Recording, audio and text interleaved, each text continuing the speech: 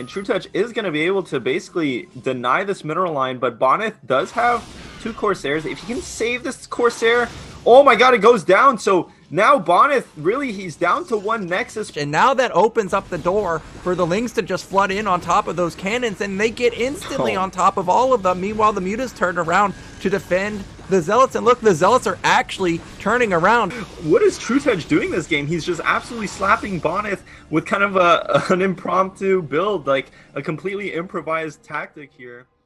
And now we're starting to get to the point in the game where Bonneth has to be worried about actually mining out, because it's approaching 17 minutes. We're at 14 right now, so about 2 to 3 more minutes left. But those are amazing storms, game-saving storms potentially. But this Nexus is getting targeted. Is it going to go down? It's going to be so close.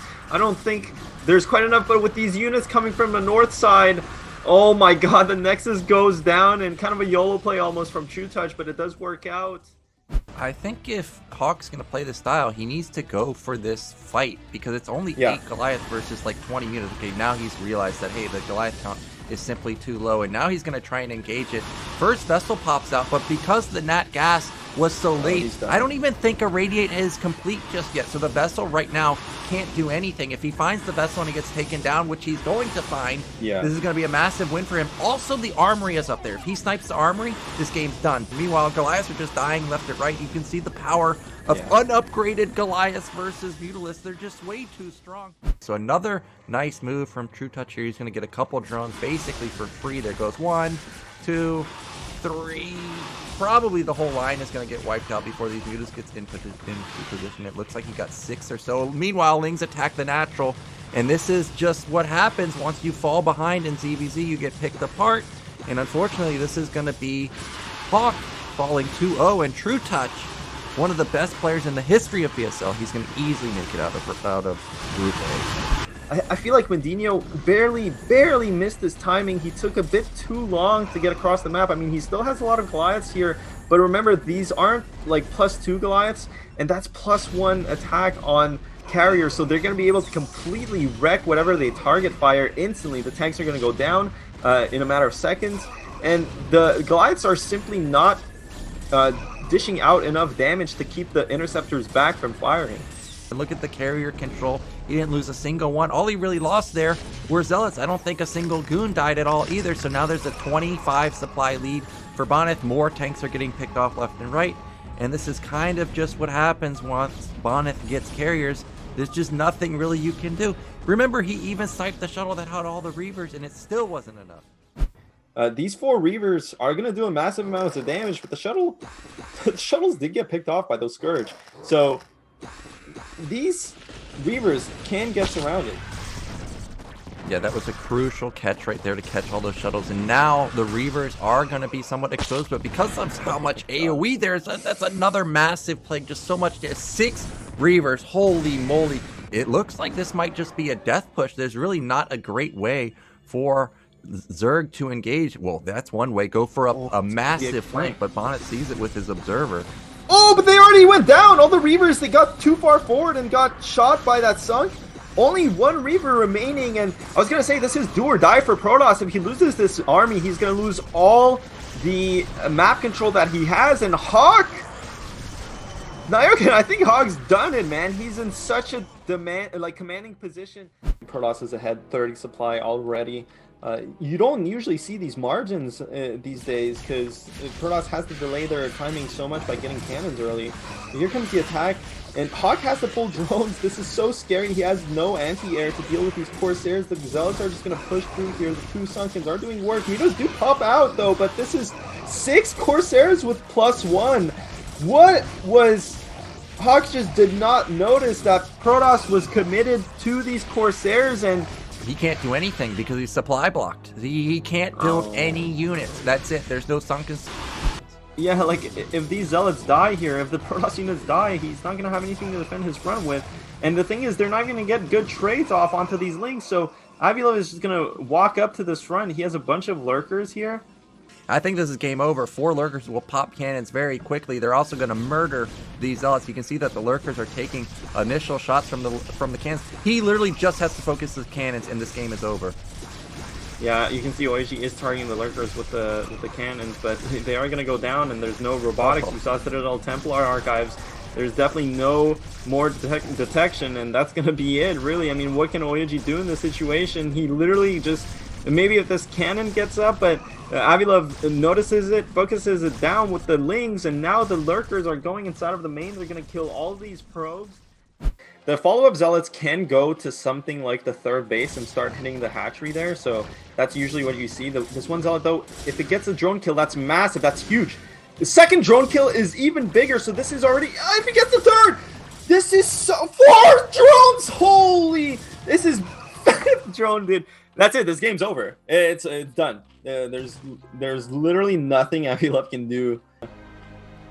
Okay, we're just about to watch a drone line get absolutely murdered, and there goes about 15 drones in an instant.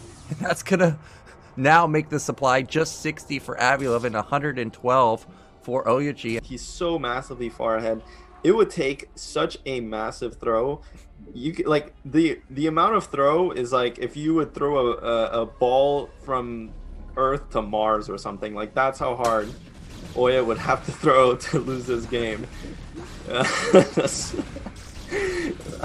Well, this is a good move. Holy moly, that's a lot of probes going down. And if he was able to pop the cannons, maybe the observers were too late. But you can see the observers even have speed upgraded, so they got there very quickly.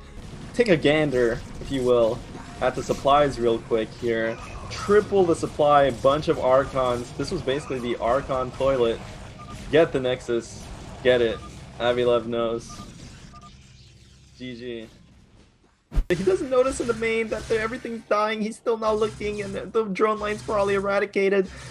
Oh my god, this is a disaster. Now he notices, oh my god, there's 4 DTs in my main. They're going to kill the spawning pool too. No more Lings.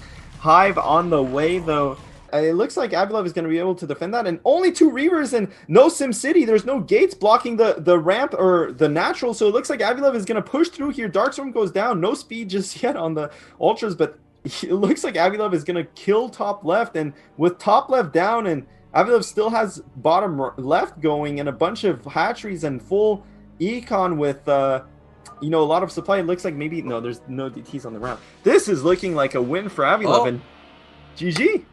And I think Borinich is in a bit of trouble because the Zealots are going to add a lot of DPS, and that is a lot of Zealots too. Meanwhile, the Lings aren't helping at all. They're going for a counterattack, but he needs to make sure he doesn't die. The Storm is great, illuminates a lot of the drones, illuminates a lot of the Hydras too. And this could be OUG just ending the game. There's no more Sunkens left. Those Storms were incredible from OUG. He killed everything. The drones, the Hydras, more units coming from the bottom left and reinforced, but OUG is already in this main base. And GG. Borinich calls it. There's your answer, Nyokin. OUG. He's done it.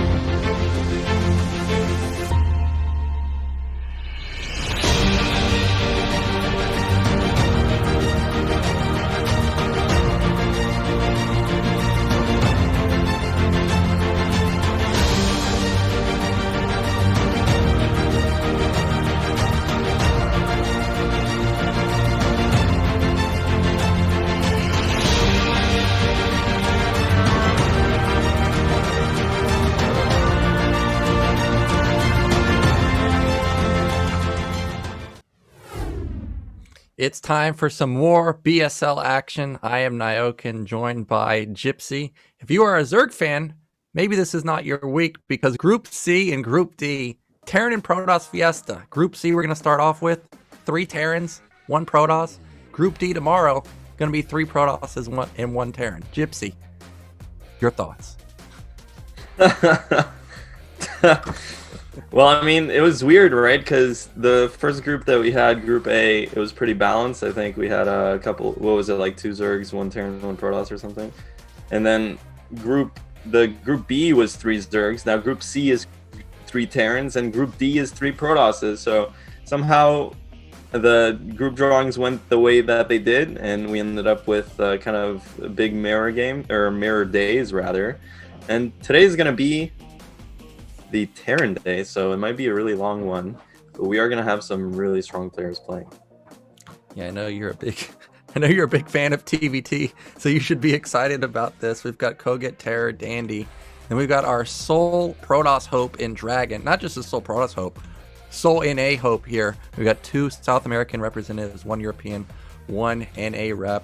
And I'm looking back to our previous qualified players, no NA players, so Dragon, he needs to get out, because if he doesn't make it out, that's the only remaining NA player left is, oh, actually there's 2 NA players, Boa and Quark, but that's going to be a really hard group because the Walt and SPX also in that group. But let's talk about Group C. Of course, we've got an all-star kogeT, one of the best BSL players in history, but he's going up against a very consistent player in Dragon, like consistently top 8 level. I remember in season 6 he got top 4. And then at the bottom side, you expect to see these 2 players at least in the round of 8. In Dandy, he's even won it all. So definitely an incredibly hard group.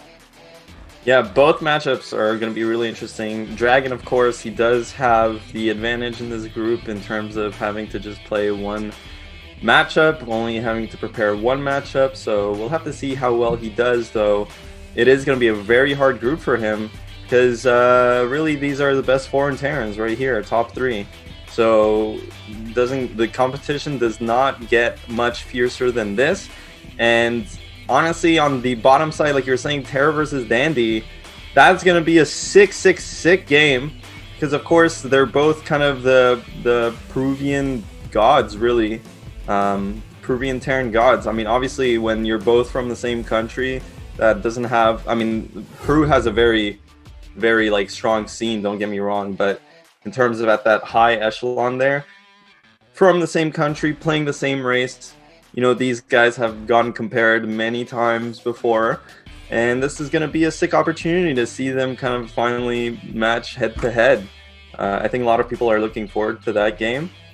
But of course, that's going to be game 2. You know, first game, again, it is going to be Dragon versus kogeT. Dragon, one of the few NA players still in the tournament. What do you expect to see here?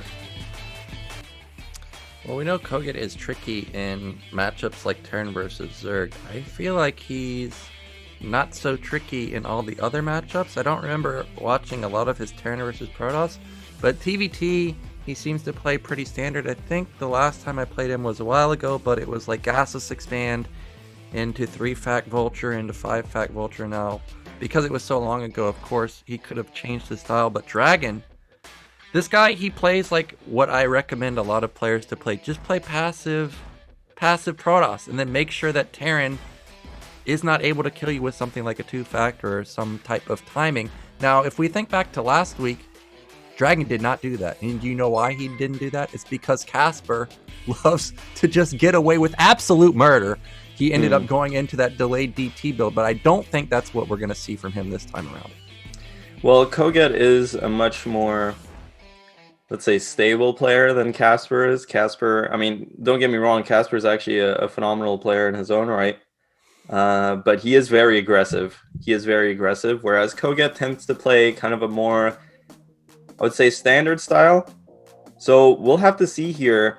Now, you know, we can't really beat around the bush too much here, but TvP is kogeT's worst matchup. You can see it in the stats, and we've seen him struggle it in this matchup, especially last season. But Dragon, you know, he's much more of a PvZ/ZVP specialist. So, and in the foreign scene, you don't get to, let's say, practice with Terrans too often. So this is going to be a challenge for both players. And you can see, again, like in the BSL stats, they still have played quite a significant amount of games. So the fact that Dragon has just a 25% win rate versus Terran, and kogeT has a 33% win rate versus Protoss, like it's kind of telling that this is going to be a bit of their uncomfortable zone. Though, like you said, Nyokin, I know Dragon, a couple of his losses came from Casper last season, who plays a super aggressive style. And Dragon is much more comfortable in that macro game, in that like patient game. So this should be a surprise. You know, although kogeT is obviously the favorite here, this is going to be a much closer matchup than people anticipate, I think. Yeah, don't be deceived by the win rates from either of these players. Versus Protoss, kogeT's definitely very good. Versus Terran, Dragon's really good. And I'm kind of shaking my head a little bit here, because if these stats go back to like really previous BSLs, it says BSL total records. You know, there's not a lot of Terrans in BSL, so where did these wins come from for Dragon? And the answer is, he 3-1'd me in BSL 6. Most of his wins are versus me. So I think kogeT's a little better, so it's going to be a little bit harder for him. But Dragon, you know, I do have high hopes for him. I remember practicing with him on, what was it, Crossing Fields, I think, for NA versus Europe. And I started up like 5-0. I was like, wow, I'm playing really well. And then I lost like the next like 8 games in a row or something crazy. So this guy definitely can be on fire when he's playing very well. I think kogeT needs to be a bit careful. But kogeT, you saw the MMR, 2,500. Every single kogeT does very well. And actually, I was looking at the profile history. BSL10 was Dragon's worst finish. So he's definitely looking to redeem himself. And I watched today, Dragon got a little bit of redemption in a different tournament. Did you end up watching that Rogues Gallery tour? Yeah, Rogues Gallery. He played versus Tide2 and got a nice solid 3-1 against Tide2, who, of course, Tide2 has been on a bit of a hiatus, came back, and he was playing in this North American tournament. And he has been one of Dragon's like rivals, to say the least, in the scene. So Dragon probably feeling pretty good after that win yesterday, but the reality is that that was PBZ, and mind you, kogeT actually played Dandy yesterday in the best of the best tour and won 3-2. So he's also riding off of a really solid performance yesterday. So honestly, both players should be kind of in good mental states here. Overwatch is going to be the first map. Now, what do you think about TvP on this map, American, real quick? I'm trying to think back what I did on this map, and just looking at it, it feels like you can get 3 bases somewhat easily, but I think meta has changed a bit. That's going to be quite hard for kogeT to get a 3rd base. So the players are ready. I'm ready. Let's get into our first game. It's going to be Dragon versus kogeT.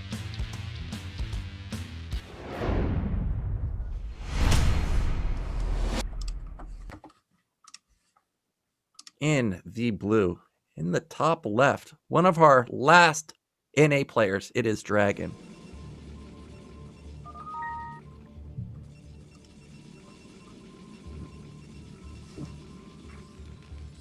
And in the bottom right, in the red, Terran, it is kogeT. Now, Overwatch, it's not a very pleasant, well, I would say it's not a very pleasant TvP map. And I'll say that because carriers are actually quite strong on this map. And Dragon is a fan of carriers. So early predictions here, that's what we're going to see. Well, we were talking about this earlier privately, how we were talking about Boa and how he likes to do that 10-minute bust, as you were saying. And instantly I thought of that when you asked me, what do I think about this map? Because, you know, if he's doing that on Polypoid, where you can easily get on the high ground, taking your 3rd base, you know, this high ground on the left side is a little bit harder to get to, and it doesn't even defend your 3rd base directly. Like, potentially they could go through the bottom side of the map. So you think that could be a move that Dragon goes for, that more, you know, gateway man style that we've been seeing these days? Or do you think he's just going to play like he usually does? That's a good point, actually, but to be completely honest with you, on this map, I feel like it's not that good of a style. No, like, I mean, I feel like the rush. I see what you're saying. I mean, the reality is Terran never kind of holds the high ground there. They're gonna hold a bit back, but just the way that it's shaped, I feel like it's much easier for Terran to play a defensive game here than it is on, say, map, even like Polypoid, but like Eclipse or stuff like that. Some of the newer maps that we see, those have like very obvious like paths, whereas here, when you're taking your 3rd, you're kind of like tucking yourself in. You have some high ground to work with, you have the high ground on your main to work with as well. It can kind of cover some of that push to the third base. So, I mean, that being said, Dragon does like to do, you know, he likes to open very conservatively. Yeah, he does this all the time. He always skips the probe scout, goes for the early zealot here. This is very catch-all. It's strong versus even proxy raxes, whatever. The zealot is going to go out and do the scouting for him, so his economy is pretty strong just from having that probe mine the whole time. And then, you know, he'll try and take a nexus off of 1 or 2 dragoons, get that one, you know, get robotics going and the second gate going, make a couple dragoons, then get a nice third timing, and then he's gonna go for that 10-minute attack with like 2 shuttles. So we might see that from him. Or, you know, to be honest, Dragon has a lot of different playstyles. He actually has a lot of different builds in this matchup. I think his opening is always this. The zealot is coming in. He's gonna hit the marines a bit, then walk right past, which is nice because he gets some scouting intel. And actually, kogeT going for the add-on first, very interesting here. It is going to be a bit more annoying to deal with the zealot, but you know, he did get a lot of damage early on with the marines, so he is going to ward that zealot off. But honestly, yeah, Dragon can do anything. I mean, reavers, shuttle bombs, I don't know, tech the carriers, DTs even. He actually has a lot of options that I've seen him play. Well, we'll see what his build of choice is, because really I haven't seen Dragon play PvT in a very long time. I rarely actually watch streams and VODs, so we'll see what he's come up with, or if he is just playing current meta. It wouldn't surprise me to just see him play completely standard, and so far that's exactly what we see, because 410 robotics going up. As I said, Dragon used to play how I recommend a lot of players to play. Just play passive, make sure no vulture run by ends up killing an extravagant amount of probes. Make sure that drops don't get into your base. And I think that's exactly what you should do versus someone like kogeT who likes to go for micro intensive builds. Now back in kogeT's main, he's got 1 factory. I was trying to check if I saw an armory or something go up. Yeah. There it is. So we've got the 420 armory, extremely fast. So what are we looking for from kogeT when he's going for this particular build? Jeez, and look at that gas timing too. Yeah, well, that gas timing might be a bit excessive here, but yeah, this is what's trending right now in TvP, you know, especially Korean TvP. And the idea here is that Terran basically wants to start their starport and get up to 3 factories before their 3rd command center goes down. So you delay your 3rd command center as Terran to basically get your upgrades going. kogeT is going to push out here with a couple of marines in the tanks, though if he loses that 1 tank, that would be really bad. He does get the dragoon off, so that was a good move from kogeT. But yeah, I don't know, this is the meta right now. We'll see how he chooses to follow it up, but generally with this build you go up to 3 factories afterwards, put down your starport, then put down your command center.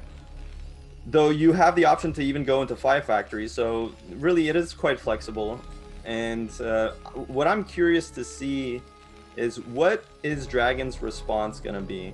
And the big thing here is that actually, does kogeT have an eBay or an academy?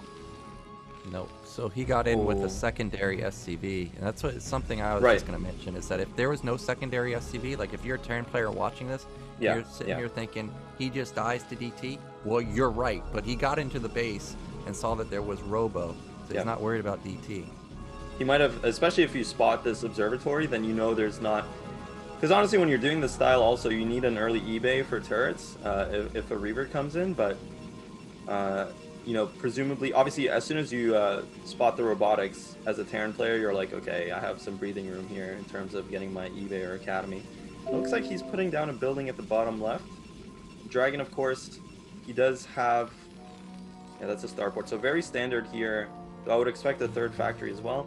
Observer coming in for Dragon. There we go. So kogeT, nice build here from him. I do like that he's going for this meta build. It's so strong right now.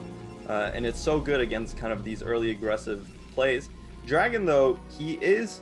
See, the thing here for Dragon is that he took his 3rd really fast. You know, sometimes Terran does open with mines, and then they mine up the 3rd base. There's the Stargate, so he is going to go for carriers. Oh, I already don't like this. And the reason I don't like it is because Dragon saw how fast that starport is, and Dragon is definitely somebody that should know that, hey, this was like a super fast armory, and he's going to be going carriers into 3-2 Goliaths. That doesn't seem ideal. Also, since he's skimping out on units and kogeT is going to scan and see there's only 2 gates, that means he's going to get his 3rd base up pretty easily. So I'm actually hoping that this Stargate is for Arbiter, but there's no Citadel, so that's not going to be the case. I'm also hoping that these Zealots coming out, I'm hoping these Zealots that come out actually deny the 3rd base for a while, because if you just look at this, you know, Carrier takes a long time to build. 100% kogeT's going to have at least 2-1, and that's a massive break point. And I think for sure he's going to have 3-2 by the time Dragon gets like 4 carriers. Well, now that I'm a bit skeptical of, because I think that's a science vessel. That's an expensive unit. Yeah, this is... No, it's a dropship, okay. No, I mean, vessel would be kind of insane here. But the command center from kogeT is a bit late. You know, generally you want to get it a bit earlier here, so he is delaying it in favor of that dropship like we saw. We'll have to see if it does any damage. It's probably going to load up these 4 vultures here. Yeah, this is going to be interesting. I mean, I don't know, Nayak, and the thing is, though, this map is quite good for carriers. It's quite good for carriers. So we'll have to see, though... Oh, kogeT, is he building a 3rd as well, or is that just no 3rd 5 base. factories? This is just 5 he made. Now, if he all-ins this, I think this is okay, because he's just going to have a ridiculous amount of units with also 2-1 versus probably... He's taking his 3rd command center, though. Is he? Oh, I think he just started. Yeah, but here comes that drop. And the vultures should... Well, actually, they may end up missing the Stargates, but when you come in and you see 2 Stargates, or 2 gateways, you're like, well, okay, what do you actually have? Okay, he sees the core spinning as well, yeah. Well, these vultures are getting a couple of probe kills. They're getting quite a lot of probe kills. And now the dropship is going to fly over the Stargate, so he knows what's up. This is a dream scenario for kogeT, because he already has his upgrades going. He knows carriers are coming before even any carriers are out on the field. He just killed a bunch of probes. But honestly, in this situation as Terran, and especially on this map, it's so hard. You know, it's something that we've touched upon kind of last week. It's so hard to break this 3-base setup in almost any matchup. So it's hard for Terran here. I mean, it looks like kogeT might push out, but I feel like he really should just wait for his upgrades and wait for that kind of 150 plus supply push before going here. We'll see how this works out, though, because it might. I mean, these are still 2 gateways. The Dragon's macro is slipping up quite a bit. Even with the double Stargate, you can have a lot more gateways than Dragon has had up till now, and you know, especially given the fact that he had a relatively fast 3rd. You know, sometimes people go this 2-base carrier, or rather, they go 2-base carrier without a 3rd base, but in this case, it's a very economic build from Dragon, so you can definitely afford a ground army as well. kogeT is just poking, so I do like that. You know, just asserting his map presence a bit. Well, because kogeT got this gas so early, he's able to afford tanks and Goliaths while also getting upgrades. It's crazy how much he can actually afford with that extra gas, and he already has 7 factories. And because just now Dragon cleared out the mines, he basically has had no map control at all. I feel like kogeT could even put down a 4th base while pushing. The question to me is, what base would you go for? I assume bottom left would be ideal, but I mean, mid-right is also good. Yeah, mid-right's great too. So I don't think it really matters. Now, what does matter is that glimpse we got into Dragon's main 3 gateways. So if he loses his gateway army, well, he better hope he has like 8 carriers, because there's nothing gonna be able to support it. This 1 carrier almost goes down, losing so much health. He can't do that. Oh, but he needs to pull that 1 carrier back. Oh! That is heartbreaking. It is so bad losing a carrier, especially when you're on 2 Stargate production, and these vultures are wrecking havoc. kogeT, that is kind of a signature move of his, or a signature unit, the dropship. He does love using the dropship, especially in this matchup. You see him go... I remember last season he actually went that crazy backport build on Optimizer to try and snipe a Nexus off the low ground, so he is a fan of starports. You can see it here, it's working wonders this game. killing a lot of probes. Only now does Dragon add. Is he adding this cannons? And honestly, Dragon is looking a bit shooken in this first game of the day. The cannons are a bit late. You know, once you have the forge and a bunch of money, there's no reason to not put down cannons. But losing that first carrier is really massive. Well, I think kogeT just rolls him right here. There's so many tanks. I don't think he's lost a single take. I don't even know if those carriers all have interceptors. It looks like 10 Goliaths, so that should be a good enough number to deal with the carriers. The tanks are seized up. There's no vultures here, so really the zealots can get directly on top of the tanks. Carrier might get wiped out, but look at these zealots and goons. They are pushing through. But look at the supply. He's somehow down 25. Well, Dragon, yeah, I mean, slowly but surely the upgrades are going to kick in, and you saw, even though the Dragoons got a surface area on top of the units there, they just couldn't kill them quite fast enough. And Dragon lost 3 carriers sub a Gosu for 7 months. Poggers. Oh no, dude, Dragon is going to use some lag. Yeah, that's just disastrous here for Protoss. I mean, you almost need a 3rd Stargate at this point to really start making carriers, because again, you have to get up to that 6 to 8 carrier count. You know, 4 doesn't quite cut it, and now having been reduced to 1, it's going to take so much more time, though Dragon does find a path into this 3rd base from kogeT. These units are going to die, but it is going to buy him some time to maybe pop a couple more carriers, but like you said, now like we saw earlier, Dragon's gateway count, wasn't quite there, and he calls it GG, kogeT wins.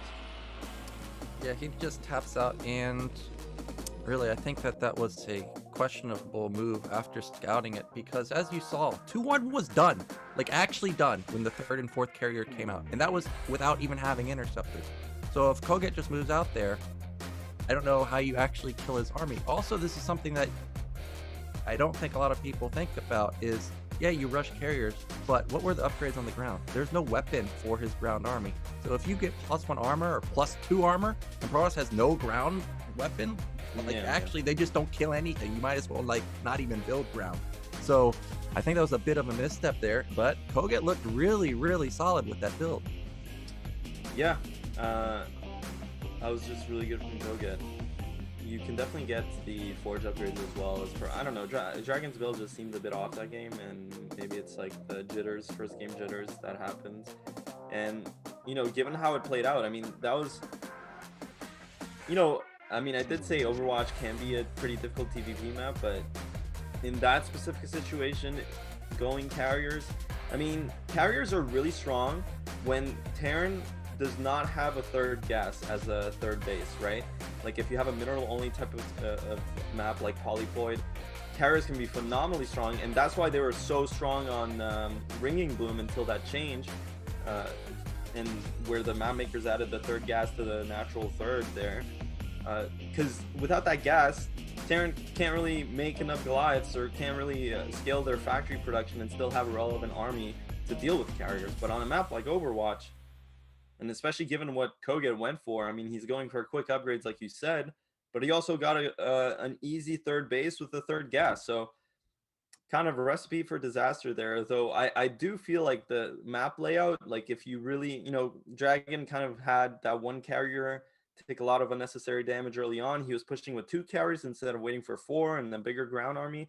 I feel like the execution definitely could have been better there. So it's hard to say that categorically, like, wow, carriers are bad on that map, or that build that Dragon went for was bad. I feel like his execution was significantly off to where you could be like, we could give that another try, right? But that is game 1. So game 2 now, you know, being in Dragon's shoes, what do you think? What map do you think he's looking at?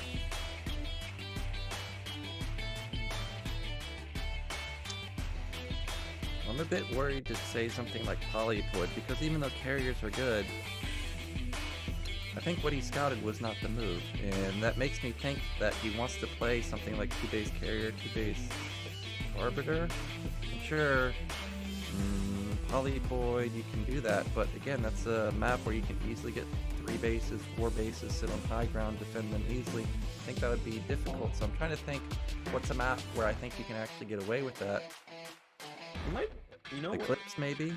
Yeah, I was gonna say, I feel like I've seen Dragon play Cloaks a lot. He seems comfortable on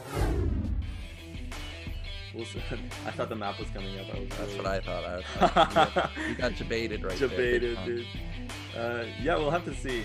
Eclipse could be a good map. I wonder if he might pull out one of these new maps, but...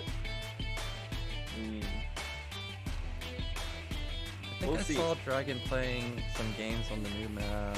What was it? Demonic Azul? Or Demonio Azul? Yeah, Demonio I think Azul. I saw him there. What he was getting like, wasn't it? He was playing Bonnet and got like proxigated in the main, hit like in the mid game. Well, this is kind of a bit of a shocker. It's Sylphid, another map where you can easily take 3 or 4 bases, and I know the statistics for this. Yeah, it's really good for Terran. However, it has tons and tons of ledges, which once you do get your carrier count to an absurd number, they're basically invincible. So let's see if Dragon can do it. Otherwise, he's going to be quickly down into the loser's zone.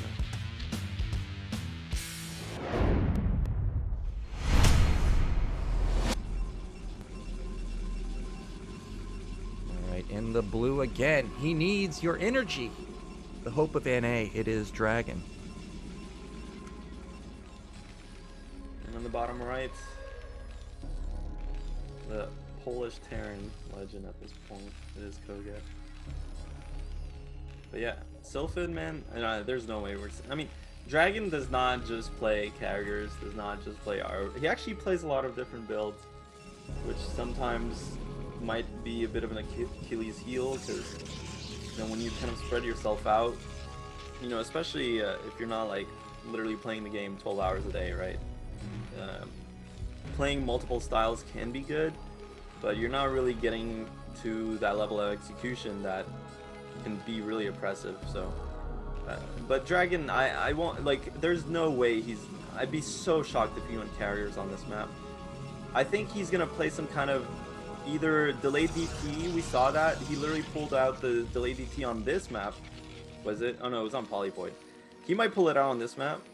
If not, then it's definitely gonna be a Reaver. Definitely gonna be a Reaver, especially on this map.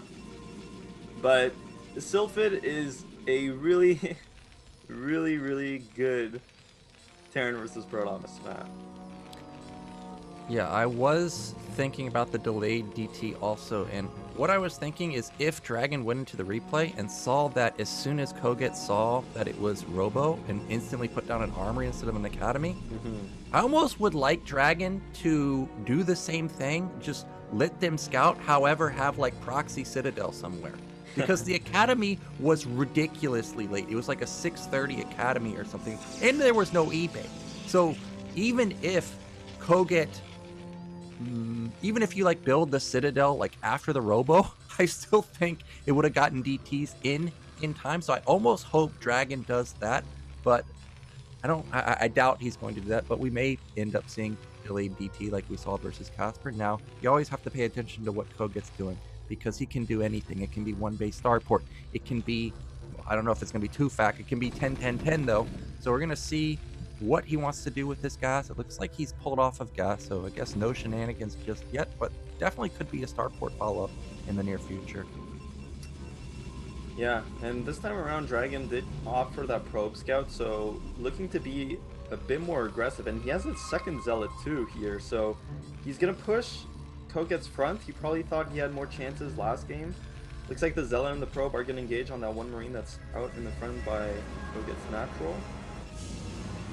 And I think Dragon is inside. Yeah, there we go. So Zealot and Probe inside of kogeT's base with the 2 Marines. Third Marine pops out and he needs to focus fire the Probe. Oh, he almost got it down. Okay, so this is not looking too good for Dragon. Yet again, these Marines are already putting on a lot of damage, but will kogeT expect the second Zealot? Oh my god, he is getting the machine shop here, so if Dragon joins up these 2 Zealots, could be really annoying to deal with as kogeT. At least it's delaying his command center for sure. Oh, look at that micro right there. SCV stays in the front. He picks off the first Zealot, and second Zealot takes full shield damage, including some health, and no goon is in sight. This is going to be 2 Zealots going down for 1 Marine. You're feeling like this is just the dream scenario for kogeT. And behind this, it's not like Dragon put down like a fast Nexus or something absurd and he's getting away with murder. This is just standard follow-up. Now I'm looking at that gas from Dragon, 150. Yeah, I think it's smart to come back and check for it. It looks like it's just going to be a Nexus, but I thought for sure we might see a Citadel down there. That would be really funny. No, for sure we're going to see a Nexus. Dragon, definitely he can go DTs, but it would be so shocking to see him go one base DTs. And yeah, this time around he is going to get the Nexus. A bit behind the command center. The command center is actually quite a long ways done, so this is really such a good spot to be in as Terran. You know, your command center finishes before the Nexus. You killed the early units from Protoss. There's no pressure. You can just do whatever you want. Second factory coming, so this time around is not going to be that fast armory build. He might transition into a kind of 3-tank push. It would make a lot of sense, especially given the fact that Dragon went for 2 Zealots and they basically didn't slow down Terran's build at all. So this 3-tank timing is going to hit really sharply, but this time around, kogeT is actually skipping the Academy, and you know, he will get an eBay eventually, but no Academy, so no scans. You know, DTs would be nice in this spot. Oh, what's that building next to the cybernetic score in Dragon's base? It's a robo. Okay. Yeah, this is what I was thinking. This is where like mind games start coming in, because Protoss lost 2 Zealots. As Terran, you're thinking like, well, I can go for a pressure build now. And that is what kogeT is going for. However, he doesn't have to. And, you know, Dragon recognizes that you have to go for a pressure build. So he's building a lot of units. DT would have been a really nice follow-up, as you mentioned, but he wouldn't have had any observers to deal with mines, but he could have just ran around and just instantly killed him. So I think that kogeT's just gonna, okay, thankfully there's a 4th goon. However, this is still gonna be really hard to stop. This is so early, and this is an actual high ground, so these Dragoons cannot miss. That was really, really early. He will get 2 Dragoons to trade, but the 1 tank is very low, and behind this Dragon does have 3 gateways. He just has to micro this patiently, not get hit by these mines. No! Oh my god, that was so greedy. He actually went for the 1 tank, and in the process lost all the Dragoons. So now double factory vultures are going to come in and do a lot of damage. Thankfully for Dragon, there's no speed, but he just doesn't have any more Dragoons left. I think this is going to be game-ending damage. Luckily for Dragon, there's 3 gates, but there's no observer out just yet, so all these probes are going to take tons of damage and 2 mine hits. And one of the goons instantly goes down, and Dragon, he's losing probes left and right. The goons are kind of just standing idle. Finally, observers coming out. But behind this, kogeT can do whatever he wants. Does he want to go for a timing now? Does he want to go for more harassment with the starport? We don't even know. But this has done so much damage. If we look at the probe count, what it looked like he has 2 goons. We'll assume that 3 more are being built. So that's 10 supply. He has only 32 supply. That means he only has 22 probes versus a 2-base Terran that's basically almost entirely SCVs. Yeah. I mean, this is game-ending damage, especially off the 3 gateways. Like, Dragon basically Dragon basically doesn't even have an economy to function off of his buildings right now. I like how the Rax is actually blocking the starport, so you can't see that it's producing. Really cheeky there, though there's not even an observer inside of his base.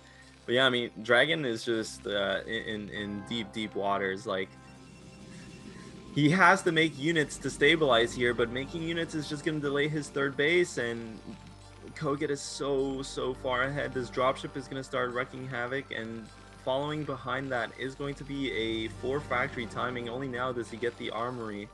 So very, very aggressive build here by kogeT, but it does pay off. Well, once this dropship, oh, there it is. And I'm looking very closely at whether there's blue dots in the main, and guess what? There are none. However, there's a blue dot at the mineral only, which I think he has to go for. Like, he has to make a crazy move like this. However, he's completely out of position. There's 5 goons.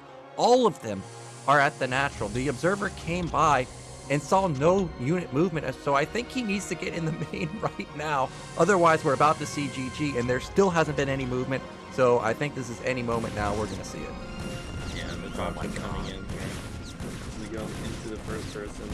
So really get up and close personal with these vultures, slamming these probes down and laying mines down. And yeah, I mean, oh no, if these vultures get cleaned up, they have done a tremendous amount of damage. Of course, remember that even the earlier push killed a bunch of probes. So Dragon, he's in such a bad spot. I mean, thankfully for Dragon, he does have a third Nexus coming, so he will slowly but surely start replacing these probes. But just look at the supply. I mean, Terran is up almost 30 supply in this matchup. It's unheard of. And we'll see whether or not kogeT decides to push or wait a bit longer until he gets maybe closer to 100 supply. But this, I don't see Dragon coming back from this. Yeah, the vulture drops can just be endless and just slowly build up his tank count. He's up to, I think I saw 6 factories. He's got his command center coming. He's got +1 weapon. Okay, it's 5 factories, but he's got +1 weapon coming. Again, look at that academy timing. If there was a DT anywhere within the past 3 minutes, would have dealt insane amounts of damage, but unfortunately, no DT. 10 minute comp set. A bit much, however, gets rewarded. More vultures going into the third base. Really, I think just kogeT is waiting for like 8 tanks, and then it's going to be go time while also landing his third base, obviously. And behind this, yeah, he's got a shuttle, but I don't see support bay anywhere. Yeah, well, I mean, when you're putting on maximum aggression as Terran and you get inside of the Protoss's base, you can get scouting done, and then it kind of allows you to cut all these things even more so, and it compounds your lead. So just now, he just pylon blocked. He pylon blocked himself in, and the goons can't save these probes. Yeah, and the drop is coming. Oh, it hurts. But it actually, hurts. kogeT scanned there. Oh, because he's waiting for the pylons to finish. Yeah. So that they don't get canceled. That's actually genius. So now the dropship is... Yeah, those probes are done. They're donezo. Meanwhile, kogeT is pushing at the front. This is total disaster for Dragon, and it is going to be called soon here. I mean, Dragon, you know, is still gonna stay in this game, but loses all the probes at the third base now. Maybe at the second base as well. I'm waiting for him to lay some mines here and get an explosion on the nat. It looks like they're gonna bug out, but the idea was great. So he's not mining at the third base, delayed mining in the natural. Goons have to come to the main now to defend. I'm actually surprised kogeT isn't attacking the nat at the same time. This is just a massacre. Yeah, kogeT is taking his time, but of course you can't really blame him. It is TvP, it is a tournament game. You know, especially TvP, you want to just get to these breakpoints. Like, even at 70 supply, even if you're ahead, like, sometimes it might not be clear that you have a cost-efficient enough army, but, like, once you get into 100 supply at this point, given what has happened, it means that you'll have enough tanks to really be cost-efficient in fights, and he has the production behind it to just reinforce constantly. Sieging up, it's just, you know, the shuttles are going to help, but this is a lot of Terran, though. I mean, the Terran units aren't really doing any damage, and that mine connected to a lot of the vultures. These mines are great, so Dragon is actually going to clean this up. Not the best engagement. Well, I mean, ultimately, okay. Ultimately, kogeT had enough, but it was looking mighty close there. But now, it's over. Yeah, and Dragon GG's. Yeah, so Dragon taps out, and the multitask was just on another level from kogeT, just absolutely picking apart Dragon. And, you know, as someone that's played versus Dragon on the ladder quite a bit back in NA, that's not easy to do. I can tell you from experience, because he's very good at defending. So kogeT really nicely done, and he's going to be moving on into our winners match. Yep, Dragon is still in the group, and honestly, you know, sometimes you have these jittery first games, but it kind of gets you in the groove after, because you kind of release some of that stress. And he's going to be playing the same matchup, so I'm expecting that the subsequent games will go better for him, though he will have an extremely hard opponent in that bottom side. But up next is going to be the 2 kings of Peru, Terror and Dandy, after this break.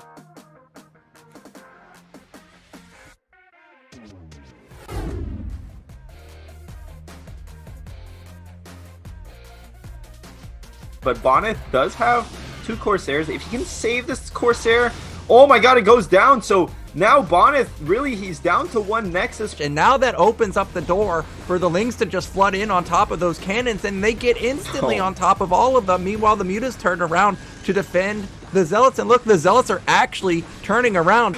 What is TrueTouch doing this game? He's just absolutely slapping Bonnet with kind of an impromptu build, like a completely improvised tactic here. And now we're starting to get to the point in the game where Bonnet has to be worried about actually mining out because it's approaching 17 minutes. We're at 14 right now, so about 2 to 3 more minutes left. But those are amazing storms, game-saving storms potentially. But this Nexus is getting targeted. Is it going to go down? It's going to be so close. I don't think there's quite enough, but with these units coming from the north side, oh my god, the Nexus goes down, and kind of a YOLO play almost from TrueTouch, but it does work out. I think if Hawk's going to play this style, he needs to go for this fight because it's only 8 Goliath versus like 20 units. Okay, now he's realized that, hey, the Goliath count is simply too low, and now he's going to try and engage it. First vessel pops out, but because the Nat gas was so late, I don't even think a Radiate is complete just yet. So the vessel right now can't do anything. If he finds the vessel and he gets taken down, which he's going to find, this is going to be a massive win for him. Also, the armory is up there. If he snipes the armory, this game's done. Meanwhile, Goliaths are just dying left and right. You can see the power of unupgraded Goliaths versus Mutalisks. They're just way too strong. So another nice move from TrueTouch here. He's going to get a couple drones basically for free. There goes 1, 2, 3. Probably the whole line is going to get wiped out before these Mutas gets into position. It looks like he got 6 or so. Meanwhile, Lings attack the natural. And this is just what happens once you fall behind in ZVZ. You get picked apart. And unfortunately, this is going to be Hawk falling 2-0. And TrueTouch, one of the best players in the history of BSL, he's going to easily make it out of Group A. I feel like Mendinho barely missed his timing. He took a bit too long to get across the map. I mean, he still has a lot of Goliaths here, but remember, these aren't like +2 Goliaths, and that's +1 attack on carrier, so they're going to be able to completely wreck whatever they target fire instantly. The tanks are going to go down in a matter of seconds, and the Goliaths are simply not dishing out enough damage to keep the interceptors back from firing. And look at the carrier control. He didn't lose a single one. All he really lost there were Zealots. I don't think a single goon died at all either. So now there's a 25 supply lead for Bonnet. More tanks are getting picked off left and right. And this is kind of just what happens once Bonnet gets carriers. There's just nothing really you can do. Remember, he even sniped the shuttle that had all the Reavers, and it still wasn't enough. These 4 Reavers are going to do a massive amount of damage, but the shuttles did get picked off by those Scourge. So these Reavers can get surrounded. Yeah, that was a crucial catch right there to catch all those shuttles. And now the Reavers are going to be somewhat exposed, but because of how much AoE there's, that's another massive play. Just so much. 6 Reavers. Holy moly. It looks like this might just be a death push. There's really not a great way for Zerg to engage. Well, that's one way. Go for a massive flank, but Bonnet sees it with his observer. Oh, but they already went down! All the Reavers, they got too far forward and got shot by that sunk.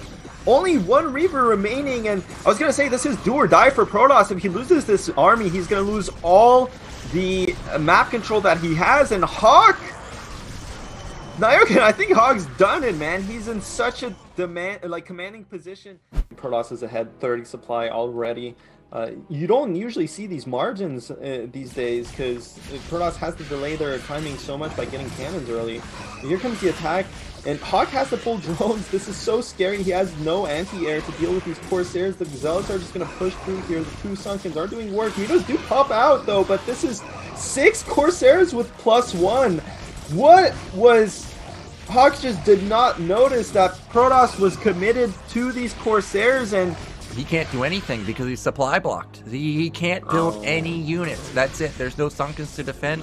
And with the Sunkens falling down and more Zealots streaming across the map, this is going to be game over unless these Scourge somehow miraculously kill every Sayer. They did a good job, but the Mutalisks just aren't strong enough to deal with the Sayers. There's still 4 left over. Yeah, and that's going to be it. GG.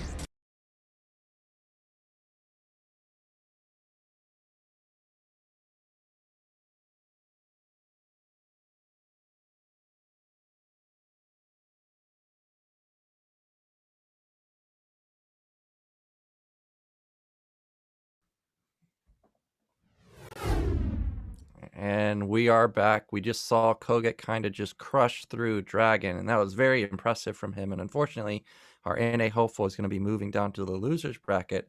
But this matchup coming up is something I've been looking forward to for multiple BSLs, because often I get asked this question: who's the best foreign Terran? You know, there's three names that's always come up. It's kogeT, TerrOr, and Dandy. And then often it's like, well, who's the best South American Terran? Well, we're going to find out today, because we've got TerrOr versus Dandy coming up. Yeah, well, we'll see who's the best at TvT right now. Yeah. That's for sure. But I mean, best of three. These two players have played before, but I'm not too, you know, they play. I remember seeing them play even in Have At Yous and stuff. So they definitely have like, they definitely have an extensive history for sure. Now, I don't know if they actually play together that much. Like, who even knows? I'm not too sure if, you know, maybe some people in the chat might know whether or not they actually practice with each other. Let's say they have. The thing is, you know, if you're a Terran, don't really need to practice TvT that much in the Korean scene. But we'll see here. It is going to be a really interesting matchup. Like I said, Dandy yesterday is coming off of a loss versus kogeT in TvT. So, you know, that's definitely going to be at the back of his mind. But TerrOr is a different opponent here. Yeah, I don't know, dude. Like, who do you actually have in this matchup? So it's hard for me to pick someone here because, you know, overall I like Dandy, how he plays most. However, TerrOr's got more aggressive builds, it seems, and he's got more, just flat out more builds across the board in all the matchups. So I think I'm going to favor Dandy, but TerrOr has, you know, up to skill quite a bit in the last year or so. Remember, he got, what, second at the first RCG, I think? He went really far. Yeah. But you have to remember, Dandy ended up knocking out Bonnet in the RCG that we just had. And then he went into the finals, I think, versus DeWalt. So Dandy's definitely in tip-top shape right now. So if we're considering it, or if we're looking at it from that perspective, I think it's hard to go wrong picking Dandy here. Yeah, I mean, it's kind of clear that a lot of people favor Dandy in general over TerrOr. Just skill-wise, I think, you know, people have had this perception that Dandy is the slightly stronger player, but personally, I actually think TerrOr is actually a bit better in many situations. So we'll see. I mean, they're definitely very even. Overwatch is going to be the first map, and you know, let me tell you, TvT on Overwatch can actually be really fun. So players are ready. Let's get into it. Game 1, Dandy versus TerrOr.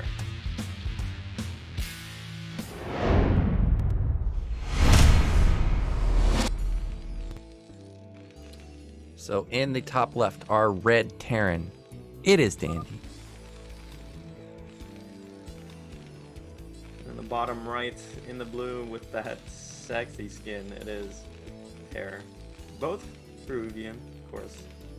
There's a huge Latin American scene in StarCraft, and of course, the one thing about non-Korean StarCraft is that it is very fragmented. Just based off of whatever language you speak, and you know, but I know for a fact that we have a lot of South American viewers watching the Spanish cast on what is it, on Facebook or something. They get a crazy amount of viewership. And not just that, but they're kind of like rabid fans. Like, they love their players, and you know, the South American. You know, we have this NA league, whatever. South Americans have their own South American league. I mean, we all kind of need our own leagues because European StarCraft is literally too strong, so gotta exclude them and the Koreans. But yeah, I mean, these guys have huge followings in South America, so I know for a fact that the Spanish-speaking community will be watching this game very closely. Now, TerrOr going for a proxy 11 racks. I like this. I like this a lot. Well, Dandy loves to go gasless, so this could be very punishing because, you know, when you go gasless, you're staying on only one Marine in the initial stages of the game. You don't want to be building a second one because you want to build that refinery and that depot. You don't want to have to get you don't want to get supply blocked. That's for sure. So this could work out very well for TerrOr. At the same time, if Dandy recognizes that this is what's going on, I don't think he's going to take much damage. So this proxy racks, I'm not too sure how much damage this is going to be. I have to tell you this though, we're talking boomer builds again. This is boomer build style where we go for proxy racks and we just float it into the main off of like 1 or 2 Marines, because where's the DPS for Terran? Like, there really isn't much in the early stages of the game. So that is very nice. Whether this does damage or not, at least Terra's going to get off a really nice scout. Now look at this. We're talking about how many builds Terra has. Well, he's already got something brewing because he's mining more than 100 gas. Oh, there it is. Proxy factory. So this is going to be an insanely fast tank bust. Well, he did see the command center go down. Yeah. I mean, this makes a lot of sense, man. Yeah, this is actually a genius play versus Dandy, because you know he loves to gasless, and since you already have the SCV proxied, you can just instantly put down the factory. Yeah. Now, what is alarming for Dandy is he's already scouted Terra's main, so he already knows that there's a proxy factory going down. So he should know that he needs to go into like double tank production instantly. Yeah, well, see, that's the thing. As a gasless player, you don't have that many options following your command center because everything is gated by the gas. And second factory, I don't know. I feel like this is gonna be just too much for Dan. Yeah, with the Marines. Oh my God, Terror. This is gonna be so punishing. Even if this is the type of build where Terror is set up, like if you compare the builds head to head, like it doesn't matter if Dandy knows what Terror is doing. It's just strong against this. And you see the fact the add-on's already done, the factory just started for Dandy. He's gonna need a miracle to defend this.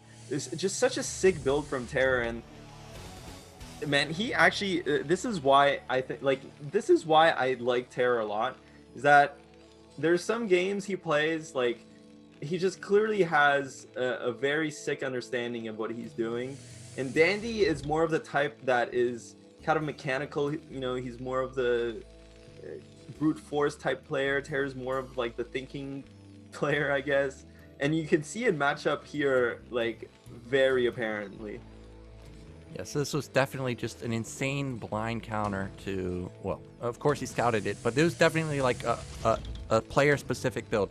Now, you know, funny enough, the move I wanted Dandy to do was build a proxy factory in Terror's base, because this is not going to be held. This is flat out not happening. It's not. So actually, I would have wished he had done this and bunkered his ramp and then just prayed that tanks never got up. Because at least if he builds vultures in the other guy's main, you know that these factories are proxied. It's going to take a long time for Terra to respond, and he may just pull all of his SCVs, and maybe you can recover that way, simply because Terra's not going to be mining for a long time. But we see that it looks like Dandy's going into 2-port Wraith, and these tanks are slowly pushing. Now, this is something that I didn't think about, is that tanks on the high ground can range these tanks.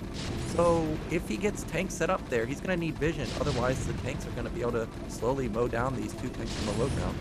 Yeah, but I mean, the Rax is there, so this is the vision is going to be there. Again, another, you know, plus sign, another positive from proxying all his buildings, really. There's really just no way Dandy holds this. I mean, Terror, I hope, the one thing is I hope he is building an armory behind this, because, you know, the gasless player can only hold this with tank Wraith, like, and the idea is that you clear the vision from Terror, and then you kind of creep up with your own tanks. That's a lot of vultures. Yeah, he actually, we saw Scan do this on our first stream, so I wonder if Terror was also... Oh, goodbye Marines, and that's going to be goodbye tank, and this is going to be goodbye Dandy any second now. Yeah, that's it. I mean, even if the Wraiths come out, that's a lot of Marines. And, yeah, the bunker does come up, but 4 Marines is going to be enough to ward this Wraith off. Now, the 2 Vultures are going to get in, so they're going to start killing the SCVs as well. Mines are getting laid down. That's not a lot of SCVs, and Dandy GG. So sick game 1 there from Terror.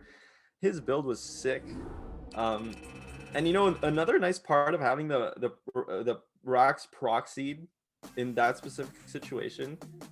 So like when you're the aggressive player, right? Like when you're the non-gasless player, if you have like a factory going or something, you actually need to float out your Rax relatively early on, so that it actually gets in time to spot the natural, right? Like when you get siege mode. So you can only really make 2 to 3 Marines. But because the Rax is already proxy there, Terror already had like 5-6 Marines. Not only is that pressuring Dandy into getting the bunker and getting more Marines than usual, but it also means that rates are totally worthless.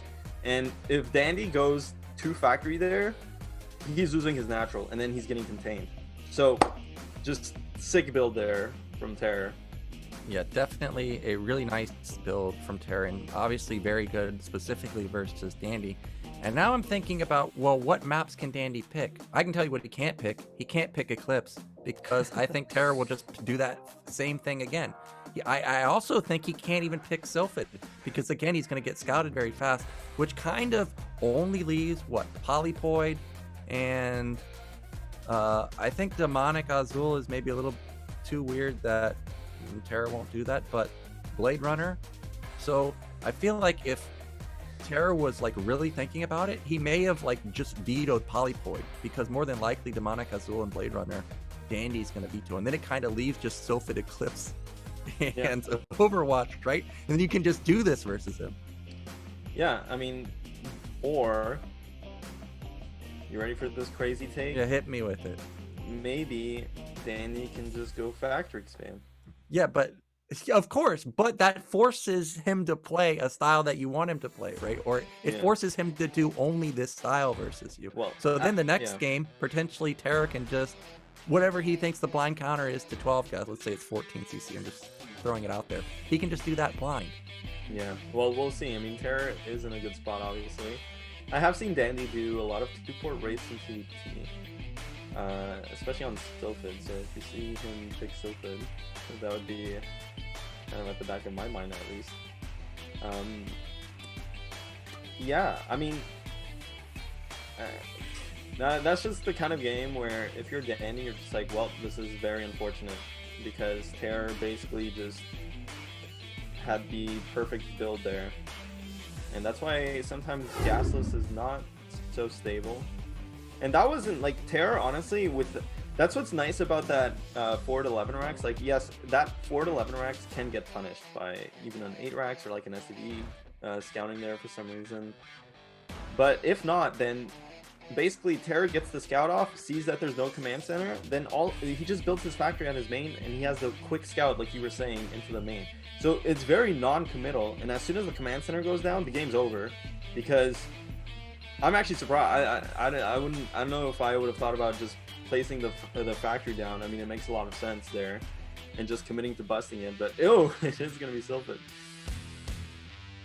Yep, so that is going to be Dandy's choice, and he's going to need to have something up his sleeve, because I think if he goes gases again, it may just be an instant repeat of what we saw. So let's see if Terror can close it out. Dandy ties it up 1-1.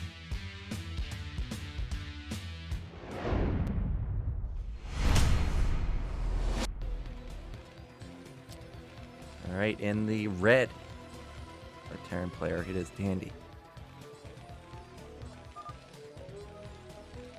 On the bottom right, in the blue, it is Terror.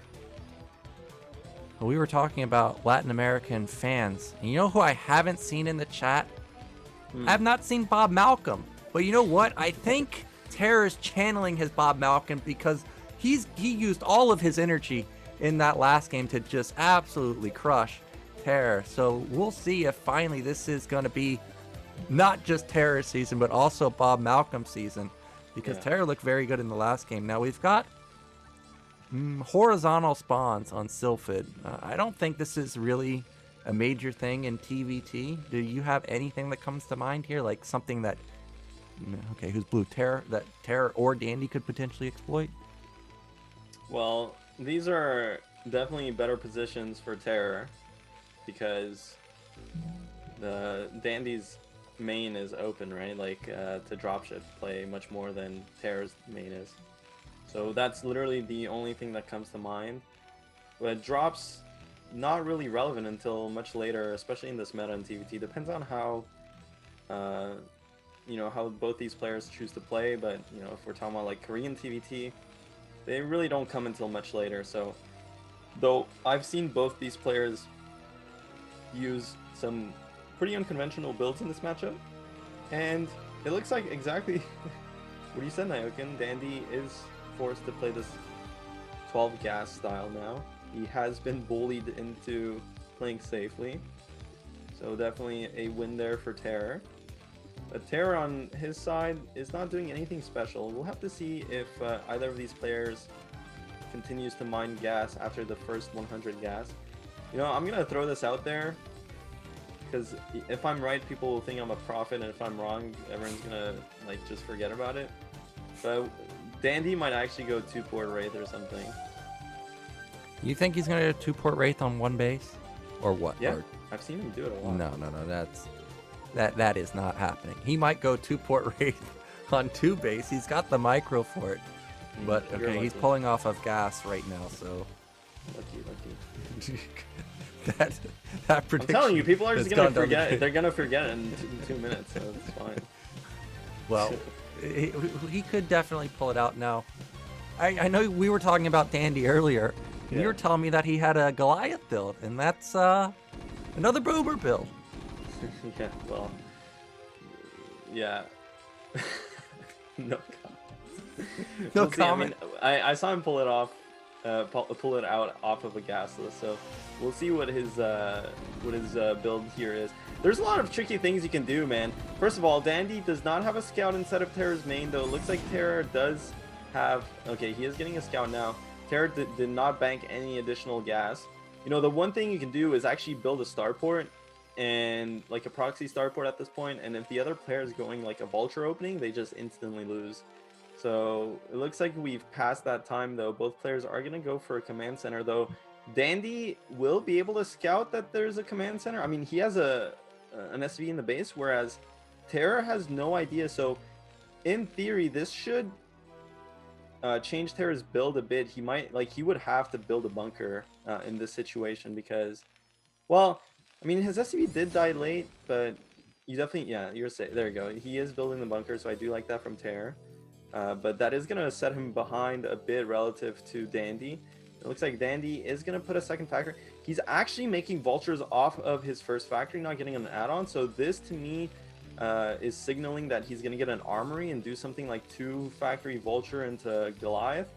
And Terror, meanwhile, is getting the add-on in his base. So he is going to get a tank and be ultra safe here with the bunker. You know, a lot of the times when you get this bunker, it means you're, of course, going into tank, but a lot of times you also see Wraith follow-up. Now, that's what I thought I saw, is I thought a vulture ran by, gets the command center SCV, might get this factory SCV, and I did notice that Dandy was cutting SCVs to get out these extra vultures, so this might backfire on Dandy. The vulture run by comes in, but tank is already out, and this is Sylphid, where you can easily block the entrance. And now this is a move that Dandy loves to do. He loves to just instantly counterattack you, Dandy likes to do, can instantly counterattack, but it looks like Terror's not actually willing to move out with his single tank. He now, I think he has confirmed that it was 3 vultures, so I'm kind of surprised that he's not just sending it across, because it's so strong. You know there's no mines, you know there's no upgrades, right. So I'm a bit shocked by that. Yeah, but the other side of the coin is that when you see these 2 factories, and okay, actually Terror went for a really early armory, so he was expecting kind of a starport build here from Dandy, so playing very safe. The other side of it is that from what Terror saw, I mean, now he sees just how delayed this build from Dandy is, but if you push out with just the 1 tank and you don't have double factory behind it, and Dandy just starts producing like Goliaths off of both his factories there, it's very easy for him to repel that attack. So I kind of get, I do like Terror playing passively here. I mean, he's already ahead. Like, he got a lot of SCVs with that one vulture. He also got the vultures that were trying to counterattack. So, and oftentimes we actually see players kind of just throw away their lead when they're overly aggressive. You know, Terror just is going to sit back here, macro up. I really like that he's taking his time here. And we'll see if he tries to take an expansion. That would be very, very interesting. Okay. Well, mines are being set up by Dandy. Terror's going into pure tank, and he has siege mode. That is going to mean he's going to take a 3rd base.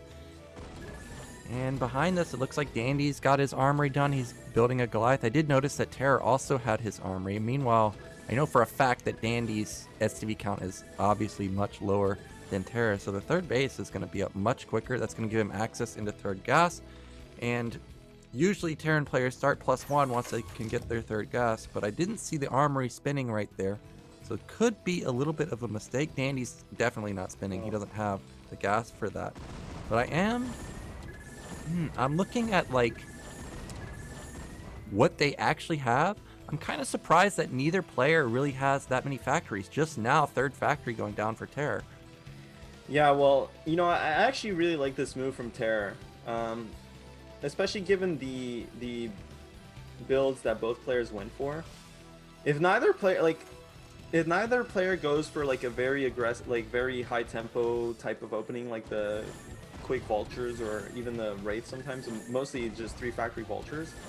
If you take an expand like this and just kind of siege tanks up, even if Dandy were to put down 5 factories while you're putting down your third command center, you're gonna have as many tanks as Dandy, and being in that advantageous position, I think you can hold on to everything. So I really like how Terror is playing with a faster expansion here, given the fact that both players went for kind of lower tempo builds, in that, you know, Dandy obviously has this tank Goliath going, and Terror himself went for tank. So it's gonna pay off really for Terror, and he was able to do this because his rack scouting did so much for him, and even the vulture. Oh, but this is weird. That is a lot of factories to be adding right away. You almost can't support this without cutting a bunch of SCVs, but this is going to be a very, very aggro style from Terror. Yeah, so this is something that Terror does sometimes, is he just puts down a ton of factories all at once, and he goes from having this kind of low unit count to just all of a sudden just having a ridiculous flood of units. And because he's been pumping out tanks this whole time, once he does like 2 or 3 cycles of vultures, it's not going to be, you know, a majority of vultures. It's going to still be like 15 tanks. He's actually going to just have insane DPS with insane bustability with all those vultures soaking hits. You can see the difference in the tank count because Dandy only has 5. Meanwhile, it looks like Terra has like 8 tanks already. Dropship is moving across the map. So we were talking about the Goliath earlier. Looks like this is going to be a Goliath drop, and surprisingly, Goliath drops are very strong, and this is going to force a lot of units back, not just vultures. Vultures can't defend this. Yeah, I'm totally right about that, and this is going to really pick apart Terror's build, though. At the end of the day, as Terror, all you have to do is walk the siege tank here and just siege it up. He needs to get an eBay, but see, the thing is, like, he got all these factories, but I guarantee you he's not producing out of all of them. You just can't produce out of this many factories all at once. We're getting a bit of lag. Hopefully it settles down here. But yeah, you know, like at this point, you cut so many things to get these factories out. Like, one is you're not going to be able to afford your starport. The other is now he's going to struggle to get an eBay, and then even if he does, then he's not using the factories that he made. So kind of just quite a lot of inefficiencies here. But and this dropship is doing so much damage. Meanwhile, Dandy is taking his third. So really, Dandy equalizing the fact that he had a slower third than Terror, and now he's scaling his factory production up, but kind of like in a more sustainable manner. So his infrastructure is good. Like, he has a starport. He's going to be able to start +2 much more easy, like a science facility and +2. Whereas Terror, like, yeah, he's going to have a nice power spike here, but if he doesn't do significant damage or like gain significant map control off of this, he's going to start falling behind, because +2 is such an important break point in this matchup. Well, Dandy unknowingly salvaged the game with this single Goliath drop. There's multiple things that has happened. First off, of course, Terror can't support those 8 factories. Second, I was looking in the main, there's 1 on gas for Terror in the main. So he either needs to fix that very soon, otherwise he's going to be gas starved. You can see it right there. Look how gas starved he is. He has no gas coming in, basically. I don't even think he's mining gas at his nat or third base. That's how slow it is. So I'm very, very worried for Terror. Look, okay, it looks like he's fixed it in the nat, but the main, look, only 1 there, 1 at the third base too. So this is, even though Dandy only has 2 gases running, he's mining his gas flat out better than Terror right now. He's also got I think, better saturation of SCVs now. Now he's also got the arc going into the middle of the map, so he can start thinking about splitting the map in his favor. You can see he's taking the top left base already, so he's going to be having 4 base up and running. He's got +1 weapon already, so that's very nice for him too. I'm actually curious if this is almost intentional, because he might be feeling starved for minerals. And I mean, you know, it looks nice when you put down all those factories, but it's just not sustainable that fast. So really, that was a huge blunder by Terror. That was a huge blunder by Terror. I mean, I know that obviously Dandy, his drop came in at the right time, and that did a lot of damage. Looks like Dandy is getting into position to try and attack this 3rd base here. Now remember, this isn't real high ground, so the tanks will be able to hit 100% the opposing tanks on the enemy high ground. Terror trying to bust. Is Terror? Yeah, I mean, well, he has to, because otherwise Dandy's going to have this huge snake that's a lot of vultures on him. Yeah. Well, here he comes. I mean, that's a lot of vultures. They're going to screen for the tanks, but not sieging just yet. Terror's not sieging. He's just attack moving through these tanks, and it's looking like it's working. A lot of the vultures are taking the brunt of the siege damage, and how does that even happen? That was like 50 million trillion tanks from Dandy sieged up, and Terror didn't even siege his tanks up. I have no idea how that worked. I mean, Dandy, you know, if you're in Dandy's position, you need to look at that fight and tell your tanks to focus the enemy tanks. You cannot have them waste shots on the vultures, and I think he was not paying attention and just got completely overrun, and now all of a sudden this factory count is going to be insane from Terror. How the tables have turned in just a matter of seconds, but will he have enough to push through here? Yeah, this looks like this was a bit of a suicide attack, because first off there were mines there, and then they weren't in siege mode. Meanwhile, a drop at the same time drew a lot of the attention from Terror over there, so a bit of a botched attack after such an insane bust in the middle. Like you said, Dandy didn't focus at all, and now there's still a 30 supply lead for Dandy. Still a lot of tanks for Terror though, but his main has been shut down. There's some more tanks up here, so I guess a few vultures are going to fall. Meanwhile, Dandy has his 4th base up and running. It looks like he's taken his gas over there too. Now the big question to me, has Terror started +2? Because if he started +2 and he gets up a contain, it's going to be much harder for Dandy to bust out, whereas you know, what we just saw was only Terror busting out into +1 weapon. It looks like Dandy's actually the one that's going to have +2, because I haven't seen Science Facility for Terror. I don't think I've seen a starport for Terror, right? Like, I don't see it anywhere. Yeah, I mean, like, you know, like I said, Terror has to gain significant map control here. If he does deny this 3rd gas, that could even up the game. You know, this 3rd gas is very important, but Dandy, his infrastructure, like, is there. You know, he has the +2 coming and upgrades again. I cannot understate just how important upgrades. How important? How important there are, okay? Well, we've got a counterattack to the 3rd base, and this will kill probably a decent amount of SCVs, but that's expensive units for Terror after not being mining in his main for so long. Well, this is actually doing more than I expected. I thought SCVs were going to try and engage it, but so many vultures there are going to be a shield for those tanks. Meanwhile, Dandy has set up a tank line at his, I guess, you know, high ground that's not high ground base, so he could potentially take that, but this mineral only is about to die. Yeah, I don't know what's going on, Nyokin, man. I don't understand this matchup. It seems like I really don't know. I mean, 1 minute Terror looked like he was in an unwinnable position, then unlosable, then unwinnable, and now almost unlosable. I mean, he's denying 2 bases. I don't know how this happens. Terror can start expanding to mid right now. I mean, the problem is Terror still needs to start getting upgrades. You know, Dandy, he does lose these 2 bases, but now he does have access to kind of this bottom sector of the map. He will have access to a 3rd base and a 4th base. So really, it might look like a setback for him, but again, at the back of everyone's minds should be that he does have the upgrade advantage. He does have, you know, starport, science facility, can start making vessels to really start complementing his units, and he will have the resources to back that up. And now he's going to have also the supply lead. Whereas Terror, he's still on these 3 bases. He does not have an extra command center. He is expanding to his mineral only, which is a interesting decision because, you know, the 3rd gas at that high ground 3rd, it's very low. It might actually deplete soon, so Terror is going to be gas starved if he does not look for another gas base. Oh no. Now Terror is playing overly aggressive, loses a lot of these tanks.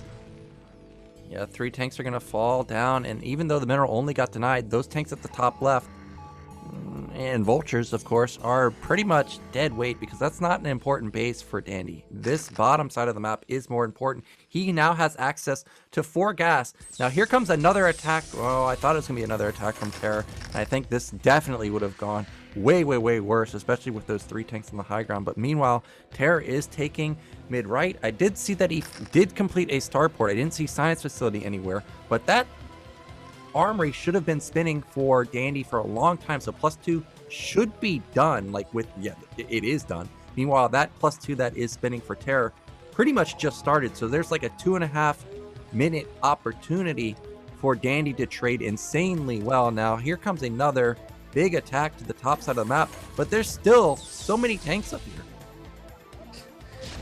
Yeah, we'll have to see. I mean, again, upgrades are so important. These two-shot tanks are going to be crazy good for Dandy. This is a good fight. Dandy does get the siege off before Terror does, and Terror's not quite sieging up his units, though they're fighting in range of the siege tanks of his opponent. So, and now Dandy, yeah, this time around he is focus firing Terror's units, but yeah, pretty decent trade all things considered. You know, Terror is behind on upgrades, and he did get basically a very late siege, and half of his tanks weren't even sieged, but probably he had way more supply in that fight. You can see Dandy does have a supply lead at this point, both players expanding, but you know, as the dust settles from, I mean, I'm not too sure actually, because Terror, like, look, he does have access to like the top side of the map if he chooses to split the map as is currently being split. Dandy, a lot of these tanks here are kind of far back. They're not really denying any of the map from Terror. So despite the fact that Terror, I would say right now is, you know, decently behind, he has the opportunity to even it out and kind of get ahead in the late game. Yeah, that is definitely true. I was thinking, well, if Terror tries to take top middle and overly defend that, Dandy can instantly counterattack and then set up like a contain where Terror's never getting out, like, and just sit at the natural. But I see that the tank line of Terror is already set up there. He obviously realizes that tanks are now moving into position, so I think mid-right should be up and running pretty soon. The vultures will get cleared out. We see that the Nat and third base and main are all basically dry for Terror, so he needs this base. Really, he's only mining off of this mineral only at bottom left, and also all of his gases should basically be depleted now that it's at the 20-minute mark, so this is a crucial base for him. Meanwhile, 2 fresh bases with the third base and fourth base for Dandy. Now it looks like he's trying to take top left. Yeah, this is gonna be another push out here. Only 4 tanks set up, and Dandy should easily crush this. Yeah, and if he crushes this, Dandy can get into position to deny this mid-right base, and he's going to crush this very efficiently. Does not lose tanks, and meanwhile he eats up a lot of Terror's tanks. And the tank count is so crucial in this matchup. You know, this is one thing that I've noticed Dandy does do better, or has done better in this game, is that he does siege his tanks like very early, especially when they get in range of the opponent's tanks. So that allows him to trade much more efficiently. And now he opens up the map for himself. You know, he can now start taking bases. The thing is, Terror does have a lot of units left at the top left quadrant of the map, but this force here is going to be so overwhelming. I can't see Terror holding on to the mid-right base. Terror, though, rerouting a lot of his tanks. Really good movement from him. He has to siege them up. But does he have enough? And again, just +1. So these tanks are 3-shotting Dandy's tanks, not quite dealing enough damage to hold the line. And Dandy is going to push through, sieges up a couple tanks. He has access to this mined out base, but soon I think he will notice that, you know, this base here is not important. What's important is denying mid-right. And the thing is, by denying this high ground, though, he does deny the reinforcement route for Terror. Like, it's impossible for Terror to bring more units to this mid-right, so it will crumble soon. Yeah, this is going to be game over for Terra because he just has no way of getting out. And the fact that we see +1 armor for Terra means that that was not +2 spinning at all this entire time. So there's just going to be a permanent, massive damage output lead for Dandy. No way he can save this base. Vultures can just stream in here and eventually kill this. So this is going to be Terra losing his really only mining gas base with the main and natural mined out. And you're starting to think, well, what can Terra do? Well, I see a drop in Dandy's base, but I think it's only one. Yeah, it looks like there's a drop in Dandy's base. Not sure, though. I was going to say, like, the starports, yeah, it is only a couple tanks. They're not really going to do too much there. And yeah, okay, I was going to say, the one thing these players have not been really pumping anything out of their starports, but finally dropships are coming into play. And Dandy, you know, playing really well. I mean, he has the dropships of his own to match Terra's timing on the dropship, so he's going to be able to clean this up. You know, that is kind of an annoying drop because, you know, it chips away at your depots, chips away at the starport over there. Finally, a couple of units get dropped down. He has 3-2 now, so these units are just insanely well upgraded. +2 finishes for Terra, which is important. That means that the tanks will always two-shot the opposing tanks. But you know, the armor upgrades and the extra attack upgrades are just so good when you're doing these busts and just attack moving well. Terra with, yeah, last ditch hope. He's unloading the boys on top of tanks. Coming in here, he might be able to bust this position. We'll see. Dandy needs to focus fire these tanks. Again, so many shots onto the vultures, but finally like, he notices. See, notice how the tanks are always firing Terra's tanks. Really well done from him. And with that, I think Terra yeah, this is going to be it. There's just not enough for Terra. He's basically not mining at this point. Doubling supply. Dandy is going to take our second game. There is the GG. So that is going to even the score up 1-1. And I really thought that Terra was going to seal it 2-0, but that drop delayed so much. But then Terra's bust, I didn't even know what was going on. I was watching tanks and vultures bust through a pure tank line, yet somehow none of Terra's tanks die. I was like, okay, well, this game's over. But Dandy with a miraculous comeback, so really sick play from Dandy right there. Yeah, a really back and forth game. You can appreciate what Terra was going for, because if you go for that massive factory flood and get the, you know, like 10-20 vultures to supplement the early tank production, like you're saying, then you can really go for some hard bust timings where the upgrades don't matter. But as soon, even if you get that bust, we saw he actually did get that bust, even though it was a bit delayed. If you don't end the game, or if you don't get a massive advantage on the map, being behind in upgrades is game ending. So it's really kind of just like all in basically. And the dropship came in and totally delayed that. And then once it happened, it just didn't do enough damage, and Dandy did come out on top. So really well played there. It is 1-1. You can see these players are very evenly matched. Yeah, definitely very close, and there's a reason that people are on the fence about who's the better South American Terran. Like Dandy, always very good, in Terra, obviously very good. So we're going to find out who's the best, though, because this is going to be the deciders match, but it's going to be Terror's pick. And if he picks Polypoid, I'm shocked, because I think that's a... Well, we were talking about Polypoid, like, what was I saying? If Terra picks Polypoid, I think shocked. Terra should ban Polypoid, right? Because then Dandy can only play on Eclipse and Sylphid and Overwatch. So I don't expect to see Polypoid or Blade Runner. I expect to see Eclipse here because, again, it's going to force Dandy. He's going to have to play 12 gas. Otherwise, we're going to see exact same thing in game one.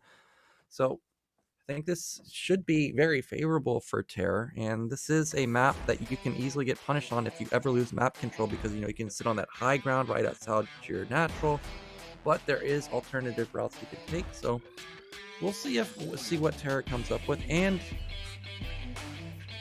I wonder if Dandy, despite that, will still go gasless. That would just be insane to me. Well, I mean, that game one, you can't be too intimidated by something like what happened in game one, because what happened in game 1, a lot of things aligned for Terror, and Yes, even in this game 2 here, it didn't seem like Terror was trying to afford any racks, right? Like, he could have done it even on Silphid. He could just build it in the middle of the map or something. So, and it has the same effect, but he didn't go for it. So we'll have to see. I mean, Terror's pick, yeah, like you said, I would also expect Eclipse. Just given the fact that he had such a well-prepared idea for game 1 on Overwatch, and it's 2 players, so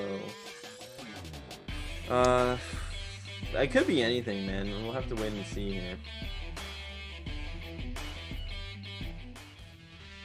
Okay. I knew I was forgetting a map, and I was like, what is that map? For some reason, I kept thinking like it was like benzene. I knew that was wrong. Well, this is going to be the first time we saw this map all season. It's going to be Gold Rush, and this is always a very, well, very fun map, however, very painful map to play on.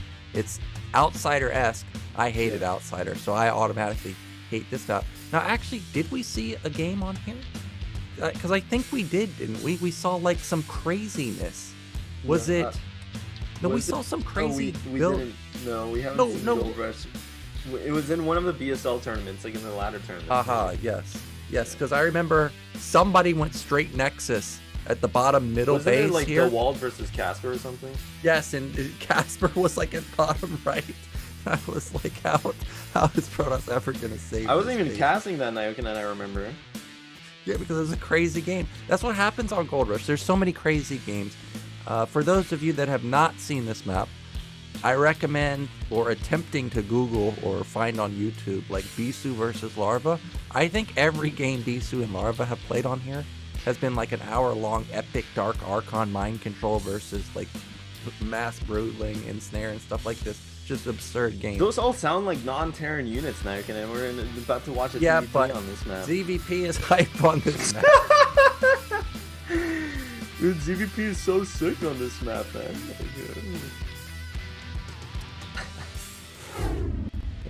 Oh, we're back. We're still waiting. Well, Mihai, let's talk about the merchandise. You know, we've got our new store, and I was just informed today that those of you that are thinking about getting those socks, you can put in the code BOMBASTIC. You'll get a 20% off on your order. So definitely check out our BSL shop. I got the sweatshirt. You guys got the Bombastic shirt on. Oh, I got a bunch of stuff on. Yeah, you got a bunch. I got the Bombastic underwear on. They sell those? Even Zero's laughing at that one. I'm very proud of that one. Yeah, guys. Well, yeah. Make sure you check out the store, code Bombastic. Again, I always forget it's this hand. We already met the stretch goal for BSL12, but of course, extra money.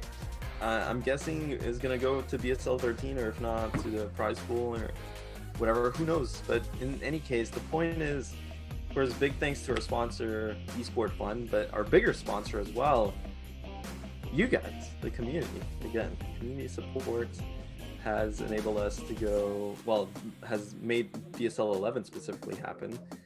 And there's so many ways you can support the channel, whether it's subbing to the Twitch, or subbing on Patreon, or buying the merch, or just donating directly. But yeah, I mean, every broadcast, we talk about just how much the community support has mattered in making this a reality. And people are just so generous, man. Like, just StarCraft fans are insane. You know, like, everyone in the chat is probably like 30 to 40 years old, just depressed and hating their lives. Like, why am I working this office job? But at least they come back and log into StarCraft, and we make it happen. You know, 20 years later. Yeah, I've been playing this game for 22 years. I can tell you, I was not expecting this. But I love StarCraft. Finally made it to Korea. Of course, Corona hit, so that kind of changed things. But you know, I've also, you know, I played StarCraft in 1999. You know, I played you know, when I was 5 years old, and I was 4 or 5 years old, I was playing Warcraft on DOS. Warcraft. Yeah. Warcraft 1. Have you played it? Warcraft 1. I have played Warcraft 1, but I was a big time Warcraft 2 player. I love that. That's where I first started playing multiplayer, one-on-one with my friend through modem connection. That was before Battle.net. Oh yeah? Yeah. What was your go-to strategy? Oh, I don't even remember. Do you even remember It's the been so units? long. Not really. Remember, I you remember know, the orcs defense have and like stuff. ogres, ogre Yeah, the magi, and ogres. they cast bloodlust, and their OP is all. Yeah, they're probably like Ultralist, right? That's the Ultra upgrade, the speed upgrade, and the armor Well, upgrade all in one. Basically, orc is the only viable race Oh, in that game okay. because of bloodlust. No, like actually. Wow, Well, you you're seem to be a Warcraft expert. such a noob, dude. Yeah, well, That's we why are you're ready. here with the expertise. Apparently, we're ready. Are we? I can't listen to this guy anymore. Gold Rush is gonna be the decider game here between Terran and Dandy. Let's see who gets through to winners.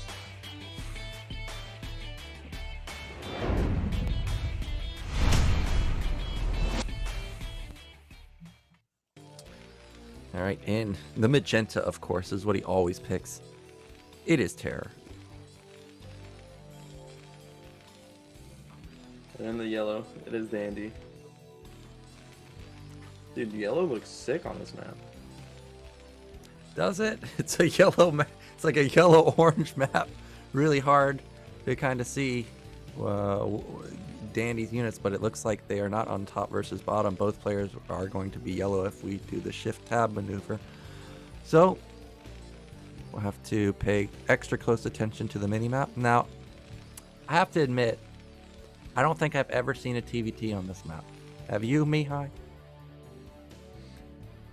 I don't think I've ever seen this map. It's rarely played, that's for well, sure. No, I'm just kidding. I did watch the ASL season where it was played, but I must have skipped most of the games. I mean, this map is pretty dope, though. Like you said, it's like Outsider. So you can because you can expand in the back. I don't know. I'm guessing Starport is better here. Yeah, I was thinking, you know, there is a ledge over your natural. You can land tanks and stuff on the high ground. So I was thinking that drops, like a tank vulture, tank Goliath drop, could be extra deadly. You can just siege the natural. But because I haven't seen this map really ever, especially in TvT, not too sure how viable that actually is. Now we have to point out that this is Gold Rush, where they have the assimilators or the gas to kind of deny pathways. I'm thinking that's not really going to come into play in a TvT, but we could see that. Looks like Dandy's already going to be using this mineral to try and scout to the top left side or to the top middle. It is not going to be for a fast hidden base. He is going for 12 gas in his main.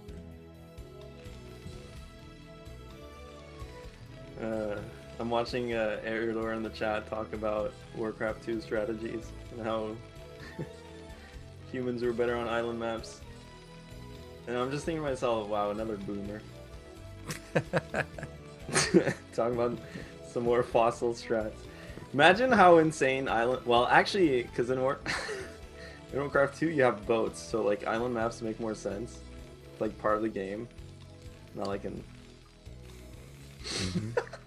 I haven't played Warcraft 2 in so long that I actually forgot about all this. Dude, there's boats, actually, man. It's sick. You know how I actually got into StarCraft? Like I said, I used to play Warcraft every day. I loved that game. I went to my friend's house. He had StarCraft. I was watching it. I was like, wow, I've heard this. Yeah. Yeah, you've heard this. It looks similar to Warcraft, but it's not Warcraft. And I asked him, what is this game? Literally, I called my grandma to come pick me up early from his house. Like, I was only 12 years old. And while we were in the car, I was like, can we go to Best Buy and buy this? And she said, why? Can't you just wait until Christmas? No, I could not wait until Christmas. So I spent all my money, literally all my money when I was 12 years old, bought it in October 1998, and I never played Warcraft 2 again. It was just Brood War all the way. Well, not even Brood War. It was just StarCraft all the way, baby. Dude, how much were games back then? Were they still like $50 or whatever? I don't know, but I do know that I was broke afterwards. Back then, I was only playing Magic and StarCraft. Yeah, you had magic cards? Heck yeah, I had magic cards. Yeah, I'm not one of those rich guys that have probably alpha have and to beta cards. sell them out No. to buy Brood War. No, I might have. Go to the store, like, I really need to trade in these cards, you gotta buy this video game. That sounds like Naokin if I've ever heard him, dude. Yeah, Dandy coming in here with the early Vulture, and it will delay the command center a bit. But TerrOr did go for the tank there, and he actually is going for a second factory, so it looks like he is going to play for maybe more of the ground game, which is surprising. Of course, on this map, you can kind of opt to the other expansions, but I mean, you still have this natural base, which is outside of your main base and kind of connected to the middle of the map. Yeah, I mean, I have no idea, man. Like, this map, this should be interesting for TvT. The one thing I would suspect is that just dropships will come into play much earlier than any other map, really. I don't know what else would change. Well, I'm looking at the chat right now. I have to point out that Dandy did not 2-port Wraith this game either, Mihai, and they have not forgotten about your prediction. So far, it looks like pretty much the same build. Sure, Dandy opened up with a fast Vulture, but now he's going into tanks and Vultures himself. Now, that factory is very close to the ramp. I'm wondering if he lands this Rax, does it wall off the bottom factory, which pumps out all the tanks? And you can win games because of that, and it looks like that might be what TerrOr is going for, because this is 2 tanks moving out. It looks like now with that second tank being out, I guess the Rax is not there in time. And TerrOr's got to be careful because he's quite extended. I think Dandy can moving shot kill these tanks. Yeah, they're both going for mirror builds, actually, and Dandy just had so many tanks on. So many shots on top of that tank before anything really happened, but TerrOr does trade the tank for 2 Vultures now. Obviously, that's a good trade for Dandy. Looks like Starport behind this. You don't see 2 factory Starport very often, though I do like it on this map. The thing is, if you start getting into drops really early, like before your 3rd base, it can be risky, but specifically on this map, because there are pseudo island bases to take, it makes much more sense than on most land maps. So if either player starts their dropship production off of 3 or 4 factories, I would not be surprised. It seems like intuitively the move to do on this map. I do like how both players are mining up the map with Vultures. Of course, what else would they be mining them up with? But this is a really solid play early on. They're both actually playing quite well this early game. But again, Gold Rush, just the dynamic changes because of these tucked away bases on the side there. So really, I'm not too sure what to expect. Control tower coming up for TerrOr, and because it's only 1 starport, you would suspect that he's actually going to start dropship production. But is that a rate? Like, he only has 2 factories, Naokin. Yeah, that is going to be a Wraith, and I don't think TerrOr saw the starport. So this dropship may get shut down if he can get out 2 or 3 Wraiths. 1 Wraith, not going to be able to deny the dropship from getting in. And I think that this could even be a Goliath drop like what we saw Dandy pull out last game. Now, I love the usage of mines from TerrOr. He's one of the few Terran players that really makes sure he will lay all of his mines everywhere. Now we do see that TerrOr is moving around the bottom side of the map with tanks and Vultures, and those tanks can fit through the assimilator. Yeah. And Dandy is completely out of position, and like you said, there's only 2 factories, so it's not like he can pump out a ton of units all at once. And this is going to be, I think, Dandy just flat out forgetting how Gold Rush is laid out, and TerrOr might just be able to siege the mineral line. TerrOr is so well prepared, man. Like, for sure, he's played a couple games on this map in preparation. He has a specific idea that he wants to execute, and he is successfully pulling Dandy out of his comfort zone by picking this map. So, if he wins right here, I mean, the reality is, though, Dandy can hold on. It does compromise half his main base, which is obviously terrible for Dandy, but I don't know if he's gonna straight up end the game with this, and he's not gonna have access to the mineral line. So maybe if Dandy is quick enough to reposition some tanks, he does have 3 tanks coming into his mains, but they're really far behind, and TerrOr is making his way into the base. The tanks, though, not quite in range. really, Dandy needs to make sure that he can still mine. If he can still mine from his main base, this attack from Terror is not that big of a deal. Yeah, but it's always a feels bad moment to know you have to consistently just defend this part of the map. It doesn't even help you get another base. It would be different if he was defending this side while also taking bottom middle. Now Terra can take bottom middle and put pressure on the main. So this is a really nice move from Terra. This dropship is moving along the top side of the map. Dandy did clear out those eggs, so he can easily get up to top left and defend there. But Terra is going to, I think, unload maybe a couple of vultures. Looked like there's a bunker already set up. Yeah, so this isn't going to do anything. But 10 supply lead for Terra. I was trying to see if I saw an armory spinning anywhere. It doesn't look like Dandy's is spinning at top left. It doesn't look like that was spinning either. So again, both players not really upgrading their units that quickly. Terra's in trouble, man. I mean, he has to make this attack work here. That is only 4 tanks. If Terra has more supply because he's on 2 base pumping units non-stop. And that would be nice if he had kept his dropship alive, because then he's also representing like some kind of doom drop off 2 base, but it died. So now this is his last hurrah. He has to do a lot of damage with this, or else Dandy is on 3 base and stable. This is so many units coming through here. I guess you wouldn't expect this if you're Dandy. You're like, what the hell? Your entire army is here. But Terra is going to get access to the mineral line that we were talking about how important it is to deny. And if he gets even further up, he might even siege in range of Dandy's production, which would be game over. But it looks like Terra not quite controlling his units cleanly enough to get really into position before Dandy gets there. Though he still has more units than Dandy. Dandy also knows what is going on. The Wraith from Terra will eventually push back these tanks if Dandy does not build his own Wraith or does not build a Goliath. But this is going to be so close, Nyokin. I think this is, well, it's not over, because behind this, Terra still does not have a 3rd base. So even though this has been denied, Dandy is still basically mining evenly. Well, a little bit better than even, because at least he has his 3rd gas up and running. So he can afford expensive units out of all of these factories. Starport is building Wraith. However, there's 2 Wraiths now for Terra, so Terra should be able to pop Wraiths as they pump out. But Dandy's able to pump out so many tanks and Goliaths, and I think he may barely have enough to bust through if he was to pull some SCVs. You can see that Terra is scrambling to get more units over there to make sure he can contain his opponent.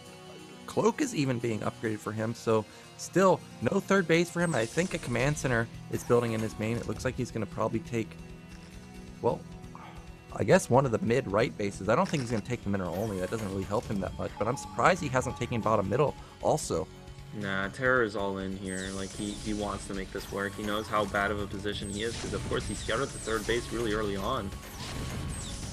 But it looks like Dandy actually has a siege line. You know, it's a shame, because I think Terror actually had more than enough to end the game there. He just didn't execute the push quite well enough. Like, a lot of his tanks kind of lagged behind his main force. He didn't get into siege with all his tanks at the same time. And really just a huge missed opportunity, because if he had pushed into this main, he would have had access to the, not only was he denying 1 base, but he would have had access to Dandy's production line. And now, I mean, he's down a whole base, and not just a whole base, but he's been down a whole base for like several minutes at this point. Dandy is up to like 7 factories. Terror still struggling on his 4 factory production. And yeah, I mean, what base does Terror attack, or does he just sit back and try and play macro game from behind? I mean, this map is huge.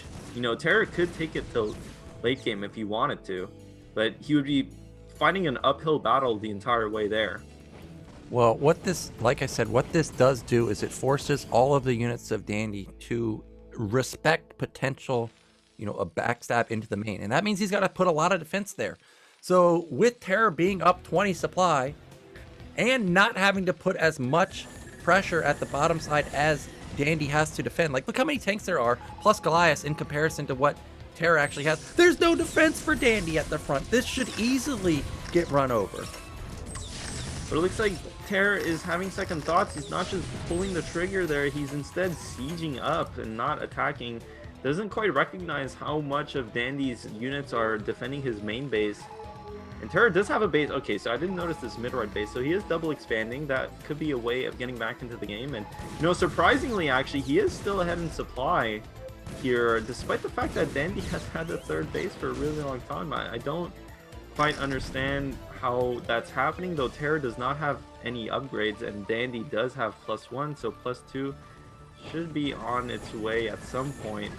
But it looks like kind of a repeat from last game where Terra is really forsaken. He's like forsaken his infrastructure in favor of trying some really hardcore mid-game aggression, but Dandy is just defending well enough where, I mean, he's not dead, so triple starport. Well, regardless of whether Terra goes for it or not, this is a good move because now he has map control over the center of the map. And now he can lay tons of mines. He's the one with the contain. I'm getting flashbacks to the Sylphid game where it looked like he was going to have a massive contain on that map. Also, 3 starport Wraith will be interesting because I don't think Dandy has scanned it either. You can see that he is trying to get a turret up in time to make sure that these tanks end up not dying. Maybe some Wraiths are going to try and scramble over there. I think that would be very... Yeah, they are going to move over there, and that is going to allow Terra to keep pressure on this side of the map. And it looks like Dandy needs to do something pretty soon. Otherwise, not only is there going to be contain, it's going to be an arc contain. Where okay, he is busting out right now. Oh, he's busting out, towards the middle of the map. But oh, this angle though, there's not too many tanks from Terra, and again, Terra has to focus these tanks down, not miss shots on the vultures. The vultures do come in time. Terra didn't actually pull the trigger there. Maybe he could have gone on top of those tanks, but I mean, I understand that decision there. There's just so many tanks, and his own tanks weren't quite in range. So Dandy does punch a hole through this contain, which is going to be really beneficial for him because he's going to be able to start expanding to, if he pushes this hole even harder, he can open up a path to maybe 12 o'clock. But you're right, Naokin. I mean, Terra definitely has a really nice solid position on the map, and it looks like Dandy's fast third base just hasn't paid off. Like you would expect Dandy to be in a much better position given what happened in the mid game, but it looks like he's struggling, and all of a sudden I don't know, man. I think we have to go back to the dojo or something. You have to like teach me something about this matchup because I just don't understand how Terra gets back into these games.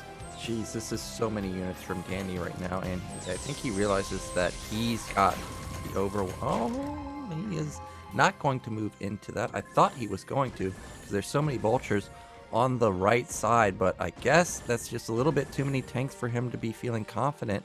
He's starting to build up dropships, and dropships can be good if they go unscouted, but with so many Wraiths, I don't think that's going to happen, and more often than not, you don't load up that many Goliaths into dropships, so even if they unload, I think they're probably going to get overrun by all these Wraiths, so I think this will be a big supply swing if Dandy ends up going for a Doom drop somewhere. I am surprised that Dandy was able to get this, get map control to take this fourth base, because that's crucial for him, because as you said, third base has been mining for so long, it's approaching 20 minutes, but I think it's going to start mining out pretty soon, so he definitely needed to start thinking about getting another base. Looks like a drop is going to try and get to the right side, and Goliath is going to try and save it.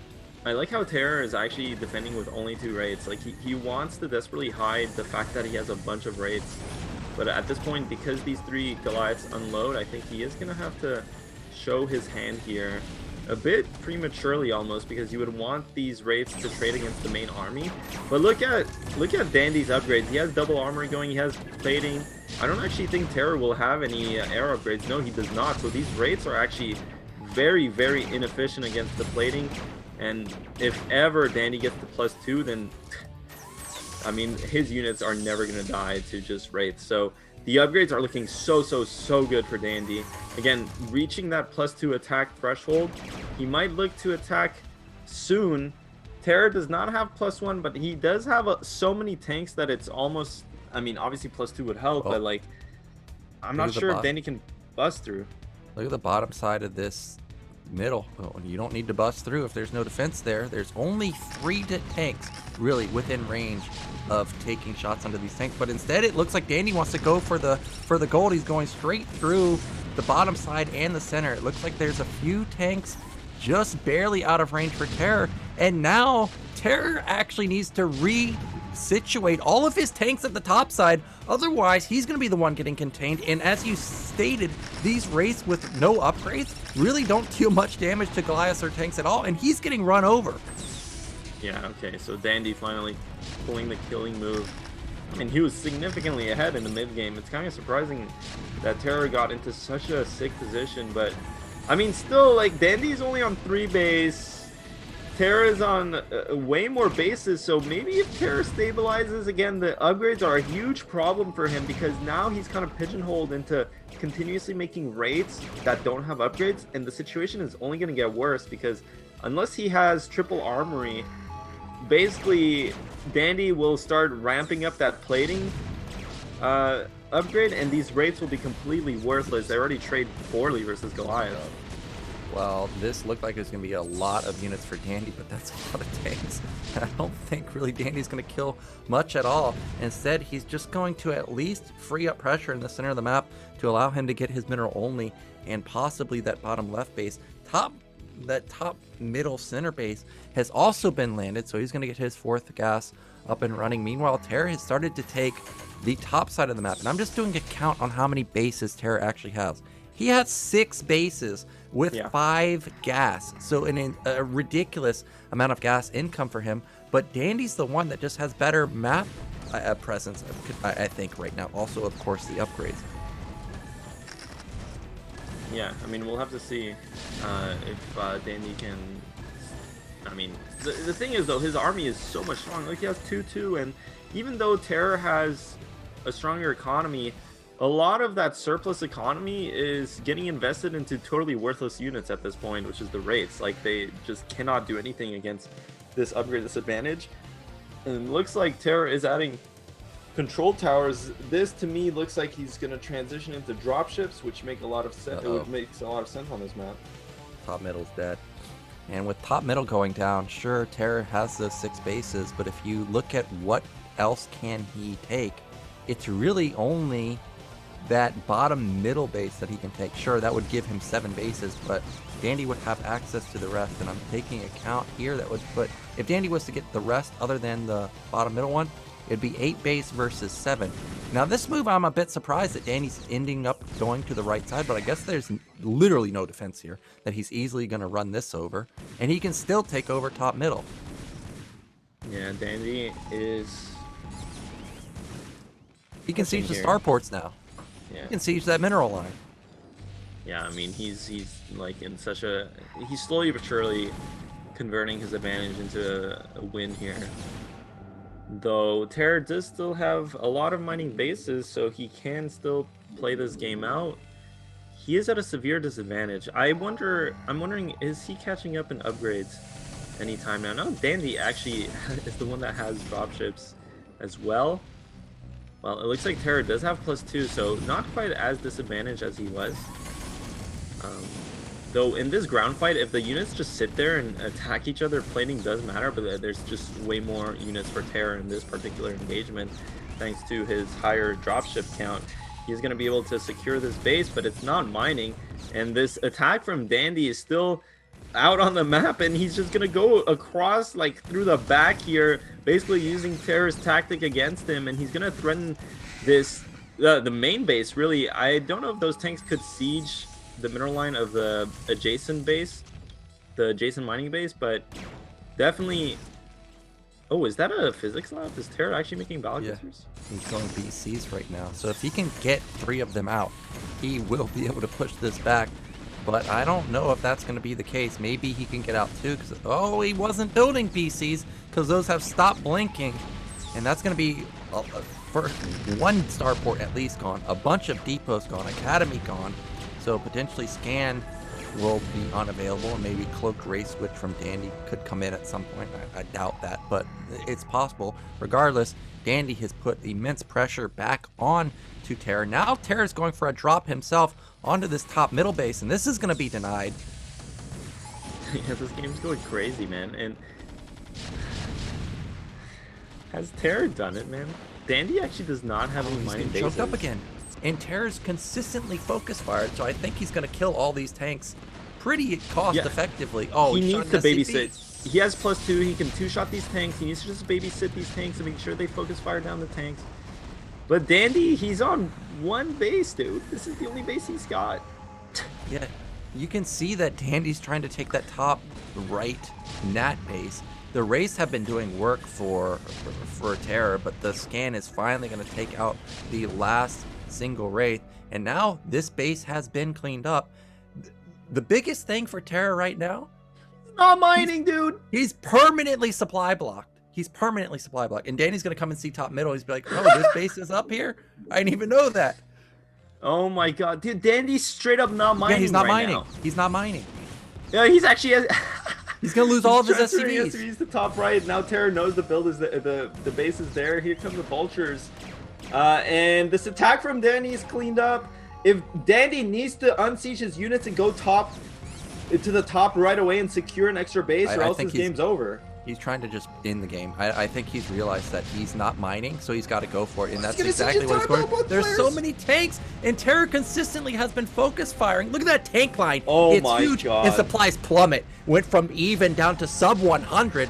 So this is going to be it. Terror with the power of Bob Malcolm. He is going to take down Dandy 2-1. What even happened this game? I don't even know, because I thought Dandy's counterattack to the main was going to actually just get him a victory, because it was going to open up the top side of the map for him completely, but he just never moved up there. In this base at top middle, sure, it doesn't have a lot of SCVs, but it's mining gas at least. I mean, this game's over. That's it. You know. Yeah, there's just too much. Dandy. You see a lot of players make this mistake where it's like they're just overly aggressive instead of just securing extra mining bases, and out of nowhere, like, Terror hit the only mining base Dandy had left. Now now he's reestablished that mining, but the thing that Terror has done better than Dandy, like, Terror honestly has just out macroed Dandy this game. Like, he has just played a better kind of long-term game. Terror expands more. He tries to play to the map more. He's not as aggressive with the positions he takes. And Dandy, instead, when he takes a small advantage, he tries to ram that straight into your face and end the game there instead of kind of securing the late game for himself. Now, he still has good upgrades, but at this point, one base mining against basically 2 to 3 from Terror is a huge hurdle to overcome. I mean, and Terror has so many... It has such a stronger economy. This is done. I'm looking at the Nat for Terror. It's not even mined out either, so he could really mine that also. Goliath drop. Well, that's going to get cleaned up because, of course, there's 500 mines here. Well, I guess it doesn't get cleaned up, but really, he doesn't care that much. He could just send some reinforcing units. Yeah, there they go. And, wow, this 16 kills on a Goliath. How does that happen? Oh, that's because it has +3 armor. 3, yeah. The SCVs just do no damage. Or +2, yeah. Well, I mean, that was good. That one Goliath for Dandy basically wiped an entire base from Terror, but I think Terror is just gonna spam build SCVs at that base and resaturate it slowly but surely. Now Dandy does secure this mineral only. He's not mining gas, but he does have a surplus of gas. You know, I would like to see I would like to see vessels being used if you're not using dropships. I mean, you know, vessels are really strong in this matchup for D-Matrix, but also for spawning mines. But of course, most of these players, I mean, they've been making drops and wraiths the whole time, so, you know, it makes sense. It looks like Dandy is going to load up a couple drops. Now, how does Dandy get back into this game, you think?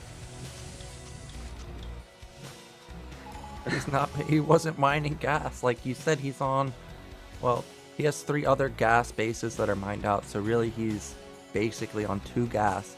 So he can build a decent amount of tanks. This is one way to get back into it, is slowly elevator onto the ledge and deny this base.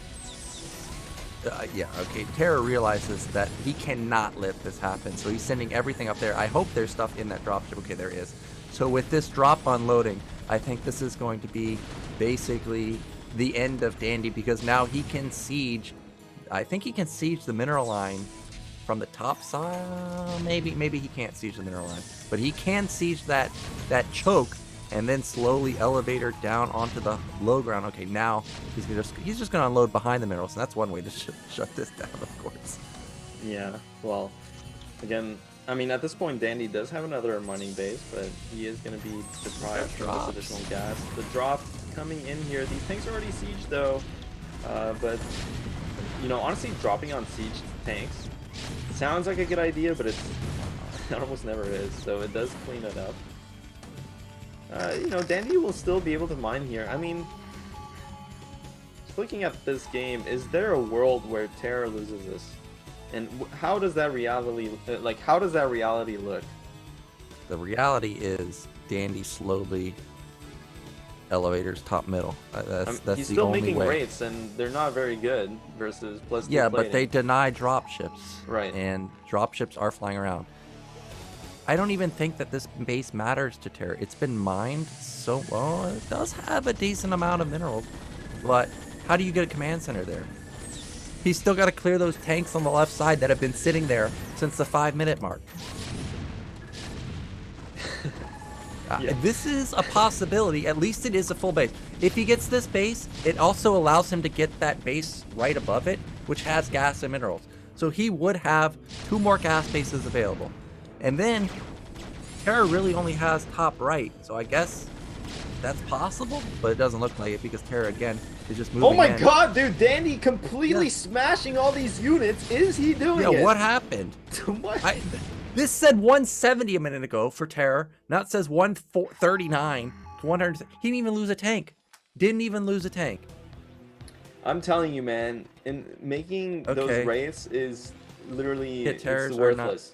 Yeah, race are not good. The vessels, of course, we're obbing, so we know this. Vessels. No, I mean he obviously needs to just the make better drops choice. and keep making ground units. You know, I mean, yeah, obviously, of course, it's easier when we're obsing, but you know, the play like he knows Dandy has good plating upgrades, and he doesn't have air upgrades himself. I don't. Did he find a hole? Did he find a hole up here?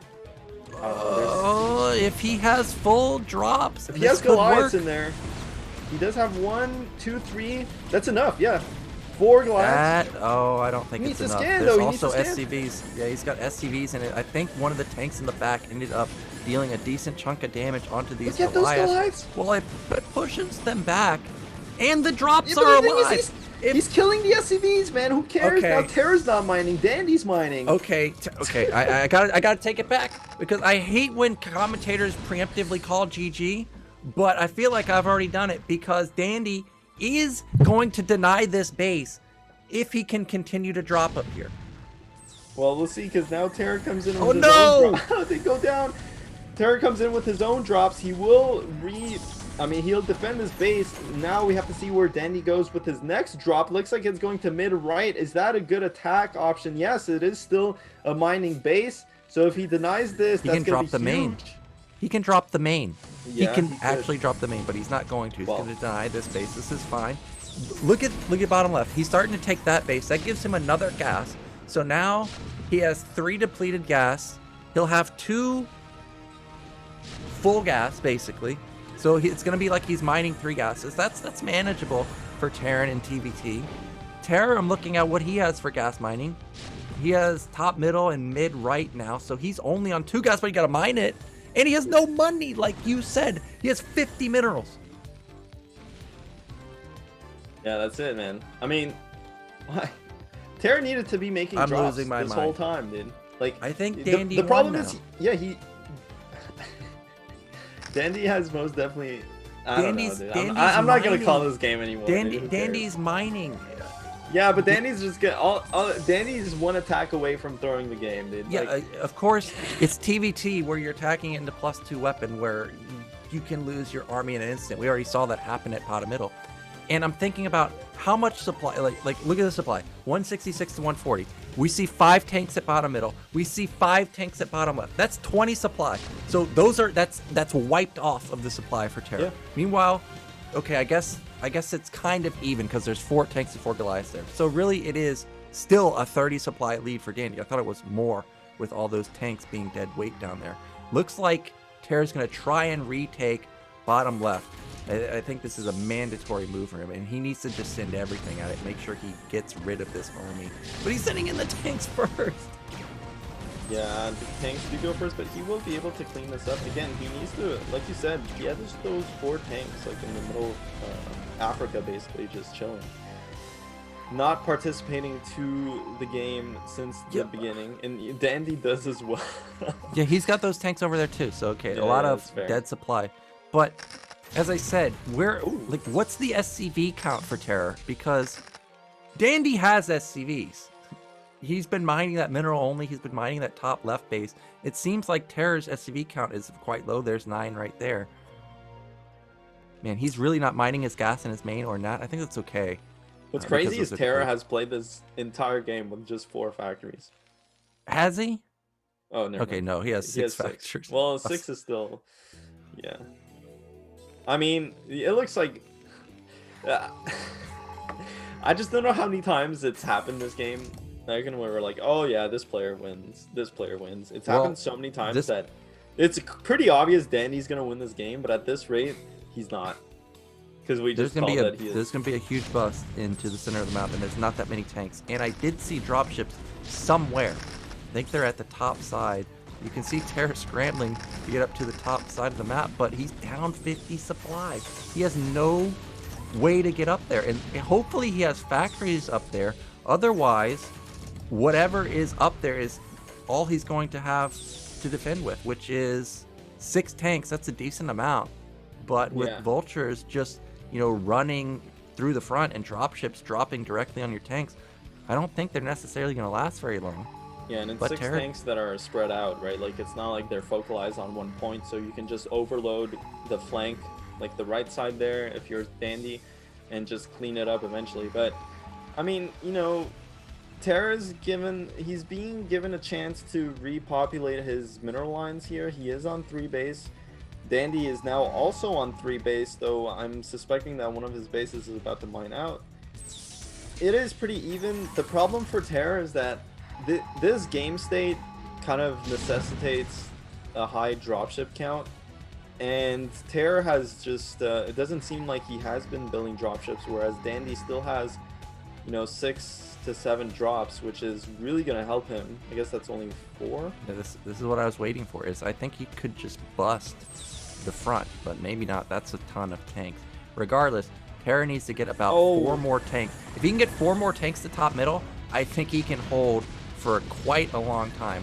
You can see that a lot of vultures. Oh my god. He did. And this is crucial because now it seems like the only way you can bust this base is to slowly creep from the left side. He's still making rates, man. I really hope that...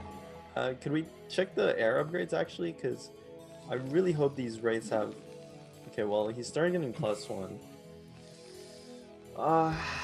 He really needs to get those air upgrades for these rates to matter. Especially against 3-2 Goliaths. I mean, 3-2 Goliaths are insanely cost efficient. It's going to take another, Here like... it is. Yeah, here comes the bust here from Dandy. He's gonna drop the main thing. He's gonna get through. Oh, is he though? The drop ships don't unload, but there's still just so much Dandy. But you can see half of the army move to the top side because tanks have shot down on top of them. But what's the defense in Terra's main? The Wraiths are just getting wrecked. Okay, there's gonna be 3 tanks on the high ground. There's 2 more in the main, so I don't think Dandy's gonna be able to push through. And killing all those dropships was critical for Terra, because now Dandy cannot, you know, elevator into the top side. Supplies are still 20 supply lead for Dandy, but Terra, with top middle now running, with bottom middle now running. This is wild. This is one of the craziest TvTs I think I've ever seen. Aaron needs to stop making rates.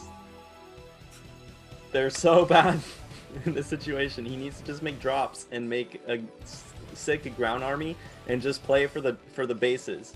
He still has more bases. He has more of the map. I mean, what's nice for Dandy is that he has this bottom left pocket base. That's very important for him to evening out the map control discrepancy. But if Terra can just chill and secure top right and then clear out mid right, but he needs drops and a bunch of units for that. These wraiths are good if they're upgraded.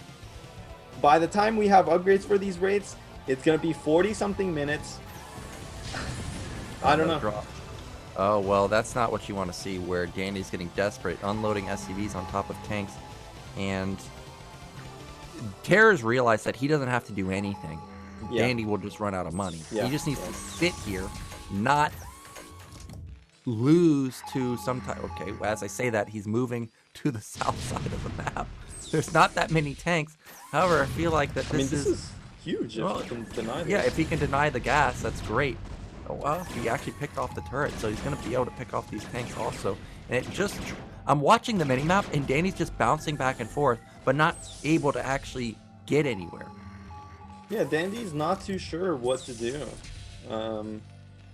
And, I mean, you can't really blame him because this bottom left base and this mid, or top right base are completely unassailable at this point, just given the fact that there's a bunch of turrets and tanks and stuff. But he has a huge army, and he just hasn't been able to break through any of the positions that Terror has. And he's focusing again. yeah, every time he does, I mean, he does take a lot of losses here. You can see the supply evening out, but even if he gets mid-map control at this point, I mean, he could deny Terror's pocket right base. I don't know, man. Like, see, I told you. We were looking at this literally 2 minutes ago. We're like, oh, there's no way Dandy wins. And now it's it's becoming more clear that Terror is still in an advantageous position on the map, just given his map control. Now we're thinking, how does Dandy win? Because how does he kill any of these bases? Yeah, I don't think Dandy can really kill anything. But I have to say this. Terror did move all of his tanks from the mid-right position down to the bottom middle. He has no upgrades, though. That mid-right base is exposed. Yeah, he has a BC, so... Well, he has money. And these raids have really been not the best for Terror. He's lost a ton of resources. Sure, he did eliminate the dropship. I mean, throughout this game, like, honestly, if Terror had invested the resources just throughout this game... Well, he's been consistently very low on resources, so I don't necessarily... Well, no, but what I'm saying is, like, you know, if he had drops instead and flying around with his massive army and map control advantage... Well, he did have drops, but, yeah. Well, in any case, I mean, yeah. Anyway, you know, we're getting into that zone of this is what toxic I was casters. And by we, I mean me. This... Yeah, let's hear it. This army what were on the you right worried side, about? Well, if you look, there was only 2 tanks defending there. Yeah. And, of course, we have full vision, so we know that, but Dandy doesn't know that. But top middle looks like you cannot bust it. This middle only's mined out. Top middle's mined out. Bottom left is the only base that's not mined out. There's 4 BCs. Dandy has a bank, and this BC count, if those are all BCs... Okay. I mean, I kind of like this from Dandy, honestly. I'm losing it because... Okay, hear me out here. If Dandy sets up a tank line through the center of the map, how does Terror get to the top side with Goliath to defend these BCs? You know the Wraiths aren't going to do it because he only has like 5. I mean, the reality is, like, once you get into these stale positions where it's very like the counter to battlecruisers, right? Because battlecruiser tank is the best composition because the Yamato in conjunction with siege tanks clears any Terran position out. Now, the problem that Terran players have into getting into battlecruisers is 1, battlecruisers are really immobile, and 2, you're very vulnerable while getting them. So if one player is going battlecruisers too early, he can die to like the other player just maxing out on ground army and A moving. But in this game state, where does Terror attack? So Dandy has time to get these battlecruisers up, and not just that, he has time to get these upgrades. And top right still has that natural base there. The top right natural is not mined at all. So, and even the main base itself, there's so many resources. So if Dandy acts quick and attacks this top base and takes it for himself, he can win the game. Okay. He is moving units up to the top side, and I think this is very critical because when he sees the BCs, he's going to need a way to get Goliath to the top side of the map ASAP. The fact that Dandy has not cut this off still gives Terror a chance here. I don't think Terror has scanned the BC. Okay, he did just scan top left, and he saw that there were multiple add-ons and the physics lab, but he doesn't know where the BCs actually are. They were at mid left. It looks like they're at the mineral. That is 6 BCs. I don't know. This is so good for Dandy, man. Yeah, and guess what? Terror's maxed out, so he can't build any more anti-air right now. He's got 1 BC though, and he has mostly tank. Yeah. There was a game of Terror versus kogeT on Blue Storm. It went split map, and kogeT transitioned into BC before Terror did, and Terror had this same scenario where he had mass tank, but mass tank doesn't hit up, and then kogeT just won because he had so many more BCs than Terror. And now we see sacked SCVs. That's going to give even more supply to Dandy. He has 21 supply to work with. That can be 3 more BCs and 1 Valkyrie. And I think it's kind of crazy, like, that Wraiths can outrange tanks. Because you would, if the Wraith is far up and it's capable of shooting down onto the tank, you'd expect a siege tank to be able to shoot the Wraith. That is so many tanks. Well, bottom left's dead. Dandy's not gonna be mining. Well, it's not dead because BCs are coming. But well, this is gonna be such a big loss for Terror because there's so many tanks that are gonna be lost here. But Dandy has no gas, so he can't build any more tanks after this, really. Yeah, the Valkyries are gonna come in. Well, the thing, you know what's nice about this though? No. Is that Terror is pulling Dandy down to bottom left, so at least Dandy's not attacking top right. He has more time to build up his BCs now. That is true. He can build up BCs. It does buy him time to get mid right up and running. 2-2 upgrades for Dandy. He's got 4 Valkyries. That means Wraiths aren't going to deal any damage. Oh no. It's Turret Man, which is fine, but there's only 2 BCs. Dandy is completely gas broke now. I think bottom middle is it is just now been rebuilt. So he is going to have some influx of gas, but look at this. BCs, if he scans mid right, I think mid right's dead. Well, he's just going to kill top middle. I mean, everything's dead if Dandy attacks. Yeah, if Dandy attacks, every base should be dead. The thing is, this takes a while. He needs to bring his tanks as well to clear the turrets out. No, he might just move through these turrets, though. Yeah. He's got BC. He's got 11 BCs with 4 Valkyries, or 9 BCs. Yeah. Well, supply is high for Terror, so that means that he built a lot of something very quickly. I think that's got to be Goliath at the bottom. I'm hoping that's Goliath coming through the bottom side of the map. And Dandy did not move his tanks with these BCs. Yeah. So if this is BC versus Goliath, Terror can win it. Why is he get? He should just go kill Terror. Oh, he did move tanks as well. What's that? 1 tank? 1 tank? Oh. The thing is, Dandy, like straight up, he's got to go for it. He's got to go for it. This Terror has to go for this. He'll never find BCs this isolated ever again, and he is going to try and get some of these BCs. He might get 1. Unfortunately, that eBay is more important, so that's going to fall down. But I think that was a little bit slow on the gun for Terror. This is good for Terror, man. Yeah, he saves top right. That's mandatory for him. Like, he has 2 bases mining still. Yeah, he's got 3 mid-right bases mining still. He still has it. He is building up. He's still mining bot. Okay, well, not really. He needs to transfer SVs. He also has a bunch of gas, dude. Yeah, he has. Okay, Goliath's gonna take down 1 battle cruiser. Loses from downtown. A couple tanks. Yeah, from downtown. Steph Curry missiles right there. But that's 11 BC still left for Dandy. He has no gas. Look at this. He can't build any. Oh wow, that is so many Goliaths. But because he lost all those tanks, there's no tanks to outfight in this to help during this fight. Yeah, I mean, I don't know. I actually think Terror has. I think Terror has done it, man. Like, this game has been so crazy. We're not done it anymore. I think he's got a good. No. Yeah, I'm calling it now. Terror won this game. More isolated BCs. That's a lot of Goliaths, but these tanks. This is 4 tanks. They deal a lot of damage. Goliaths are on top of the BCs. Wow, from all angles. Is Terra going to do it? There's only 5 BCs left. Yeah, I mean, Dandy's not mining behind this, and he has Holy all his gas is depleted. Looks like Terra has done it, man. I told you, dude. That I told you. Told me? You told me? Okay. I told you that attack at bottom left, it bought him so much time that this happened. Okay. That's what did it. Well, he's got to get through these mines. In the 50 minutes that we've been watching the game, that was the crucial deciding factor. Oh my gosh. This is definitely up there. It's got to be like top 3 games for me in PS. It has to be. I don't think I've ever seen a more epic game.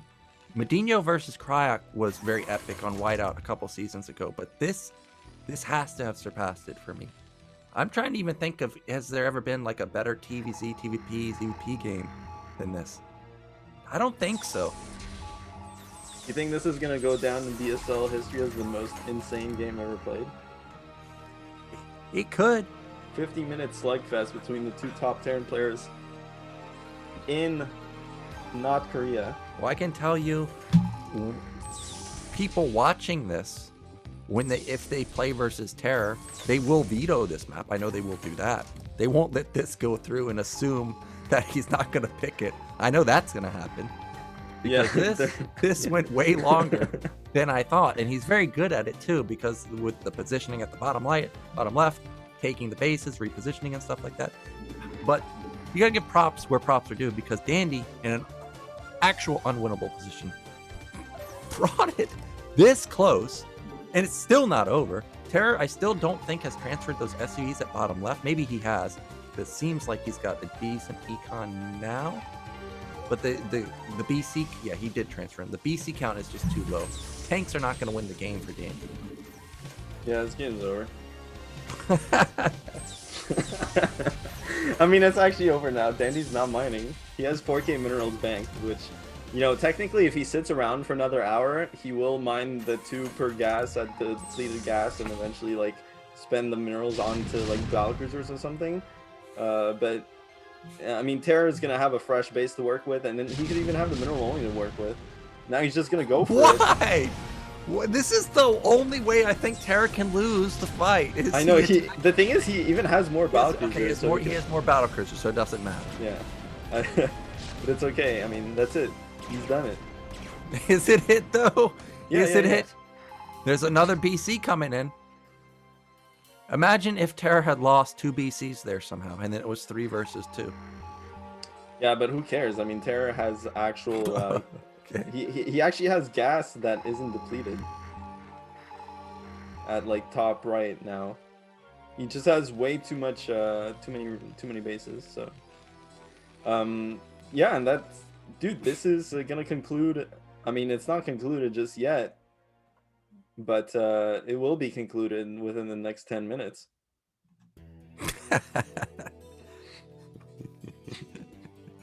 No, well, definitely within the next 10, like 100%. It's not going to make it to 1 hour. 149 to 90 supply.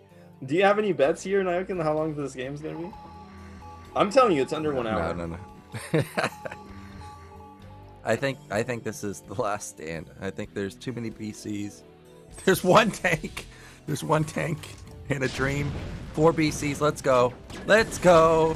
And I think with these BCs falling down, this should finally be the nail in the coffin. Also seeing that there's flat out more BCs for Terror. Terror is going to take it. And Dandy taps out in probably the best BSL game I've ever seen. Not just because it's a Terran matchup, but just an absurd game back and forth the entire way. Casters don't know who's going to win. We have full vision for the past 30 minutes. We don't know who's going to win. Just absolutely bonkers. And guess what? What? That's only the 2nd game today, guys. We have 3 more 6 series coming up, so stay tuned.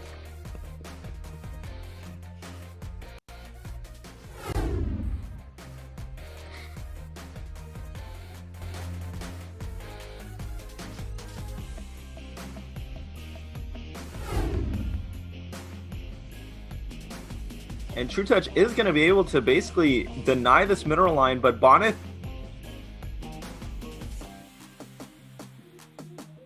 It's only Zealot Templar here, and he's actually going to storm and run right up here. Oiji's such an aggressive player. Storms have to be on point.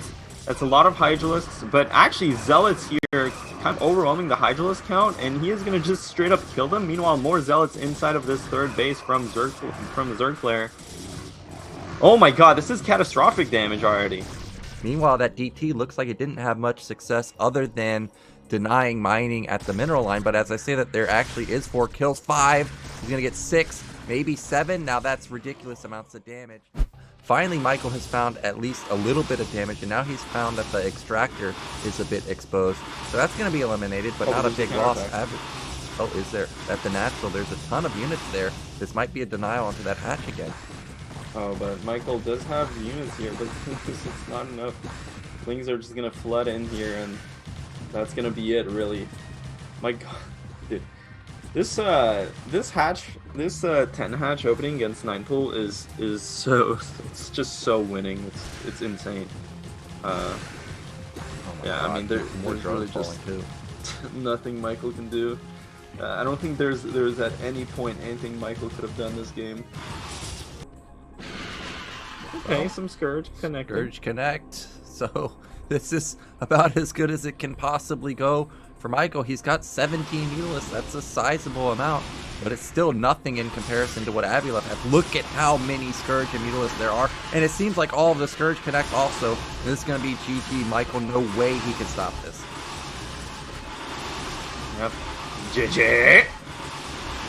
Yeah, like, if these Zealots die here, if the Protoss units die, he's not going to have anything to defend his front with. And the thing is, they're not going to get good trades off onto these links, so Avilev is just going to walk up to this front. He has a bunch of Lurkers here. I think this is game over. 4 Lurkers will pop cannons very quickly. They're also going to murder these Zealots. You can see that the Lurkers are taking initial shots from the cannons. He literally just has to focus his cannons, and this game is over. Yeah, you can see Oiji is targeting the Lurkers with the cannons, but they are going to go down, and there's no robotics. We saw Citadel Templar archives. There's definitely no more detection, and that's going to be it, really. I mean, what can Oiji do in this situation? He literally just... Maybe if this cannon gets up, but Avilev notices it, focuses it down with the Lings, and now the Lurkers are going inside of the main. They're going to kill all these probes. The follow-up Zealots can go to something like the third base and start hitting the hatchery there, so that's usually what you see. This one Zealot, though, if it gets a drone kill, that's massive, that's huge. The second drone kill is even bigger, so this is already... if it gets the third! This is so... 4 drones! Holy... This is... drone, dude. That's it, this game's over. It's done. There's literally nothing Avilev can do. Okay, we're just about to watch a drone line get absolutely murdered, and there goes about 15 drones in an instant, and that's gonna now make the supply just 60 for Avilev and 112 for Oyoji. He's so massively far ahead. It would take such a massive throw. You could, like, the amount of throw is like if you would throw a ball from Earth to Mars or something. Like, that's how hard Oya would have to throw to lose this game. Well, this is a good move. Holy moly, that's a lot of probes going down. And if he was able to pop the cannons, maybe the observers were too late. But you can see the observers even have speed upgraded, so they got there very quickly. Take a gander, if you will, at the supplies real quick here. Triple the supply, a bunch of Archons. This was basically the Archon toilet. Get the Nexus. Get it. Avilev knows. GG. He doesn't notice in the main that everything's dying. He's still not looking, and the drone line's probably eradicated.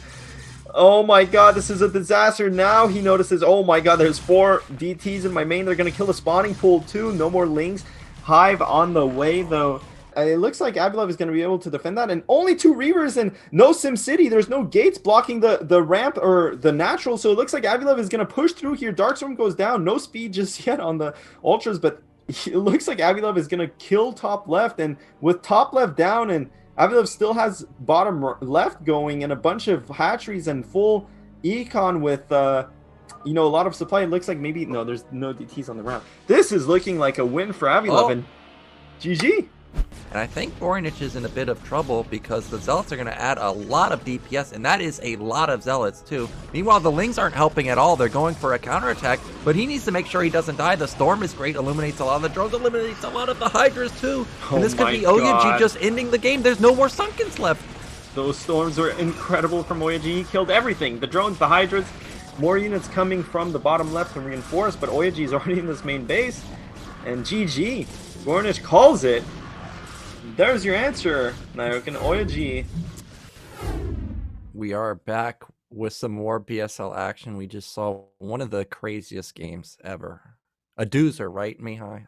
That's the word that the in crowd is using, right? A doozer of a game. Is that right? Jeepers. You have no idea. You have no idea what I'm talking about. I feel like a dad trying to be the cool dad, right now. So we're gonna get into our winners match. Styling your hair like a dad. Okay, come on now. Come on. Don't hit me there. We got kogeT versus TerrOr. We got kogeT versus TerrOr coming up. Now this is gonna be. I'm styling my hair like nothing. I'm like a caveman. Yeah, I know. So it's not like any better, but I'm just saying. Well, I did cut my hair today, and they put gel in it. Did. So. Oh, that's why you had your hair all gelled up in your stream. Yeah, because I cut it earlier. I opened it up. The first thing I did in the morning, I opened my laptop up. Well, this was when I was half asleep, and I saw, ooh, Nayokin stream. That's gonna put me right back to sleep. So I opened it up. Yeah. And then I saw your hair, and I almost typed in, "Wow, nice hair, dude." And then I thought better of it and just closed my laptop and went back to sleep. Okay. I know you did too, because I didn't see any gypsy chat while I was streaming. Oh my gosh. Because you would remember that, that's for sure. I probably would have insta-banned you as soon as you wrote that, so. Okay, we're gonna do kogeT versus TerrOr now. TerrOr, well, he's feeling good. However, he's probably feeling tired, and kogeT is probably feeling tired also. I saw in the chat he's on his third tea or something. At least he's got caffeine going for him. Mm-hmm. But he should be, he was probably watching. And he was probably practicing in anticipation of the game ending.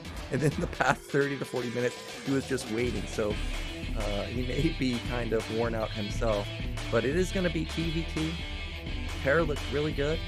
Of course, we were talking about the game one being very player specific, definitely versus Dandy. Now I know kogeT likes to go for fast expand too. And pretty sure kogeT probably watched the first one. So I think he's going to have to keep that in mind. Going up against somebody like TerrOr. Yeah, I mean, kogeT had a good result yesterday versus Dandy, and honestly, TerrOr and Dandy, they're, I would say, skill-wise, basically identical. Just they have kind of biases to their own styles. And to be honest, I feel like TerrOr is probably the harder opponent here in this matchup, TvT. The one thing that was really lacking from TerrOr, I think TerrOr in general was kind of outplaying Dandy in the macro game, just in the positioning game, in the macro game. But TerrOr's builds, weren't really helping him get into that dominating position. Specifically, I mean, he constantly skips his upgrades, and that's why it was just such a struggle for him to win game 2 or close out game 3. But if he actually fixes that, gets good upgrades, and then plays his strong positional style, that would be a very scary thing to play against if I were in kogeT's shoes. So, kogeT coming off of a victory yesterday against Dandy, where he won 3-2 in the best of the best series, so that's obviously going to feel pretty good for him. But this is TerrOr, so I don't know if he can be so sure to be able to repeat that. Yeah, I'm trying to think back to what kogeT likes to do in TvT. You were talking about how you thought Dandy might go 2-port Wraith. We know that's not happening, but there is a real chance that kogeT could go 2-port Wraith. I do know that he likes to go Wraiths in TvZ, of course. As I mentioned earlier, the last time I played kogeT, he ended up going Gasless into Vultureman. Something we didn't see in the entire series. I'm a bit surprised about that in the Terra vs. Dandy series. Our map is going to be Demonio Azul, and I'm trying to think, is there any real places that you can proxy? I think unbuildable terrain in the middle, but third bases are buildable. Obviously, fourth bases are buildable. Our players are ready, so let's get into our winners match, kogeT versus Terra.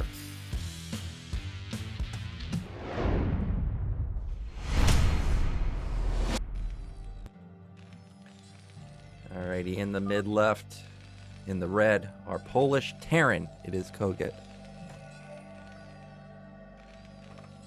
And in the mid right, or bottom right, it is Terra. In the pink, man, magenta. You said he always picks this color?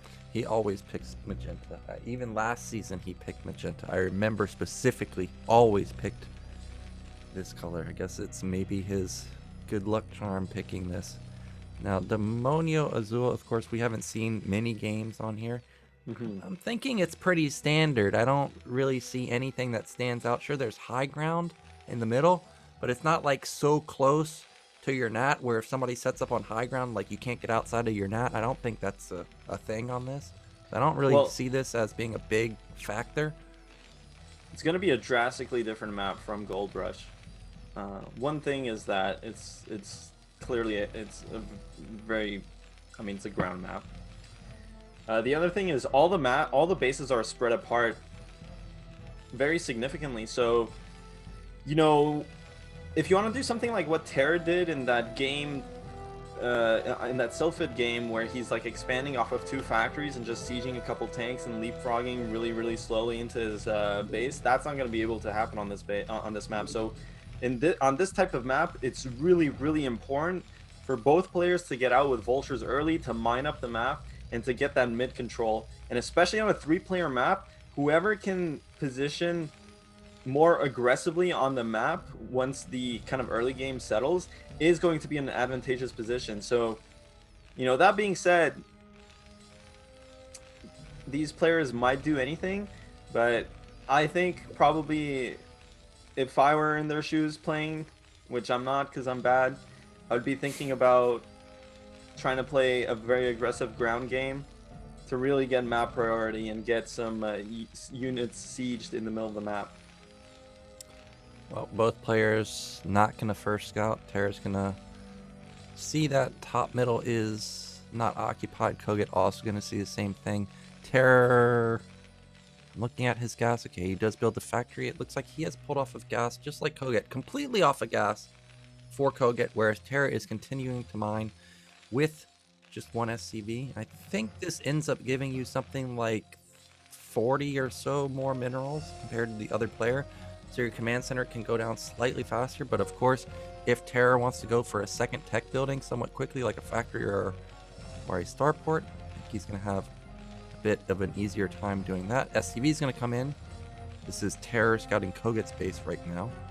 He's not going to see anything unusual. 2 SCVs for Terra. SCV gets denied, and that's very important versus somebody like Terra because, as we mentioned, he can pull out anything, yet kogeT still puts down that command center.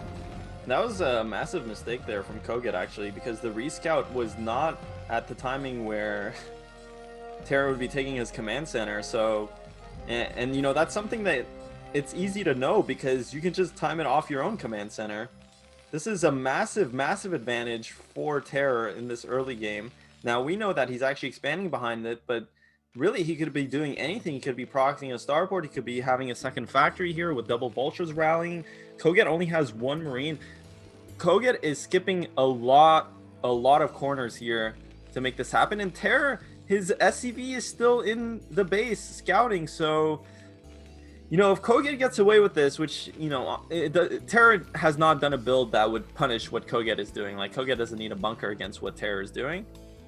But it is very risky to be doing what he's doing, and he's going to get away with it.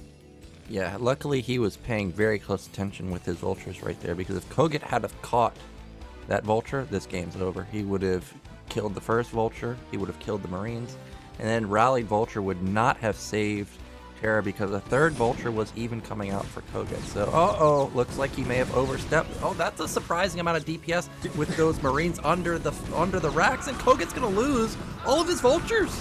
The racks actually covered not only the Marines, but an extra Vulture as well. Dude, the racks just won Terra the game there, though. That 6 round from kogeT is going to stop this in its tracks, but the reality is that Terra's actually still reinforcing this. Yeah, he has 2 factory Vulture coming off of this, probably gonna have an armory behind it to build Goliaths, and this amount of damage is huge. Like, he's gaining a massive SCV lead here. Terra finished his command center, so as long as Terra is not missing the SCV production, he will be massively ahead, and we'll have to see how he chooses to convert this economic advantage. Yeah, killing even more SCVs. Oh, he's gonna get more SCVs as natural. Yeah, luckily it's only 1, but he's not even mining there, so he's gonna lose SCVs, and they're not mining in general. So that's a second SCV, I think, going down to the natural. It's gonna be a third going down, and Terra has done ridiculous amounts of damage. He's trying to find another kill. Those have full health, so he's not gonna find another one. Back on the other side of the map, this is a map where you can land that racks and wall off the choke. So, smart move to build the Goliaths, and kogeT realizes that, and he is just going to tap out. He's taken way too much damage. The Goliaths coming out would have just overrun the Vultures. So, Terror, I thought, was being a bit ambitious with his Vulture and Marine position like that. It was 3 Vultures versus 2 and just 2 Marines. Yet kogeT wasn't expecting it either, because you could see he just A-move, loses all of his Vultures, and that's all it took. Well, I think he might have actually had, because, generally the standard is to go for 2 Vultures and then add on. So like kogeT went for that 3rd Vulture, and so expected that, okay, no matter what, I'm probably gonna have more Vultures unless this guy won like 4 Vultures before add-on or something crazy like that, which you don't see very often, except for when Terra does the build that he did. But anyway, the point is, in that engagement, Terra, I think, was actually down on Vulture, right? I don't think he had 3 Vultures, but he had 3 Marines.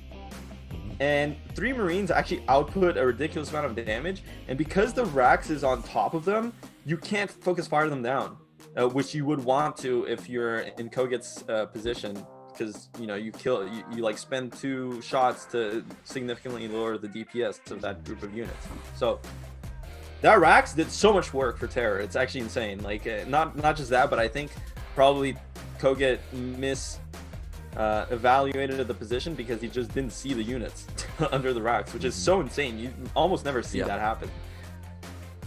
Yeah, really smart move from Terra there, and he kind of steals a win away. Well, of course it probably would have gone on much longer, but just take a quick win like that, he's gonna be feeling good. And now, especially good after having a 55-minute gold rush game to end the next one in 5 minutes. So now he's 1 game away from getting out of this group in first place, and this is a group with all of the best Terrans. Like, there's no contest between any other Terrans. Like, these 3, 1, 2, 3 down the line. This is them. So this kind of solidifies him as being at least the best Terran in TvT right now, even though Dandy gave him a real run for his money. We'll see, because kogeT, if he makes it out. Yeah. So now, if you're kogeT, what map's your pick? You have to consider his style too. Somebody that can macro but also plays micro-based builds. He's gonna pick Polypoid and go 14 command center. I also kind of like that because, as we mentioned, Terra's not going to scout him first, likely. Which means he's not going to have to worry about that proxy shenanigans. And then, when I played kogeT and he played 3-fact Vulture, he seemed to just have so many Vultures. Whether it was because he cut SCVs or whatnot, he just seemed to have so many. So I agree with the 14cc or gasless and the 3-fact Vulture. No gasless? kogeT always goes 14cc, at least 1 game. Okay, well, then we need to see an 8-rack from Terra, right? Yeah. All right. Is that your prediction? 8-racks from Terra and 14cc? I don't know, but I'm pretty sure. All right. Well, you know what that means. That means that kogeT's gonna 8 racks. No. You're just. I think kogeT is gonna. No, he's gonna pick a map that's big, and he's gonna go 14 command center. or It's gonna be 13, close whatever. It's now. 30. You know, It's gonna be that's something that's Overwatch. bothered me for forever now, because everyone keeps calling it 14 Command Center, but it's been 13 It's Command actually Center. 13. Yeah. Yeah. Yeah. So set the That record doesn't straight. bother me. No, it bothers me. You know It's what? a boomer build 14cc. Yeah, 14cc. Yeah, I don't know. I'm never saying that ever again. Okay. I have to wash my mouth with soap after that. Dirty. 14 Command Center. Ew. What else do you do? 12 racks? Yeah. I mean, that's. I mean, sometimes if you you watch, do. if you watch today, I actually went 12 command center because I wanted to cut that depot and get my factory up faster. That's But, the worst idea I've ever Oh, we knew that it wasn't going to be Polypoint. Of course, it's going to be Overwatch, and now Whatever, man. it's going to be an 8 racks, right? So let's see if kogeT goes for the 14cc, the 13cc, I mean, or is it going to be He an 8 might. racks? He might. Players are ready. Let's get into game 2.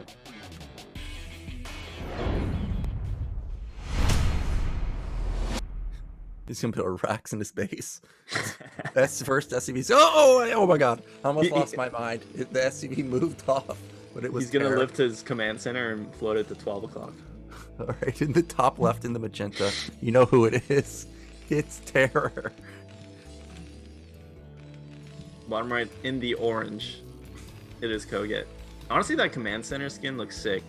You know, by the way, so big news, right? Is shield battery has returned. Well, big news. I mean, it's not that big of a news, but it's big news. The segue. Okay, the segue is that I was gonna say that skin, the command center skin is sick. Maybe shield battery can add some skins later on. But anyway. Oh, yeah, I know you're all about the skins. Oh yeah, but yeah, I would have bought all this. I'm so sad actually. Like, imagine just having like Marines that look like Warhammer Space Marines, and then stuff like that. As I mentioned, the one you know thing what that I wish Warhammer that is? they. No, I don't know Warhammer. All right, I guess Mihai's disappointed in me again. But as I mentioned in StarCraft 2, the one thing that I did like with the skins that they did was like the circling, like portrait or icon that you can have. You know, like Yeah. Major has his own face or Rotterdam's face or whatever. Imagine we had that in StarCraft 1, and like I just like proxy command center, and it's like your face just like spinning around it as it's going. That would be massively tilting. Even Age of Empires has that on like their castles. Oh, they do? Yeah, they have like a big flag that drops down the side of the castle while it's building or something, and it just has a face on there. I've Well- never played Age of Empires. You know, it'd be cool if Shield. Yeah, I know you haven't played any video games except for Lineage and Diablo, but that's okay. Yeah, this Shield battery project, you know, hopefully it does well, because in the long term it's gonna be sick. And by the way, I am trying to get away from the fact that kogeT is not going command center first, and yeah, so we can talk about everything but this game. Well, we do have 12 gas from both players. Terror has not gone gasless any single game. That is something to note, because he is one of those players that does mix it up quite a bit. Meanwhile, I'm looking at the resources. Okay, it looks identical. For some reason, I thought, wow, Terror has an extra 100 minerals. Maybe he's skipping the depot to get a faster factory, but not the case. Both players are going to put down their factory pretty much at the same time. Again, kogeT pulled completely. Oh no, kogeT has one on gas. Terror, okay, has one on gas this time. Alright, I just got that mixed up. kogeT pulled off complete last game. Anyways, both players pretty much mirrored builds right now. Yeah, just like last game. And a bit surprising, because honestly there is so many variations you can mix in to punish the vulture expand, especially if there's no bunker that goes up. And I would like to see the players kind of mix that in, but of course we'll have to see. I mean, so far it looks like they're both setting up for mirror builds, though Terror does have significantly more gas though, and he is still mining gas, so really he could proxy a starport. Does not have an extra SCV out on the map just yet. No, he's gonna build a command center, so And the command center from kogeT, both playing very, very standard, of course. It looks like kogeT does not actually have, once again, vision of what Terra is doing. Well, Terra went instant add-on, so that's going to be the difference here. Meanwhile, kogeT is building a vulture, building a second vulture. And this SCV is a nice scout because he sees that it does confirm command center, of course. It also confirms that the factory continued to blink. I think that this is Terra at top left, right? I can't remember. I think it is. So tank's coming out. Terra. He's got to be careful. He's going to pull his SCV off of this building command center, make sure that he can save it. Meanwhile, kogeT is going into a second factory, but we still don't know exactly what Terra is going to go for. Dude, imagine when you select that SCV, you misclick the command center. That's scary. Oh, I've done that before, and I just instantly left the game. You know, 4GG did that in one of his ASL games. He accidentally clicked his factory, canceled it. I think he continued to play it out, though. Well, yeah, I mean, the factory's not that devastating. bad. Command center is... Factory's not that bad? You're talking about his first factory? Yeah, his first factory. Oh, okay, well, that's... At like 800. 800 out of 1200? Yeah. Yeah, it was, the Korean casters were going a bit bananas when that happened. And well, yeah, I mean, who wouldn't? Yeah. I mean, I don't know if I would. I would just kind of facepalm and mute myself. Well, vultures, I'm seeing if... Okay, he does have the add-on. I was trying to get a count on how many vultures actually kogeT had built. Looks like 2. Then he's going for the add-on, so this is pretty standard. Now, what makes you decide whether you're going mines or speed? You asking me this? Yeah. Aren't you the expert? Okay. So he saw tanks, so he's going to go mines. Well, if you do this tank push, you go mines. Yeah, you go mines. You have to have mines because otherwise vultures are not going to kill these tanks. But at the same time, there are players on ladder that will go speed and just do a vulture run by. But when they do that, you can just instantly counterattack after you clean it up and just kill them because they don't have anything. But kogeT smartly has a tank sitting here, and this is one of the things with Overwatch. There's no way Terra's getting across this ramp. Yeah, he's going to instantly turn around. And you can see kogeT instantly counterattacks. And I think Terra doesn't suspect this at all because he sees 2 vultures sitting there, so he suspects that these are the ones. Well, he does can't do that. Don't let him just run by. He's going to lose one SCV, but it's not the worst thing in the world. The nice thing for kogeT is that he gets a scout. I mean, he already knows kind of what's up just from the 2 tanks and the 2 vultures pushing. The armory is up for Terra. Both players literally doing the same build, which is interesting.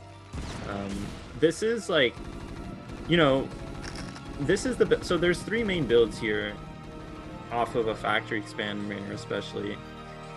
You know, it's either you go starport, it's either you go 3 fact vulture, or you go this 2 factory armory build. And wow, those factories are really early for kogeT. Yeah, this... Well, he does force out the Goliaths. I mean, he's cutting off his 2... Like, the problem is he's cutting tanks to get these out. So, like, I don't know what the purpose of that is, because you want to have a healthy tank count to have a push out onto the map, but the reality is, you know, also getting the factories earlier though allows you to get way more vultures out onto the map and start, you know, you can start mining the map out. So this is almost like a more passive play than it is meant to be like a timing or whatever. Because if you get the vultures out on the map and mine out, then you can take your expansion or something. But maybe he feels really threatened by this contain that Terra has going with his first 2 tanks. Yeah, that's what I was thinking, is he feels obligated to get out onto the map and put pressure back onto Terra, so he's going to cut some units, or cut some tanks as you mentioned, but I don't think it's a massive deal because Terra ended up building a Goliath, which you don't really want to build if you don't have to.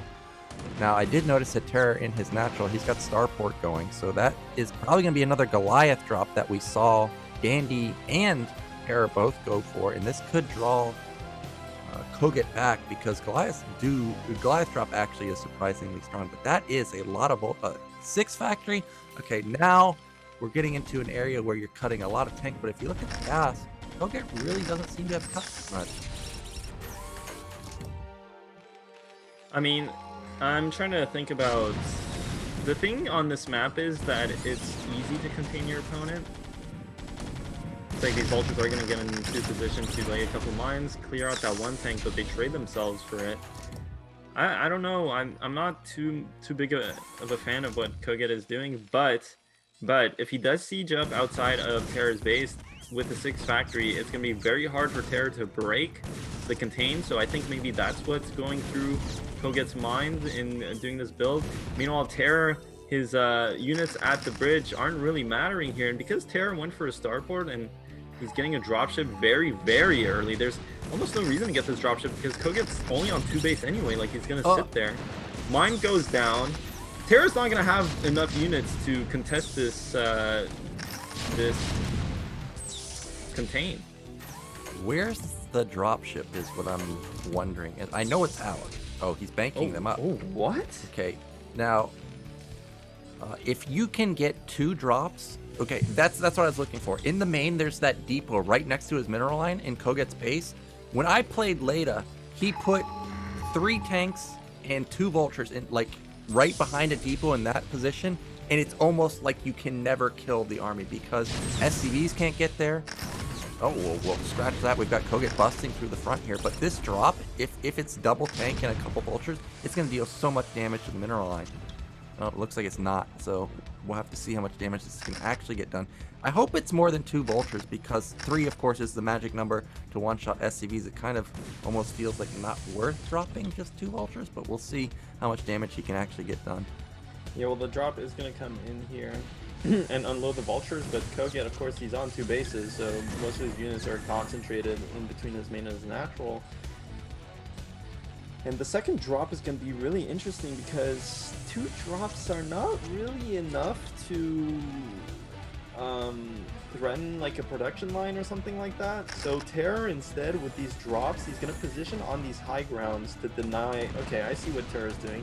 He likes these early drop plays to deny bases, but kogeT smartly actually just takes mid-right. I really like that decision from him. And he's going to siege this tank down. Man, this game is looking really bad for Terra. Yeah, it does look like kogeT is getting a stranglehold on the middle of the map. He's also got mid-right going up. And just like in the Dandy Gold Rush game, Terra's taking a bit of time to build a 3rd base himself. He is building a lot of factories. He has 5 factories in his main. He also has Race, and he has Cloak. So he's going very, very gas-intensive units. Meanwhile, kogeT, of course, he's building gas-intensive units also, but his units are tanks. And of course, they're much more powerful than I think, Terra's army, which is going to be pure Vulture Wraith, basically. Yeah, look at that. It's 2 tanks, a couple Vultures, and 2 Wraiths. That's it. Yeah, well, I mean, that's what happens when you have a starport making dropships this early and only 4 factories. Of course, Terra also lost to the first 2 tanks he sent to contain. He also got a couple of his units picked off. The counter drop does go down here, so this is the play that he was looking for, but like I said, 2 drops, it's just, I mean, it is killing a lot of SCVs somehow. kogeT's SCVs do not get on top of Terra's units.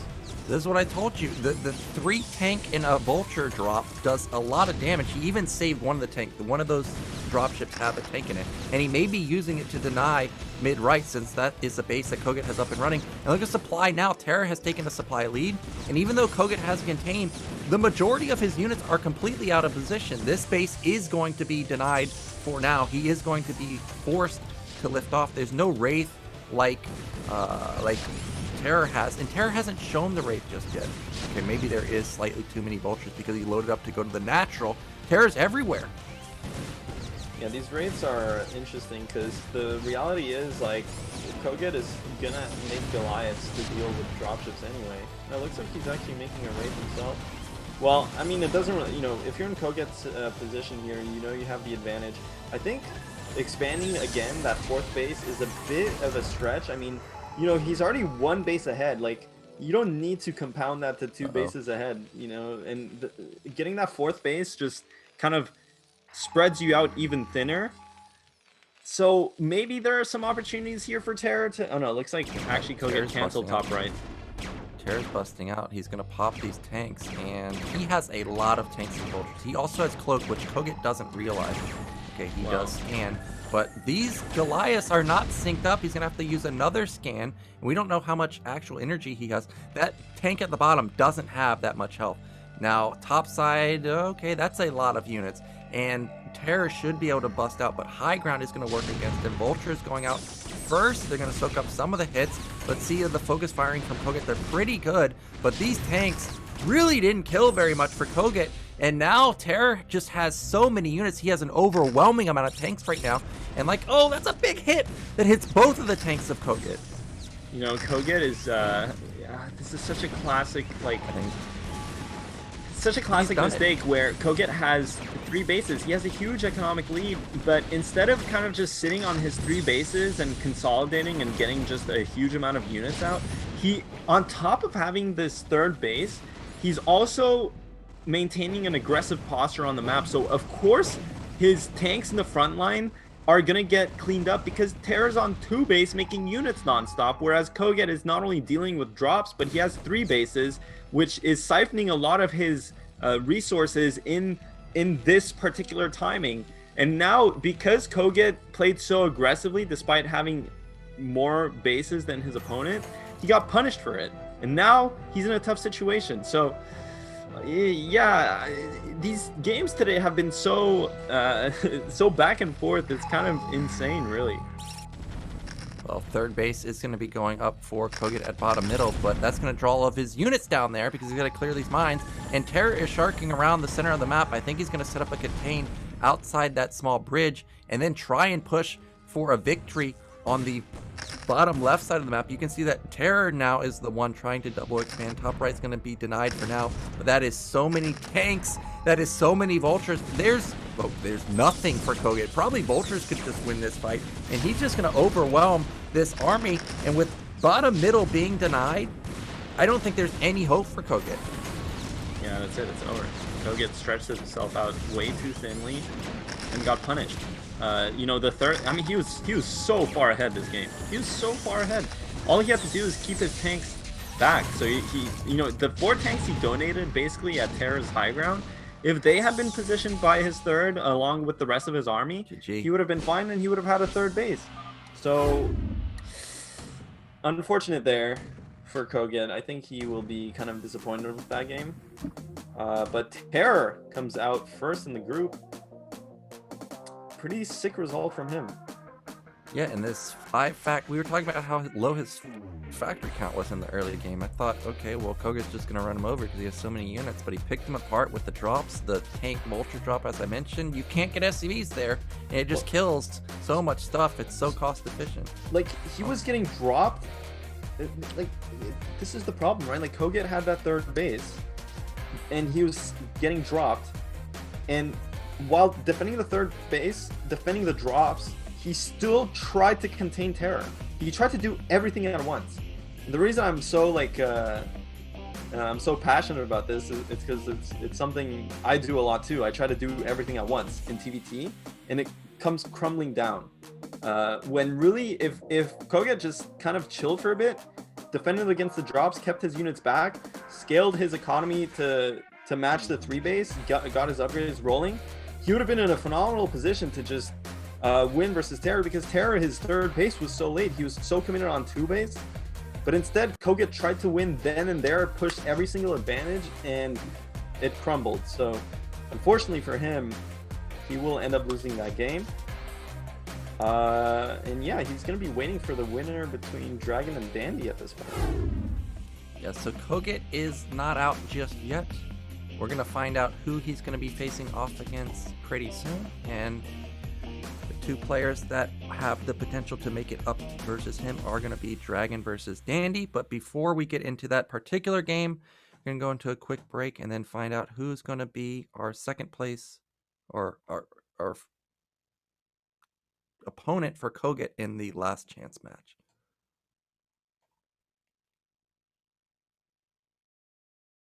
And True Touch is going to be able to basically deny this middle line, but Bonneth does have 2 Corsairs. If he can save this Corsair, oh my god, it goes down. So now Bonneth, really, he's down to 1 Nexus. And now that opens up the door for the Lings to just flood in on top of those cannons, and they get instantly on top of all of them. Meanwhile, the Mutas turned around to defend the Zealots, and look, the Zealots are actually turning around. What is TrueTouch doing this game? He's just absolutely slapping Bonnet with kind of an impromptu build, like a completely improvised tactic here. And now we're starting to get to the point in the game where Bonnet has to be worried about actually mining out because it's approaching 17 minutes. We're at 14 right now, so about 2 to 3 more minutes left. But those are amazing storms, game-saving storms potentially. But this Nexus is getting targeted. Is it going to go down? It's going to be so close.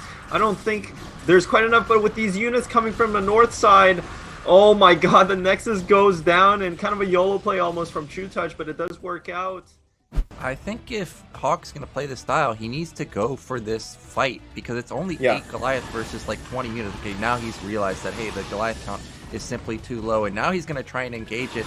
First vessel pops out, but because the Nat gas was so late, I don't even think a radiate is complete just yet. So the vessel right now can't do anything. If he finds the vessel and he gets taken down, which he's going to find, this is going to be a massive win for him. Also, the armory is up there. If he snipes the armory, this game's done. Meanwhile, Goliaths are just dying left and right. You can see the power of unupgraded Goliaths versus Mutalisks. They're just way too strong. So another nice move from TrueTouch here. He's going to get a couple drones basically for free. There goes 1, 2, 3. Probably the whole line is going to get wiped out before these Mutalisks gets into position. It looks like he got 6 or so. Meanwhile, Lings attack the natural. And this is just what happens once you fall behind in ZVZ. You get picked apart. And unfortunately, this is going to be Hawk falling 2-0. And TrueTouch, one of the best players in the history of BSL, he's going to easily make it out of Group A. I feel like Mendinho barely missed his timing. He took a bit too long to get across the map. I mean, he still has a lot of Goliaths here, but remember, these aren't like +2 Goliaths, and that's +1 attack on carrier, so they're going to be able to completely wreck whatever they target fire instantly. The tanks are going to go down in a matter of seconds, and the Goliaths are simply not dishing out enough damage to keep the interceptors back from firing. And look at the carrier control. He didn't lose a single one. All he really lost there were Zealots. I don't think a single goon died at all either. So now there's a 25 supply lead for Bonnet. More tanks are getting picked off left and right. And this is kind of just what happens once Bonnet gets carriers. There's just nothing really you can do. Remember, he even sniped the shuttle that had all the Reavers, and it still wasn't enough. These 4 Reavers are going to do a massive amount of damage, but the shuttles did get picked off by those Scourge. So these Reavers can get surrounded.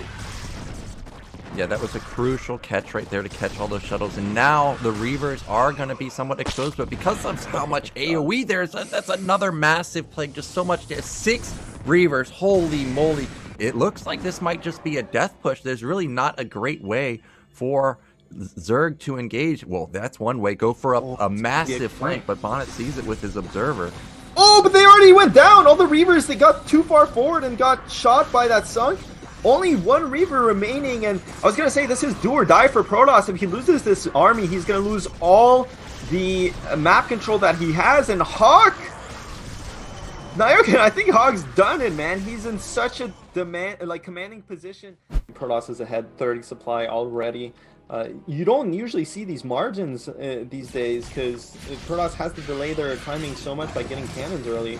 Here comes the attack, and Hawk has to pull drones. This is so scary. He has no anti-air to deal with these Corsairs. The Zealots are just going to push through here. The 2 Sunkens are doing work. Mutos do pop out, though, but this is 6 Corsairs with +1.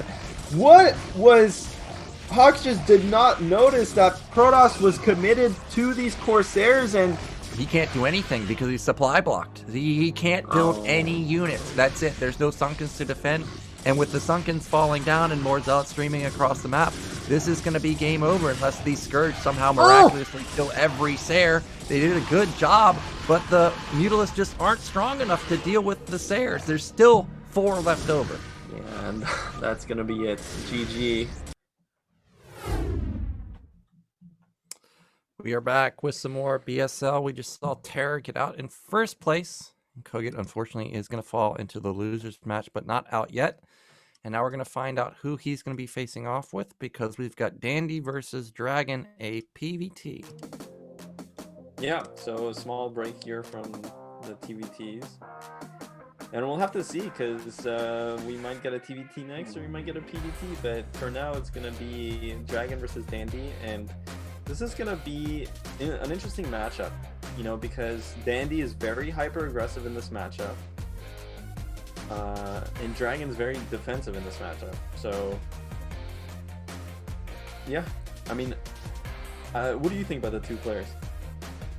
Well, I think Dandy's favored here because his TvP is monstrous, and despite being defensive, we saw Dragon not be able to keep up with Terra. Like, he got picked apart by the drops, or what's it? It was kogeT, sorry, by kogeT. He got picked apart by the drops. The pushes by kogeT weren't even, you know, exceptionally strong. Like, the 2 tank and vultures did a lot of damage. So I'm a bit worried for Dragon here.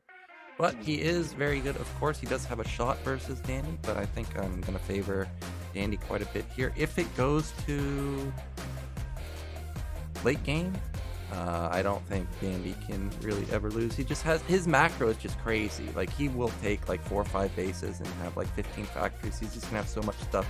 So if Dragon tries to do something like what we saw in Overwatch with the 2 Stargates, I think he's gonna need something to keep Dandy back. Like, we were talking about where we thought he was going to build a Reaver, right, in the Sylphid game, and then it never happened. So if he's going to go Gateway Man into carriers, which is what it seemed like he wanted to do on Overwatch, I don't really see that happening versus somebody like Dandy. Yeah, I mean, we'll have to see. I don't know. I don't think Dandy, I think TvP is, I mean, it's a bit weird because he did beat Bonneth recently, but I actually think his TvP is his weakest matchup, so... And it relies heavily on very, very, very aggressive builds. So, and like timings and stuff. It's a bit like Casper in that sense, but Casper actually tends to be more into 3-base builds.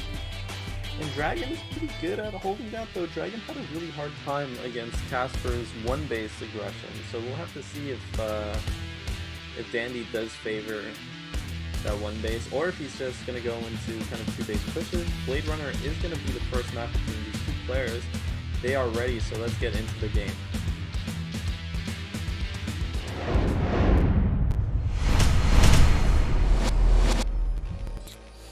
So in the top left, in the red of Blade Runner, we have Dandy.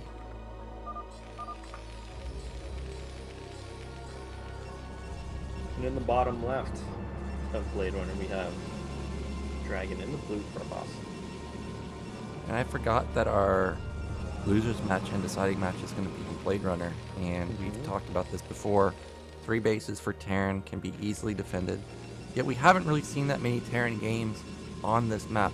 Surprisingly, Protoss and Zerg players that we saw ended up getting 5 bases quite easily too, and they were highly or easily defendable.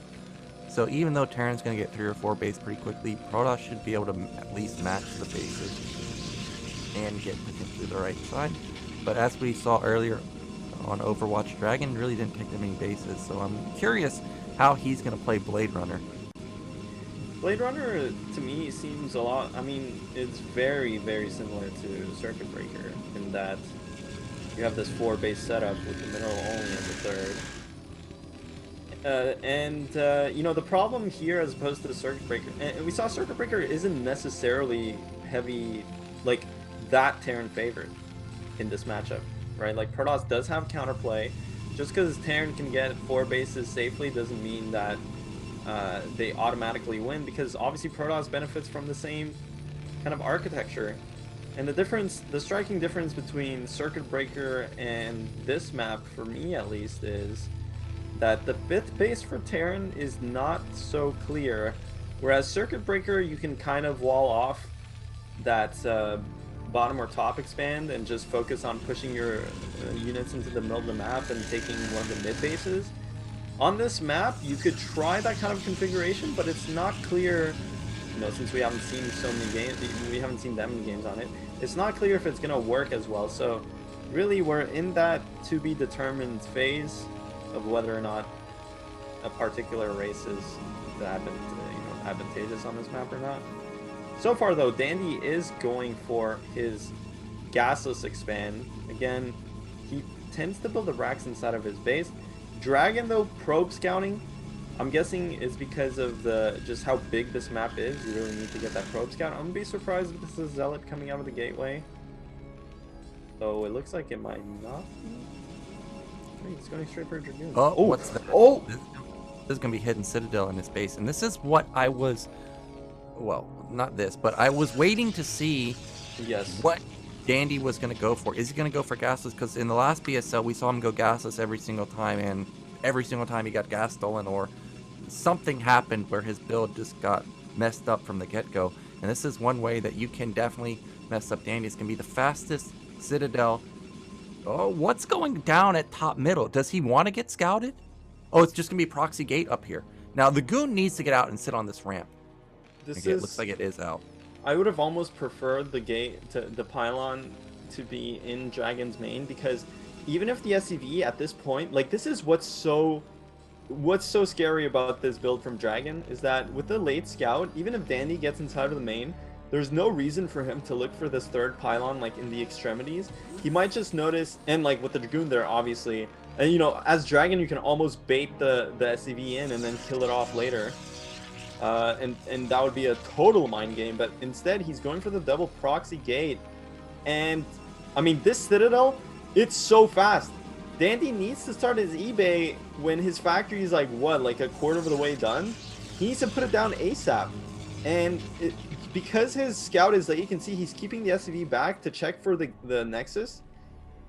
Here comes the SCV. He's gonna get intercepted by the Dragoon. If he gets inside of the base, I mean, he knows something's up. So at this point, I wouldn't be surprised if he puts down an eBay. That's a second factory. It's too late. It's too late. You need 4-minute eBay, otherwise DTs are gonna get into your base, and that's with DT coming across the map. So I think Dandy's just about to. Wow, he's got double gate. Now, even if this gets blocked, you can do a follow-up attack of like 4 DTs and 3 goons. The goons soak up the hits from the bunker, and you just ambush the bunker with the DTs dealing the majority of the damage. And then you basically one-shot the turret with 4 DTs and whatever goons are left over. And as I said, 4-minute eBay, otherwise you're dead. You can see the first DT is already coming out. 25 seconds to build 1 turret. So... yeah. Well, he's going to definitely lose his natural, but... He's going to lose his nat. The game's going to go on, but he's in trouble. Is he going to go unless it just for runs the main? by. Yeah, he's going to go straight to the main with one of them and into the nat with the other. Oh, but I don't know. This is... you almost want them to be together. Yeah. This is a bit greedy from Dragon. He's killing the SCV instead of killing the turret. He has to kill this other turret. Does he have the multitask to control both DTs? The one DT at the main is going to get blocked. So he does get turrets up in the main, and now he has 2 factory vultures. So really, if he just, I mean, I think he's making tanks instead. If that DT goes down, he needs to just start vulture upgrades at this point and just fight with vultures. But then I guess it's 3 gate, and you know, honestly, Dragon could just start making Dragoons at this point. Yeah, it's looking real bad for Terran. Well, he has to turret push just to save his factories now. The factories don't have a turret anywhere near them. He can just focus down that turret. Yeah, he's going right for it. You can see that Dandy's trying to body block, but if he body blocks, he doesn't have any damage. So either way, he's in a world of hurt, and that's going to be a dead turret. The turret at the top might get up. There's a turret in the back. That's nicely positioned. It's DT, man. There's 2 more coming at him at the natural. Really nice SCV drill. This feels like it's one of the only ways that Dragon can kind of throw these DTs away. You have to also pay attention to that command. Oh, he's focusing down that turret with a couple of DTs also. Oh, no, he's not. He's just going to kill the vulture straight up. Yeah, I mean, lane C isn't ideal for microing vultures at this point. And I mean, if he keeps making DTs, there's a world where Terran stabilizes, but if he actually just makes a couple Dragoons here instead, I feel like he just ends the game. I don't know if he got Dragoon range. Looks like his core's not spinning, but he's going straight into robotics. Which is very, very passive kind of follow-up here. The 2 DTs are still wreaking havoc in the main. The reality is, though, that Dandy still has this command center alive. He's still mining from his main. Obviously, this is a really bad situation for Terran, but I'm just kind of thinking that it can be playable. Yeah, it's playable, but he's supply blocked. His command center's lifted. He doesn't have an academy. He has to turret push all the way to the natural. And I'm looking at how the ramp is kind of set up. It's a huge ramp. So I don't even know if you can turret push to the natural. Like if you build one on the high ground, I don't know if it's actually possible. Now goons are fighting versus vultures. There we go. Yeah, this is gonna be. Hopefully he has mines. Okay, he does have mines, so Dragon's got to be careful. Okay. Oh, how did that mine trigger? Well, I do like this Dragoon follow-up because, again, you know, Terran from the situation is probably most likely going to keep making vultures. The tanks are so worthless against DPs in low numbers. And Dragoons do well against vultures, so very nice from him. He is going to basically just park units out here. And this is nice because Dragon is basically keeping the vultures back inside of Dandy's main, which means his natural is going to be defended. Those eggs go down, actually, so that's going to be nice for Dandy. Really, Dandy, his only counterplay is to run by vultures at this point, and there's nothing at Dragon's natural, but he can just wall, so he'll be fine. Though this is a bit risky, man. I mean, he could just put down mines. You want to finish that wall. Yeah, he needs to back up the goon. Why? No, why would you do that? He triggered the mine. Finish the wall, please. Well, it looks like something's going on in the main of Dandy because he's not paying attention right now. Goons are trying to get on top of these turrets again. And it's just so devastating because he has to pump out vultures, but he needs tanks to deal with these goons. They're just constantly rallying from the top side of the map. Yeah, well, it's done, though. Game 1 will go to Dragon here, so really ballsy play, but honestly, if you see that the Terran doesn't scout you, it feels so bad when you don't get a fast scout in as Terran, especially on these big 4-player maps, because this build, the Citadel before range, is one of the most annoying builds. There's almost no Terran build that really accounts for this. Like, you have to react to it. You're never gonna have detection in time unless you're literally just building your eBay right away, which is usually just detrimental to almost all the builds that Terran does have. He's, you know, while we're talking about that, I mean, Dandy does clean up these Dragoons. He is 20 supply behind, though. He will keep playing this game out, but he's really far behind. Well, he somehow got his natural up and running, but goons are continuing to just rally to the top side of the map. I still don't know if there's a robotics, but it looks like there's multiple gates in the main of Dragon yet. Looks like, oh, he's going Stargate again. Well, he's got 7 gates, or he's going to have 6 gates, I mean, to support these two. Yeah, he just taps out. This is just too much damage. So Dragon's going to go up quickly. 1-0. Yep, and sick build from him. It's so abusive, man. It's so abusive with that second pylon to get the Citadel, because even if you get scouted, like, with that big of a main and the pylon off to the side like that, you can very easily trick your opponent with a +1 air upgrade. It's just so annoying. It's so annoying. So, quick win there for Dragon. Now, game 2, if you're Dandy, what are you thinking about? I think maybe just scout a little faster, because he didn't. Did he scout that quickly? I don't think he did, but now that I'm thinking about it, he did scout all the bases, right? He scouted Dragon last. That was obviously unlucky. But yeah, as I mentioned, 4-minute eBay, you have to do it. I think versus someone like Dragon, who I don't think will delay his Nexus at the natural to just mind game you. I think you just have to instantly build the eBay and accept the loss if he ends up going for like a mind game on the Nexus. Other than that, I think Dandy played fine. He even held the game longer than I was expecting. No, but Dandy, like, the problem is Dandy actually, like, he kept his SCV back and went at 4 minutes, and as soon as he saw the one goon block, he instantly built the eBay. No, he didn't, though. It was a 420 eBay. That's already game over. Well, I mean, yeah, but the thing is, he kept his SCV back because he doesn't want it to die to the Dragoon. Yeah, I know, but I'm just saying, I don't think Dragon is someone that will delay his Nexus or build like a third goon. No, but I mean, he built it as soon as he saw the no Nexus was there. I know, and I'm saying it's too late. I know it was too late because it with the Citadel to be at build, 4 minutes. Yeah, Citadel is just too fast, and then it was also proxied, so it actually needs to be at like 350 or something. If it wasn't proxy though, like, I think the DT, if it was coming from bottom left, like, he would have had a turret in his main at least. Yeah. Blade Runner is actually surprisingly big if you think about it. You got to go up, then you got to go right, then you got to go up again, and then to the left side in this scenario. So the proxy was definitely very smart from Dragon. Now I guess Danny's thinking about what map does he want to play, and probably Polyploid is, I imagine, because he loves gasless. Every single time he plays, he goes gasless. Do you And really actually, wanna pick Polyploid though? That it's a 4-player map. It's big. It's literally what he just played. Yeah, I know, but I think that's what Dandy likes, and I think if I was Dragon, I would do the same build. Even if he came and saw that there was a goon on the ramp, I would do the same thing. I don't know. Well, I feel like we'll find out. that kind of build from Dragon, like, if you're Terran and you're aware that he might be doing it, like, you just get your eBay faster, like, you're just ready for it.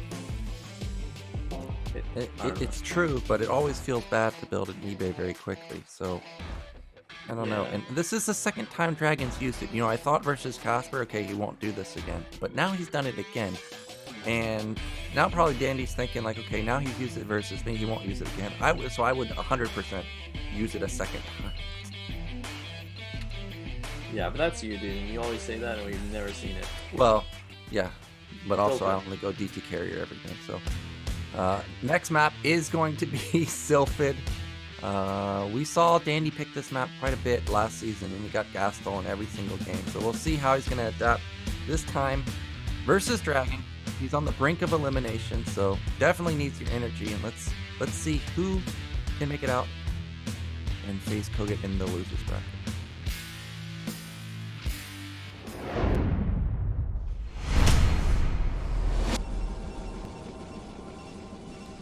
All right, in the top middle in the green, up 1-0. He is Dragon.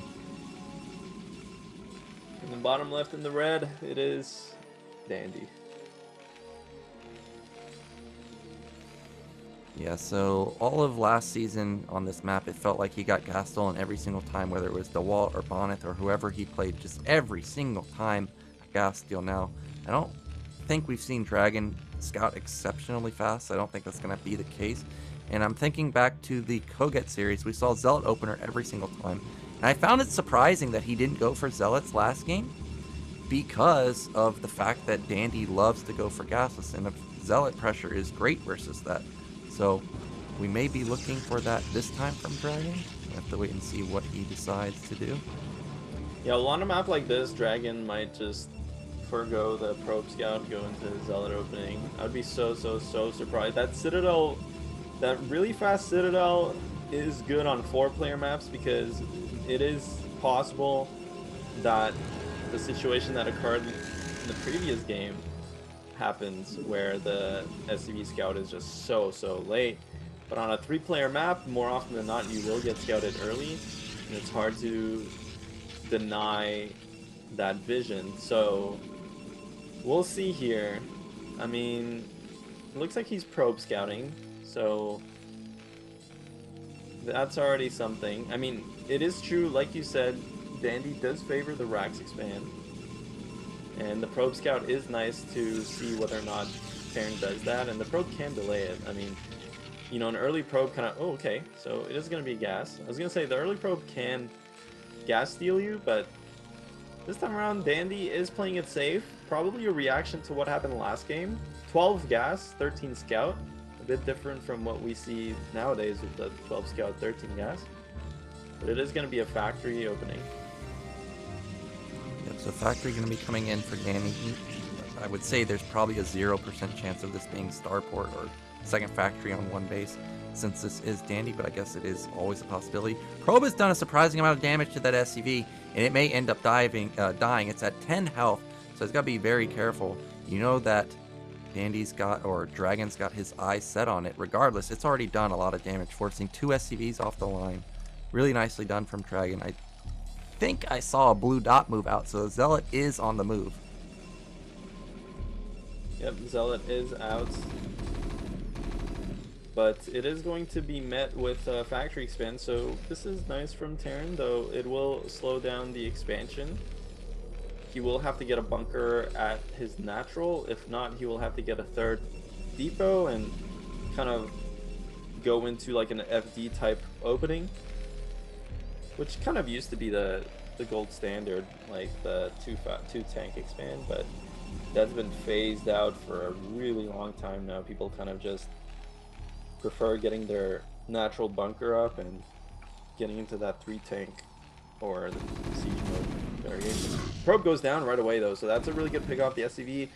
Sick micro there. SCV goes to block the path for the Zealot, but now Dragon comes back, gets a couple of hits off. Ooh, not the best micro from Dragon. Actually, the Zealot is not attacking as fast as it could. 3 wounded Marines can be a problem, especially if this is a Dragoon coming. I don't think it is. Not, yeah, it's another Zealot. So the Zealot, it could have success if it can get into the back line. Oh, he's attacking the I thought he was going to, but that was a bit of a misstep. He's only going to get one of the Marines. Now the bunker will get up in time, I think, before the Dragoon gets across the map. Now I do see that mid-right has an SCV sitting there. Dandy is mining more than 100 gas, so this could be something. Instead, it looks like he is just going to go for a secondary scout. Probably go mine tank as a follow-up. Goon, yeah, not going to get here in time, so these Marines should be safe. I mean, this has to be a proxy factory. No, it's not. It's so weird then, like, why is he still mining gas? It must be just a mistake. Because now this is bad for Terran in a sense. I mean, obviously he completely stuffed the early aggression from Protoss. But given the fact that he botched his build here a bit, Protoss still gets the Nexus off before the command center goes down. And we actually saw this in the game versus kogeT, where Dragon did the exact same opening with the double Zealot. It got completely obliterated, and kogeT actually had his command center down significantly earlier than Dragon's. But in this game, despite the same result, Dandy actually has a slower command center. So, you know, the 2 Zealots, they did their job. They forced the bunker, they forced a bunch of Marines, and they delayed the command center. So really, at this point, I don't even think Dandy's ahead. Yeah, I think Dragon's in a pretty good position. Command center is going up for Dandy, though. Second factory is going up, so we may be seeing that 3 tank follow-up that we see a lot of players go for. It's going to be slightly delayed. Back in Dragon's main, it looks like that's a second gate. Robo is about to finish too. Remember, all day long we have not seen a Reaver, so I wonder if this is going to be the game that he does go for some Reaver harassment. More than likely just going to be an observer, though. I mean, the robotics this early, it can be anything. You can get, I mean, the most stable way to play here is to get the observatory first, and then you get the support bay, go into shuttles, or into Reavers afterwards. But Dragon is the type of person, or the type of player. I mean, he does go Reavers, but I guess I haven't seen him go Reavers at all today. Looks like instead of getting the shuttle and Reaver, he will get a faster third base, using these 2 gateways to defend alongside with the observer. He is wary of drops, which is good. Obviously good play from him. But he pulls back a bit early, and now Dandy gets to get onto the map with a bunch of Marines and 3 tanks. It doesn't look like Dragon has too many units. Again, remember, he did lose those 2 Zealots, which could have been an extra Dragoon here. And he only has 2 gates. Sometimes you see Protoss players go for the 3 gate obs instead to be ultra safe, especially against this timing. A lot of those Marines are bruised though, so they should go down after 1 shot.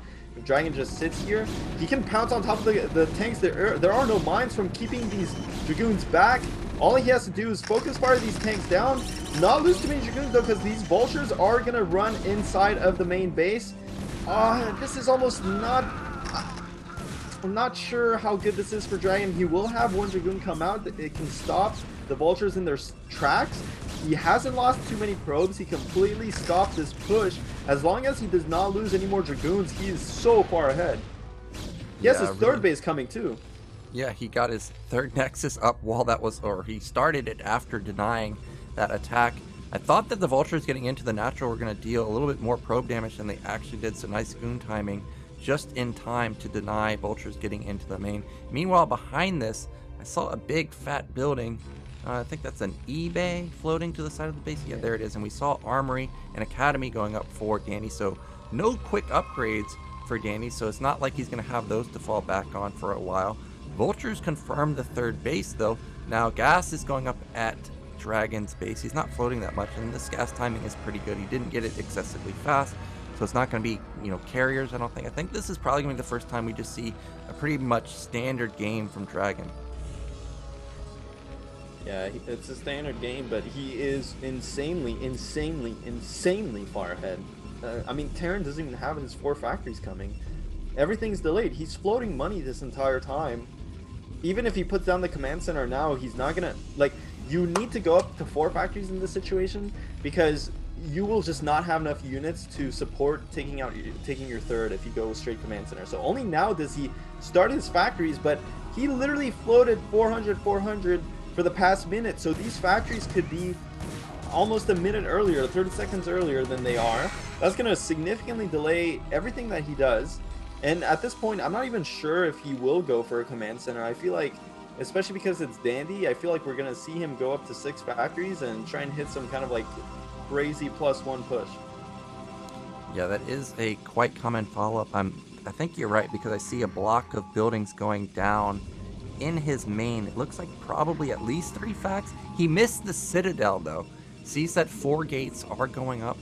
Now, there's no Templar Archive, so we know that meta these days is to delay going into Arbiter and go more shuttle-based play into Templar.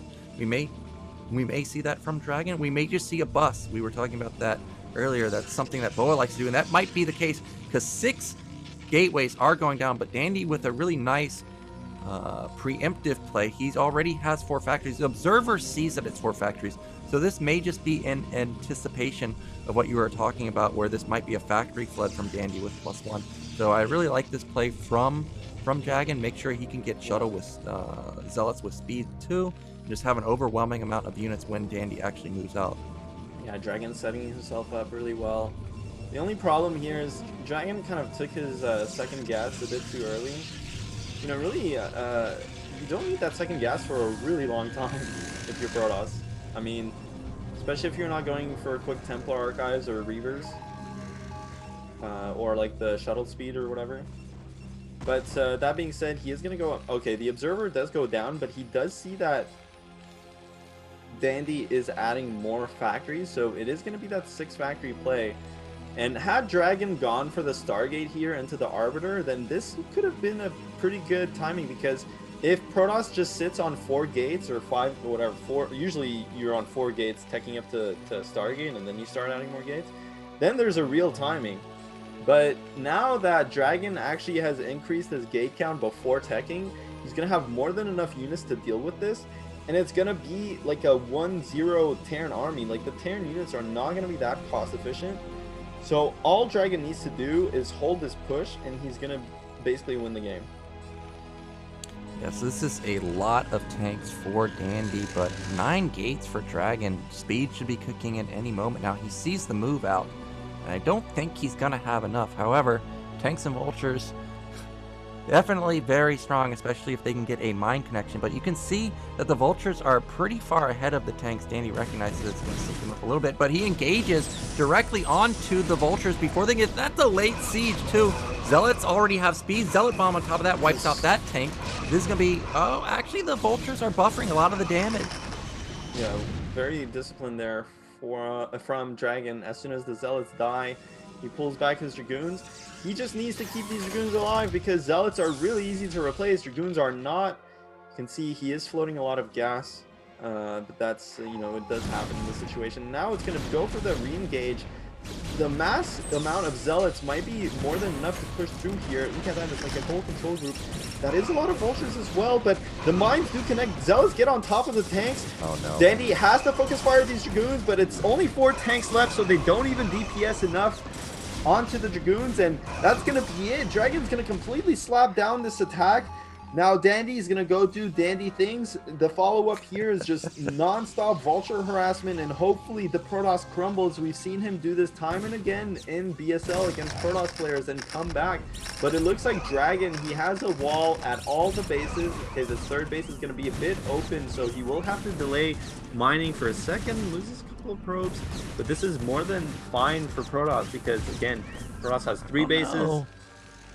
if you look at the supply, it's 100 to 80. What happened to all those goons that were in the center of the map? It looks like they are turning around. There's only 5 left over. This is closer than it looks, and it's pure zealot almost versus a lot of vultures. If he could have gotten into that natural mineral line, I think that would have done a ton of damage. Luckily, goons come out in time, so that's going to be denied. The supplies are close because Terran is making non-stop units out of 6 factories, and he's not actually trying to tech or get infrastructure, whereas Protoss is, you know, the Stargate finished. So it looks close, but I mean, it's mostly vultures. This is 2 add-ons. I don't know. Dragon is in a game-winning position. It's gonna be so hard for him to lose this game. I mean, honestly. It is definitely mostly vultures. If you look at it, it's only 3 tanks for Dandy. He should think about putting down a 3rd add-on even and trying to build up that tank count very quickly. He's on a timer because the Stargate's done. Templar Archive is done. There's no Storm out just yet. There's no Arbiter out just yet. I didn't see the Tribunal, but he definitely needs to make an attack happen because, as you mentioned, well, I think that's a 3rd command center that just started at his 3rd base, so he's going to try and transition out of it. And he's not that far down in supply. I could see something like that happening. And Dragon, I think, expects to be attacked sometime soon, so I don't see him taking a 4th base just yet. Yeah, but I mean, well, it looks like the Tribunal is delayed. Only now he's getting a couple of storms. So yeah, definitely Dragon's tech not quite on point. You know, it could have been faster. And it looks like he is not remaking some of these probes, but I don't know. This is mostly vultures. Like, if Dragon just plays solidly here and plays, you know, just well with his Dragoons, clears the mines, clears vultures up, and then follows it up with a nice bust with the Arbiter. Though, yeah, it looks like Dragon's macro is, you know, faltering a bit. He is in a good spot, though. He has everything he needs to win this game. He has Templar. The thing is, he did make Templars, and now he can't afford the Arbiter, so I don't know. I feel like Dragon is kind of crumbling a bit under the pressure here, because really, like, he had the gas banked up as well, and I think he was just very worried about it. Okay, here comes a Storm Drop, actually. This is going to be huge if it can connect. Oh my gosh, it Blink is... Dandy doesn't even notice, so he loses his entire mineral line. Yeah, blanketed the entire mineral line. I think he has a 3rd Templar here. He's gonna unload it into the main mineral line, and that's gonna get so many more SCVs. And this was like maybe 15 SCV kills, something crazy. The supply lead was only 18 for Dandy a minute ago. Now it's for Dragon. Now it's a 40 supply lead. Really insane amount of kills those Templar get. Arbiter is building, and I think if Dandy's gonna attack, he's got to go now. Like, he lost so many SCVs, his econ is devastated. Yeah, or he could try and play for the 3-2, just try and play. I mean, his upgrades are so late. It's so late. Yeah, hard. I mean, this is what happens when you go this 6 factory style. Like, yeah, you can still stay in the game in terms of supply. You know, I think a lot of Protosses probably end up throwing the advantage they have because they underestimate the fact that Terran can still make a bunch of vultures and just mine up the map and still expand. But the reality is, this is kind of like what we saw in the early TvTs. The infrastructure just isn't there. The upgrades are super late.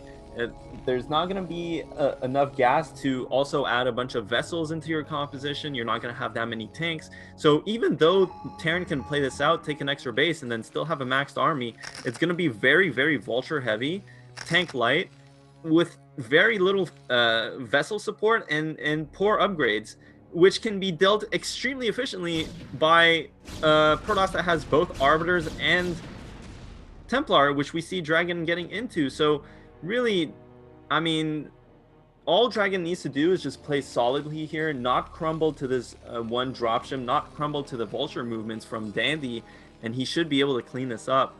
But Dandy will get a remax, most likely. It looks like the drop was spotted at the right side, but Dragon's going to back off for now, and maybe that could be a way for vultures to get into the mid-right base.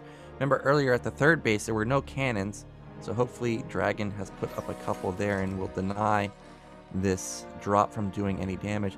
Arbiter should be out.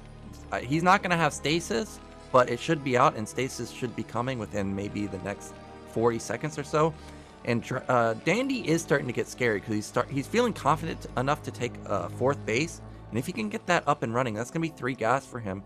He hasn't lost that many tanks in the past few minutes either, so he's got a surprisingly strong army. Dragon needs to be careful because this army doesn't look that scary.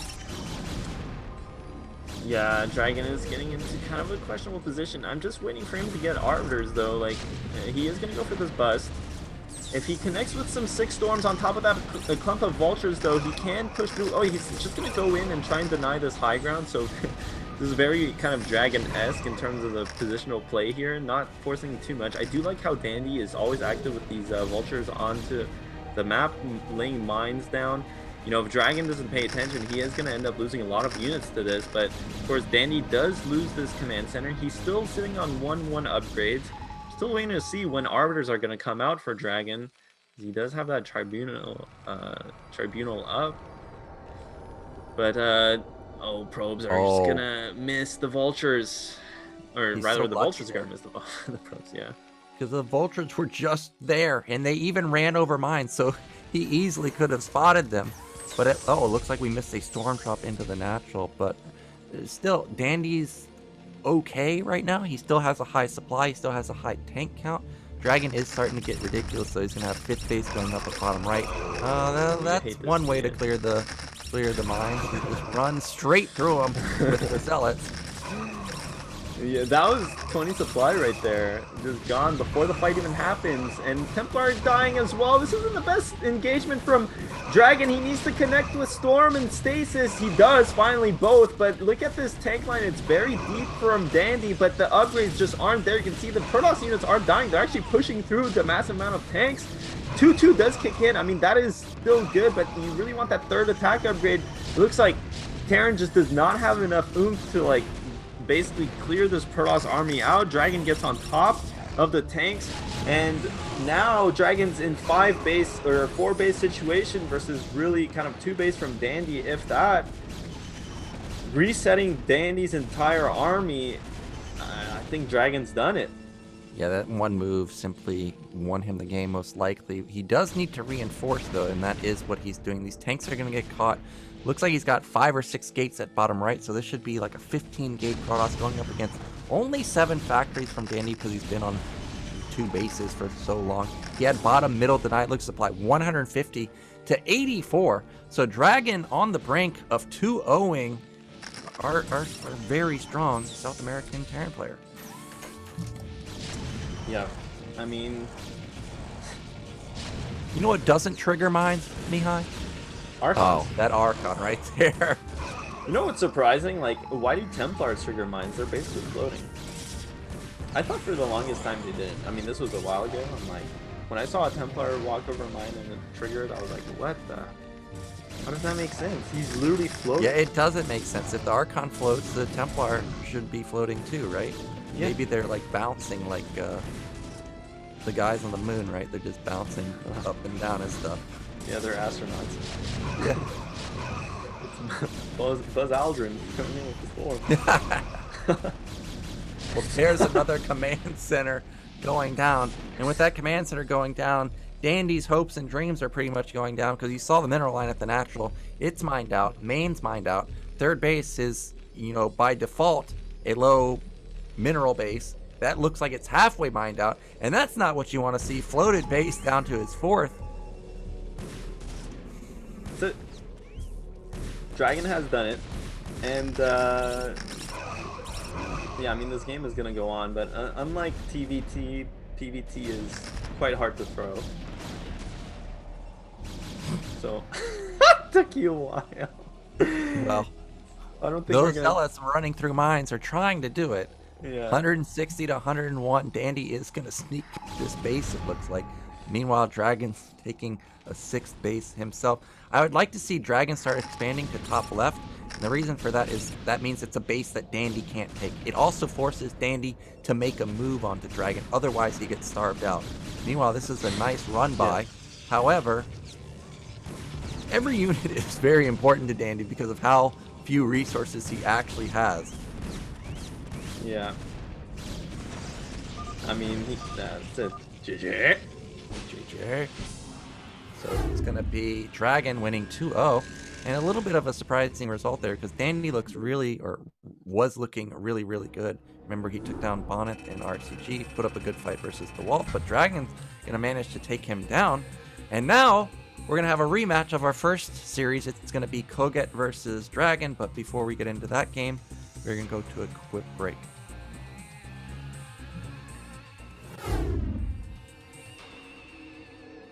To basically deny this mineral line, but Bonnet does have 2 Corsairs. If he can save this Corsair, oh my god, it goes down. So now Bonnet, really, he's down to 1 Nexus. And now that opens up the door for...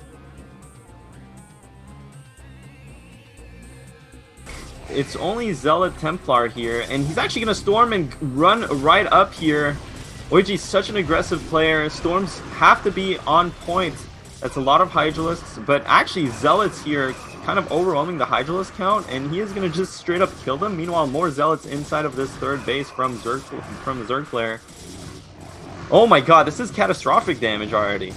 Meanwhile, that DT looks like it didn't have much success other than denying mining at the mineral line, but as I say that there actually is 4 kills, 5. He's going to get 6, maybe 7. Now that's ridiculous amounts of damage. Finally, Michael has found at least a little bit of damage, and now he's found that the extractor is a bit exposed. So that's going to be eliminated, but not a big loss. Oh, is there? At the natural, there's a ton of units there. This might be a denial onto that hatch again. Oh, but Michael does have units here, but it's not enough. Wings are just going to flood in here, and that's going to be it, really. My god, dude. This hatch, this 10 hatch opening against 9 pool is so, it's just so winning. It's insane. Oh yeah, God. I mean there's really just nothing Michael can do. I don't think there's at any point anything Michael could have done this game. Okay, some Scourge connected. Scourge connect. So this is about as good as it can possibly go. For Michael, he's got 17 Mutalisks. That's a sizable amount, but it's still nothing in comparison to what Avilev has. Look at how many Scourge and Mutalisks there are, and it seems like all of the Scourge connect also. And this is going to be GG. Michael, no way he can stop this. Yep. GG! Yeah, like, if these Zealots die here, if the Protoss units die, he's not going to have anything to defend his front with. And the thing is, they're not going to get good trades off onto these links, so Avilev is just going to walk up to this front. He has a bunch of lurkers here. I think this is game over. 4 lurkers will pop cannons very quickly. They're also going to murder these Zealots. You can see that the lurkers are taking initial shots from the cannons. He literally just has to focus his cannons, and this game is over. Yeah, you can see Oishi is targeting the lurkers with the cannons, but they are going to go down, and there's no robotics. We saw Citadel Templar archives. There's definitely no more detection, and that's going to be it, really. I mean, what can Oishi do in this situation? He literally just... Maybe if this cannon gets up, but Avilev notices it, focuses it down with the lings, and now the lurkers are going inside of the main. They're going to kill all these probes. The follow-up Zealots can go to something like the 3rd base and start hitting the hatchery there, so that's usually what you see. This one Zealot, though, if it gets a drone kill, that's massive, that's huge. The 2nd drone kill is even bigger, so this is already... if he gets the 3rd! This is so... 4 drones! Holy... This is... 5th drone, dude. That's it, this game's over. It's done. There's literally nothing Avilev can do. Okay, we're just about to watch a drone line get absolutely murdered, and there goes about 15 drones in an instant. And that's gonna now make the supply just 60 for Avilev and 112 for Oyoji. He's so massively far ahead. It would take such a massive throw. You could, like, the amount of throw is like if you would throw a ball from Earth to Mars or something. Like, that's how hard Oya would have to throw to lose this game. Well, this is a good move. Holy moly, that's a lot of probes going down. And if he was able to pop the cannons, maybe the observers were too late. But you can see the observers even have speed upgraded, so they got there very quickly. Take a gander, if you will, at the supplies real quick here. Triple the supply, a bunch of Archons. This was basically the Archon toilet. Get the Nexus. Get it. Avilev knows. GG. He doesn't notice in the main that everything's dying. He's still not looking, and the drone line's probably eradicated. Oh my god, this is a disaster. Now he notices, oh my god, there's 4 DTs in my main. They're going to kill the spawning pool too. No more Lings. Hive on the way though. It looks like Avilov is going to be able to defend that. And only 2 Reavers and no Sim City. There's no gates blocking the ramp or the natural. So it looks like Avilov is going to push through here. Darkstorm goes down. No speed just yet on the Ultras. But it looks like Avilov is going to kill top left. And with top left down, and Avilov still has bottom left going and a bunch of hatcheries and full econ with you know, a lot of supply. It looks like maybe no, there's no DTs on the round. This is looking like a win for Avilov, and GG. And I think Borinich is in a bit of trouble because the Zealots are going to add a lot of DPS, and that is a lot of Zealots too. Meanwhile, the Lings aren't helping at all. They're going for a counterattack, but he needs to make sure he doesn't die. The Storm is great, illuminates a lot of the drones, illuminates a lot of the Hydras too. And this could be Oyaji just ending the game. There's no more Sunkens left. Those Storms were incredible from Oyaji. He killed everything. The drones, the Hydras, more units coming from the bottom left to reinforce, but Oyaji is already in this main base. And GG. Borinich calls it. There's your answer, Nyokin Oyaji. It is time to find out who's going to make it out in second place for our Group C. We're going to have a rematch of our first series of the day. It's going to be Dragon versus kogeT. So, Mihai, your predictions have been on point today. Who's going to make it out, you think, in second place? I mean, I'm not surprised by any of the results today, to be completely honest with you. Who's gonna make it out? I don't know, man. Like the thing is, even against Dandy, Dragon looked a bit jittery. I feel like kogeT's gonna win. I also think that kogeT looked a little bit better than Dandy overall, so I think I'm gonna lean toward kogeT. And as you said, Dragon a little shaky, and then the Zealot run through the mines at the end didn't sway my mind very much, so I think that I'm gonna lean towards kogeT also. But Dragon did take down one of the best players, and remember, he did show that he will go for the delayed or the fast DP. So kogeT has to keep that in mind too when he's playing him. He cannot just simply play safe versus Dragon, who has the image of being a defensive player like he did in the first series. So maybe Dragon will just switch it up and just go very hard on kogeT from the get-go. This time around, starting map's gonna be Blade Runner.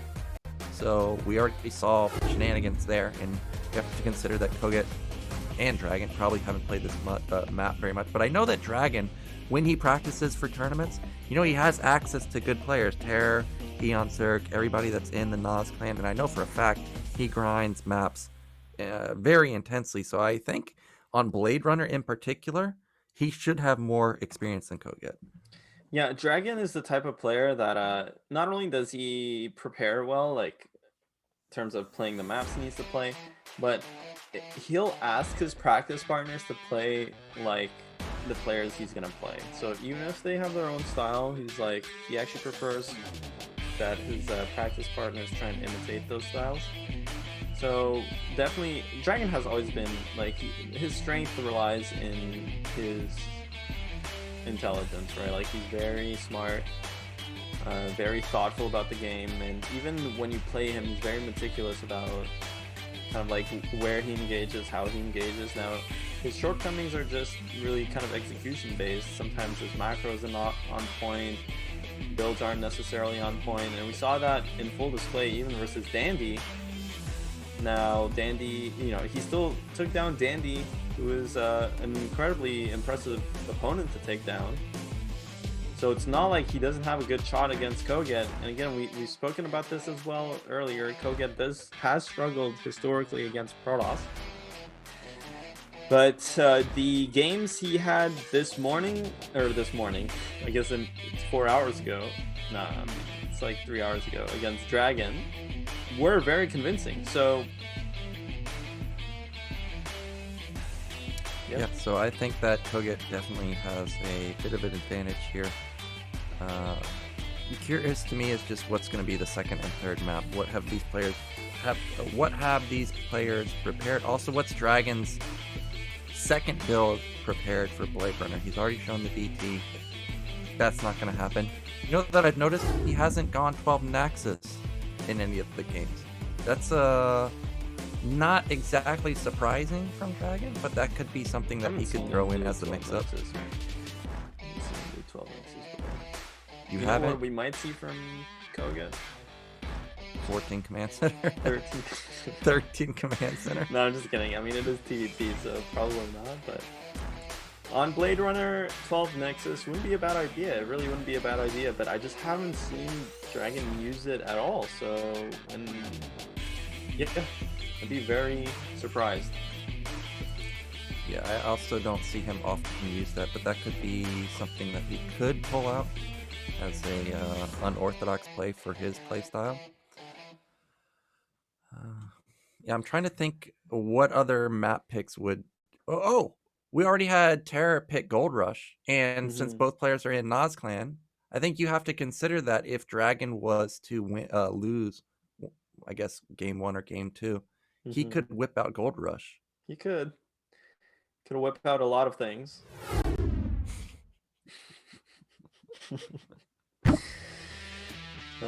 Blade Runner is going to be the map. Again, it's unfortunate that that first game ended so early, because it would be interesting to see how TvP plays out on this map. You know, I think it's you have to compare this to Circuit Breakers. It's very similar in layout, but it's also very not similar in layout. So, yeah, I don't know. Well, game is ready. Let's get into the first game of the final match of today.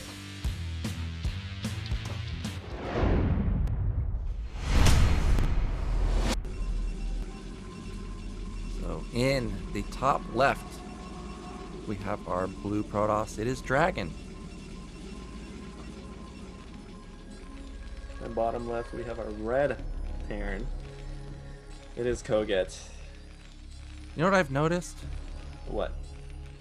Oh, I was gonna say that every single game has been like players spawning on the left side of this map, but actually last week we saw Gorinich versus Oyoji on bottom right. But every other game I think has been top left versus bottom left almost. No, we've seen top right versus bottom left, the True Touch versus bottom. Oh, we did. Or that is true. I guess I'm just recent games I've been seeing more games on the left side. Absolutely demolished, dude. Absolutely I'm demolished. a myth buster. Down with your conspiracies, Navican. Art_of_turtle is sub a Gosu for 7 months. I'm paying close attention to whether either player is going to queue up a lot of SCVs or probes and go for that fast natural. Looks like Dragon is banking. Oh, never mind. There it is. There is the 150 going into the gate. And that SCV, I'm expecting, yep, it's going to be building right next to that refinery. And I love that placement because you can put a depot on the right, go between the gas, depot, and racks, and then also place your factory in a nice position. So, already going to be a nice sim city for kogeT. Meanwhile, gas going up. Now, we saw in the first series, he rallied Zealot each time. Versus Dandy, he rallied Zealot, and he didn't have much success with it. Do you think that's something that he's going to continue going for, or I personally would just skip it because it didn't really do much for him. It has set him really far behind almost every game. Now versus Dandy, it did not, because it turns out that Dandy just didn't pull SVs off gas, so his command center came down later than it should have. But that was not because of Dragon's Zealot control. But I don't know, it looks like Dragon is not actually scouting with this probe, so definitely he is making a Zealot. Look, he's 17 of 17 supply, that is a Zealot coming out. Now, is he going to go for the double Zealot? That would be surprising, because again, it's not been too effective. I'm going to try and check for the supply here. No, his cybernetics is done, so if it's double Zealot, this would be interesting, to say the least. So Goon's going to be coming out. He's getting it before range, so he definitely wants to get damage done with this Zealot. Looks like kogeT is building a bunker. Zealot's not very quick, so this bunker should get up. However, that's only one Marine, and that's a bit risky to only build one Marine when you know a Zealot is coming. So it looks like he may have, unfortunately, cut a Marine in the middle of production. Yeah, this is a slight blunder too from kogeT. the second Marine's gonna get inside the bunker. He doesn't have SCVs to block though, so it is fine. No, this is fine from kogeT. Playing this just fine. Obviously, he does not want to lose any Marines, but or any SCV. Ooh, that Marine though. He's didn't know quite where to run, and this other Marine's gonna get hit as well. This is being a bit annoying here for kogeT because this one Zealot is delaying mining on those two SCVs, and at the same time forces the bunker. Look, behind this dragon is going to get a nexus. Now I've seen like both Dandy and kogeT enjoy, like they like getting the machine shop right away, but I feel like against this opening, just getting the vulture is so much safer. And now the Zealot is still alive. The goon ran past the bunker, but that was a bit too much there from Dragon. You know, what's one Dragoon gonna do against SCVs? So that's really why you mostly don't see Protoss's kind of YOLO run by the bunker. But here, if kogeT opens something like Vulture Mines or Vulture Speed, that's so freaking good for him. So freaking good. Flippin' good. Another delayed but he's going DT tank. opener. Yeah, he's going tank. And this DT opener is well, it's not one base DT, so it's a bit slower. I do agree with the mine opener. Also, because he lost the Goon and the Zealot, Protoss is weary of a potential Vulture backstab. So that would have been a nice move by him. But kogeT could have been mind game. It could be mind gaming here. He's like, I know that you know that Vulture's a common follow-up, so I'm going to go tank. Now look at this. Just like in the Overwatch game, Armory. He didn't get off a very good scout either. Like, this is just blind Armory. So I'm weary that the Academy is not going to come down for a while either. Well, it looks like this is going to be DT drop from Dragon, but yeah, it's just unfortunate, Nayakin, because honestly, if you do this opening and you kill the Goon and the Zealot, you 100% should go Vulture Mine. And even if a Dragoon is rallied to your natural, you just put one SCV to repair the bunker, and after one or two Vultures, get your tank. And now you have mines in the middle of the map, pressuring, like, giving you map control. It's pressuring the Protoss into staying back. It's just a superior opening, and it would also cover some DT openings. Instead, we are going for Armory Academy, which is, again, the standard build right now. The problem here is that because Dragon is going for robotics, you would actually rather have eBay here. And when you're on one factory for this long, the turrets do help quite a bit. You know, even if you have scan, you only have 3 tanks to work with. I can see this DT drop doing a lot of damage. Yeah, and he's most likely going to scan pretty soon to see what's going on, and then he's not going to have any scans available. And if he can drop DT directly onto the comsats, I don't think he'll be able to repair them in time. However, it is at least only going to be 2 DTs. It's not going to be 4. He's not going to be able to constantly rally them to kogeT's base. Still no eBay, though. So this could be very punishing. I'm curious if he scanned or not. Not too sure what his actual... Oh, he saved scans. Okay, it's gotten so late. Oh, no. Did he just blow it? There's one. He just blew. He missed it. Oh, my God. At least he has one. At least he has one. He has... I mean, he has a Goliath. He does have one scan, like you said. One DT gets dropped. Okay, that was... it just gets cleaned up. We're both speechless instead. We're just like kind of on the edge of our seats looking at what's happening. But yeah, there's no additional scans. I mean, they will come back in a couple of seconds here. This is what's nice, actually, about... You know, actually, this build from Terran is just so resilient against anything that Protoss can do, to be completely honest with you. So he is going to clean up this this drop. It does force kogeT to get an eBay, which would delay his 3rd command center. You know, you kind of would want to start the 3rd command center at this point, especially having seen DT drop. So that's a nice win for Dragon, but definitely good for kogeT to not take any damage here. Yeah, that... I thought for sure he was going to double scan and ends up saving the scan, and that probably... Well, it didn't necessarily save the game because the comsat still had 30 energy on both of the comsat scanners, so he would have gotten off another scan pretty quickly, but nicely done from kogeT to take minimal losses right there. Meanwhile, Dragon is powering. He's going up to a third Nexus. He's up about 20 supply. We see that kogeT is going for a fast third command center too, with a fourth factory also. And remember, he rushed +1 weapon, so his science facility is also far along. I didn't see a second armory. He is banking a lot of gas, but because of the SCV pull, he may just go straight into +2, skip +1 armor. But looks like the SCV, does the SCV count in the main look kind of low to you? It looks a little looks fine. low. It looks fine? Alright, the NAT looks good. And in Dragon's main, he's going for fast Arbiter. So this is going to be a build where Dragon actually doesn't have that many units. Well, the obs does go down. That's really annoying, obviously.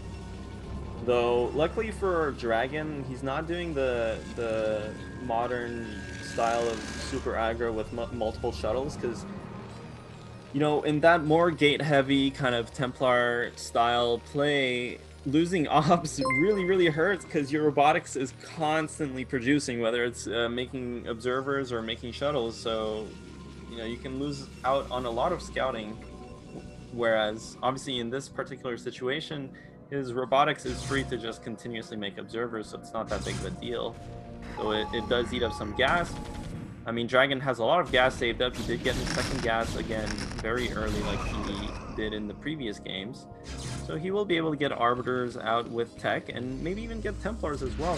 His DT is being really annoying, spotting the third base timing. Dragon is going to push out, park outside of kogeT's base. There is a dropship out, so hopefully, you know, Dragon, one problem he does have sometimes is in dealing with these drops, and he should really have a forge by now. You know, as Protoss, like, once you're teching to Arbiters and you get, like, well, in this case, yeah, he does have a forge. So he should have cannons as well. There's really no reason not to drop a cannon at each of your mineral line by the time your forge finishes, because it does coincide with generally with the dropship timing. He cannot lose too many probes here, and it has been the bane of his earlier games versus kogeT. So here comes a drop from kogeT. There's no defense, no cannons, no anything. Dragoons are still at the natural, and this should get a decent amount of damage. You can see the supplies are pretty darn close, 105 to 102. I think a Vulture is going to get into the... Oh, he's just going to unload at the NAT, I guess. Yeah, he's going to try... Oh, nope, he's going to go to the third now. Luckily, there are cannons there, but kogeT also sees that the gateway count is very low. He also sees that the Stargate and Arbiters are starting to come out. Vulture denying top right is a big deal. That's going to be quite annoying. Meanwhile, looks like fourth base going up for kogeT at the bottom side of the map, and his +2 should be finishing in about a minute and a half.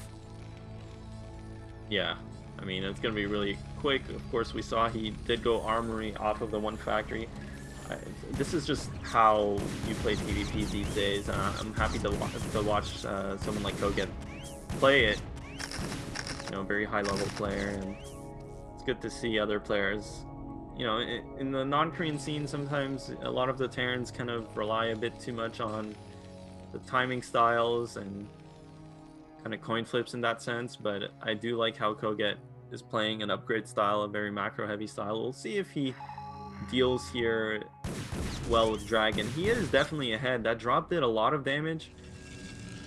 You know, his macro is on point. Dragon really kind of just struggles in just macroing, to be honest with you. His build just seems a bit jittery here. He shouldn't be this close in supply with a Terran that, even going Arbiters, he should not be this close in supply with a Terran that went for an upgrade style. So we'll see. You know, this is going to be really hard, though. kogeT, you know, when you do this really early armory timing, you have to go for a 3-2 timing. Like, it's very hard to go for a 2-1. So it's not like kogeT is going to push anytime soon. It is 120 supply. It would be kind of insane for him to move out at this supply. Instead, he's going to get this fourth base, third gas going. He's getting set up all over the place. And then once, like, we get into 14-minute territory, 15-minute territory, when +3 finishes, that's gonna be when the hurt is gonna be put onto the Protoss. So honestly, did he forget armor? I think he just delayed it a little bit, and the armories are both spinning now. Some +3 weapon is in the works. 16-minute +3 should be coming in. That's pretty darn fast. Meanwhile, Arbiter should be out by now. That means recall probably within the next 30 seconds to a minute or so. And I'm trying to see if there's like a turret ring across the natural. I don't see it just yet, but because kogeT's style is to just sit here, you would think that Recall Man shouldn't be able to get in, but time and time again, we do see that the Terran somehow gets their defenses exploited. So we'll have to pay close attention to any Arbiter movement. Second Arbiter is coming out. Another option that Dragon has, of course, is to just bank the energy and go for multiple stasises. Now, I was looking at the SCV count in the main right there. It looks like he's low on SCVs in the main, so that means he's going to have an insane army when he actually moves out with +3. Yeah, I mean, that's the whole point of this build order. The upgrades are slightly late, but it's okay. Even if recall comes through, I mean, the only location, when you're set up like this as Terran, when you're just kind of waiting and defending, the only location that can be really annoying is if you get recall into your main, but given how the layout is of this particular map, recall locations are really either at the 4th or at the natural, which is generally terrible for Protoss because they're just recalling into units. So Dragon, his only option here is to wait. He does have a couple of Arbiters. Hopefully he has started mixing in Templar as well, because that's what Protoss needs against late game mech. Yeah, you see Templar popping out. Storm and Stasis in conjunction with one another can deal quite effectively with the upgrade advantage that Terran does experience in the late game. It's all about how well the engagements go. But yeah, as a Protoss player, this is the waiting game. Now, if kogeT waits a bit too long, then Dragon can have the opportunity to start expanding to bottom right and start putting gates there. But that's still a couple minutes away. Yeah, well, I did see that. Oh, goons are going to get surrounded by these vultures, and vultures trading for goons are amazing. So really nicely done from kogeT right there to catch a few goons for just these cheap vultures. I did see 2 Arbiters in the middle of the map. That's a 3rd Arbiter right there. There's Storm. So that's going to be a lot of stasis and spells available to Dragon when a fight actually happens. But I do remember that kogeT did have 2 vessels also. So he's got a lot of energy available. I thought I saw some movement on the left side, but it looks like it's backed off for now. This Vulture run by did way more damage than it should have, wiping out, what, like 10 probes there? Yeah, you know, Protoss at this point should have kind of like a 3k bank. But he is actually Dragon is spending a lot of his money, so it makes sense that he doesn't quite have a bank. He does have a lot of gateways at top right. So now really Protoss is thinking about trying to expand to bottom right, because if Protoss ever gets bottom right, then you can start playing kind of that refugee toss style, and it's really good. The other thing that could start going into Protoss's mind is to get into, you know, start air upgrades and get like a late game carrier switch going. That's really strong in these drawn out positions. But of course, Dragon does not seem to be setting up for that. Okay, as a Terran player, I liked what I just saw. However, if you're a Protoss player, you're not liking that sight. That's like 30 tanks. And there's multiple vessels that have been banking up energy for a long time. So, I think this Protoss army is just about to melt. I didn't get a catch on the upgrades. I think, what did he have, +2 weapon? Terran's got +3 weapon.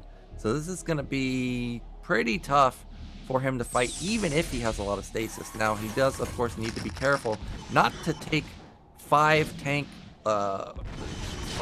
Oh, gosh. All those goons just instantly die. Disgusting. Terran late game Terran is so absolutely insane in this matchup. But both players have chances to smash this engagement. Oh, if he gets an EMP off before the fight starts, that would be massive. It's all about this engagement. It's all about the spell casting from Protoss. He cannot get these Arbiters EMP'd. He has to really pay attention. Okay, he gets 1 Arbiter, and he re-MPs the same Arbiter, so there's a lot of stasis to work with here. He has 4 stasis to work with, a bunch of Templars as well. He just has the stasis, a couple more tanks, but where are the Protoss units? It's kind of hard to see on our screen, honestly. It looks like they all died, and my god, that's a lot of tanks. What does Protoss do against this, dude? Yeah, you think that you should stasis the tanks in the front, but that just means you can't get on top of the ones in the back, and that's exactly what I was talking about. The upgrades are lacking for Dragon. Only 2-1. 3-2 does not care about 2-1. 3-2 almost doesn't even care about 3-3-3. However, 3-3-3 is pretty good. So Dragon, he's in a world of hurt because this army is basically unstoppable. Also, he used up all of his energy. Yeah. Yeah. If you can't stop it with 4 stasis, you're not going to stop it with no stasis, that's for sure. And what's funny is this isn't even kogeT's whole army. He has like 5 tanks sitting at his 3rd base, I think. Oh, he ended up moving them. Yeah. This is looking quite grim for the Protoss player. Here's the problem. Terran has to think about a 5th base. Well, not really. Terran's like banking resources at this point. Yeah, I don't know what Dragon can do. Here comes a big engagement. This is good for Protoss to come from multiple angles. One EP goes off. There's no stasis though. There's no storm. Storm's now coming across a couple of tanks. You know, that was good. Protoss did shred a couple of those tanks. It looks like kogeT lost 50 supply in that engagement, and it's gonna take multiple engagements like that for Protoss to be able to get back into this. But now kogeT, honestly, he is a bit slow about pushing across the map. He's been stuck in the middle of the map for a really long time. It does give Protoss the chance to remax, whereas generally when you have this 3-2 timing, you just go and park at a Protoss base, you know, and Dragon has just been mining this whole time. So this is okay for Protoss. But this is where the real test comes, and it looks like Dragon has burned through his initial bank. Oh, Yeah, but this is and- crazy from kogeT. He's being way too aggressive. I mean, there's units up here. There's only tanks. All the vultures are dead. This is mass zealot. Did kogeT overextend? These Templars are trying to get in range to storm, but they're not. One storm goes down. I mean, Dragon has the units here to punish this, but he didn't quite do it, and they all got stuck behind that one Dragoon on the ramp. And finally, kogeT does get sieged up. So, man, that was unnecessarily close. I think this was a bit of an overextension. However, the entire army was at bottom right, so he did deny the 5th base. But because kogeT knew it was there, he knew he was safe to try and get into the main. Now, this is always dangerous to push into this amount of gateways just with basically pure tank. These are extremely expensive units, but he is going to get on top of the production. You can see Zealots popping out 7, 8, 9 at a time.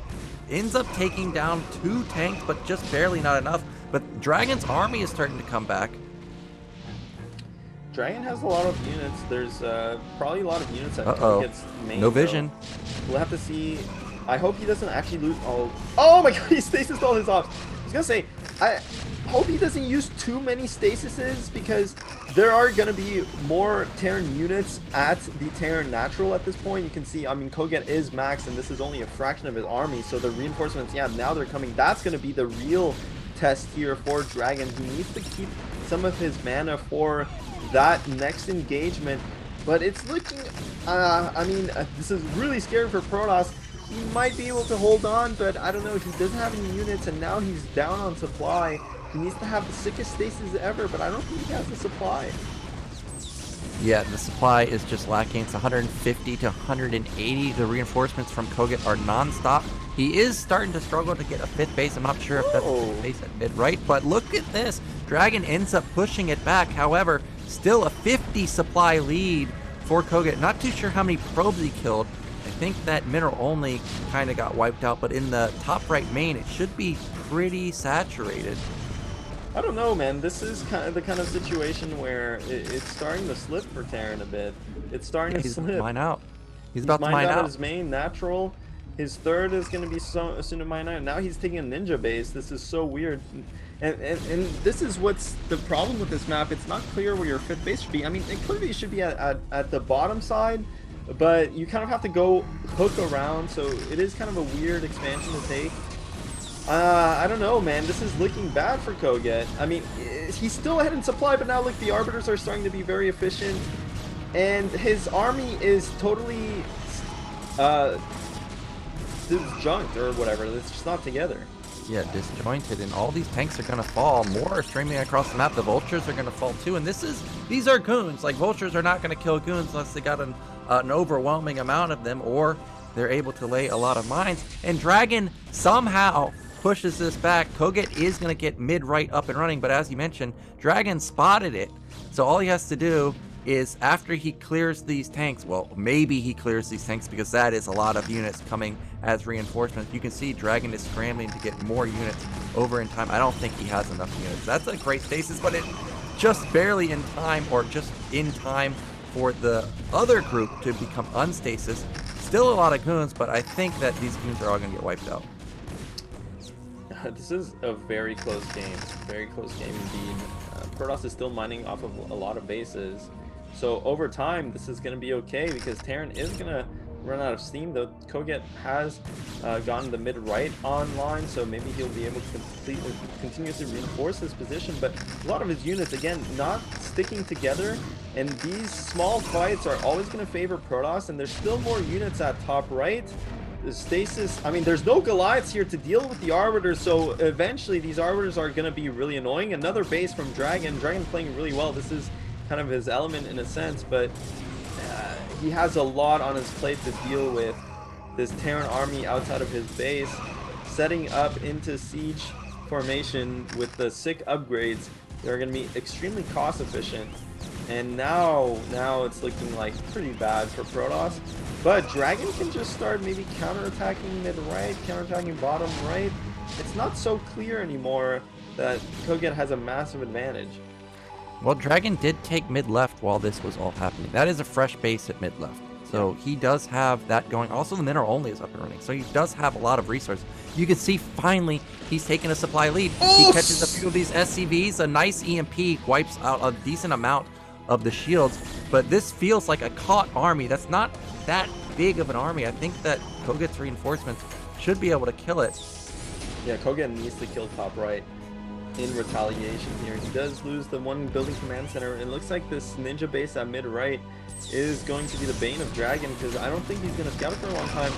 These units are overextending a bit. Is it enough to clear out these Dragoons? I mean, they're going to trade, which is okay for DragOn, because he did use these units to clear that.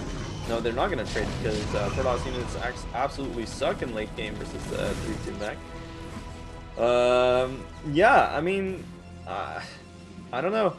The kogeT has been landing some sick EMPs. He is, you know, 3-2 or a 3-3 mech. So I don't know if DragOn actually, whatever DragOn does, I mean, DragOn's been mining this whole time. That's the thing, you know, Terran, when they do this push, they want to really deny some mining from the Protoss player. I mean, he has killed 2 bases. He's killed the natural expansion to top right and the third mineral only to top right. But DragOn has that mineral only on his side still mining, and mid-left still mining, so he can still remax constantly. Oh, recall goes down at mid-right actually, but the units from kogeT are in position, completely stuffing that. Though that's a decent trade though for Protoss. Yeah, I thought that was going to go way worse than it actually did. Meanwhile, it looks like kogeT has figured out that top left has been mining, and he's going to send some tanks and vultures over there. Again, another skimpy force for DragOn on the coming out of his main, so I don't think he's going to be able to stop this. However, there is an Arbor, so maybe he can get off a 6 stasis. Tank sieging up within. Oh no, he's eating all these mines. Oh! Late game mines. We still need some obs with our army, and it's falling apart now. Yeah, it looks like kogeT will have stabilized, and with killing mid-left, killing a lot of the bases at top right, even if he takes not the best trades, the thing is he's out mining the Protoss at this point, so he can kind of just outproduce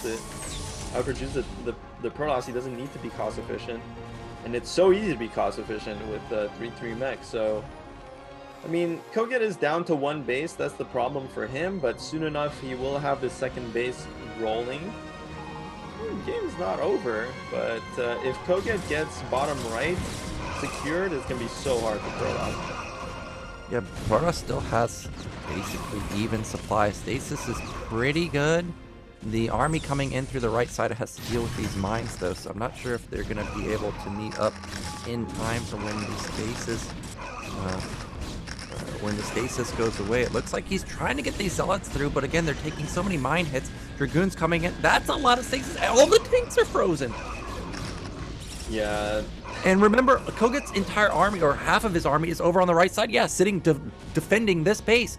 if Dragon just attacks, he wins. There's nothing stopping him. Well, the thing is, as Protoss in this situation, you don't want to be overzealous because you still have to kill these stasis units, remember? Like, they're not... Yeah, that's what I mean. After these are gone, just go for the main. Of course, we know that. He doesn't know that. But there's nothing there.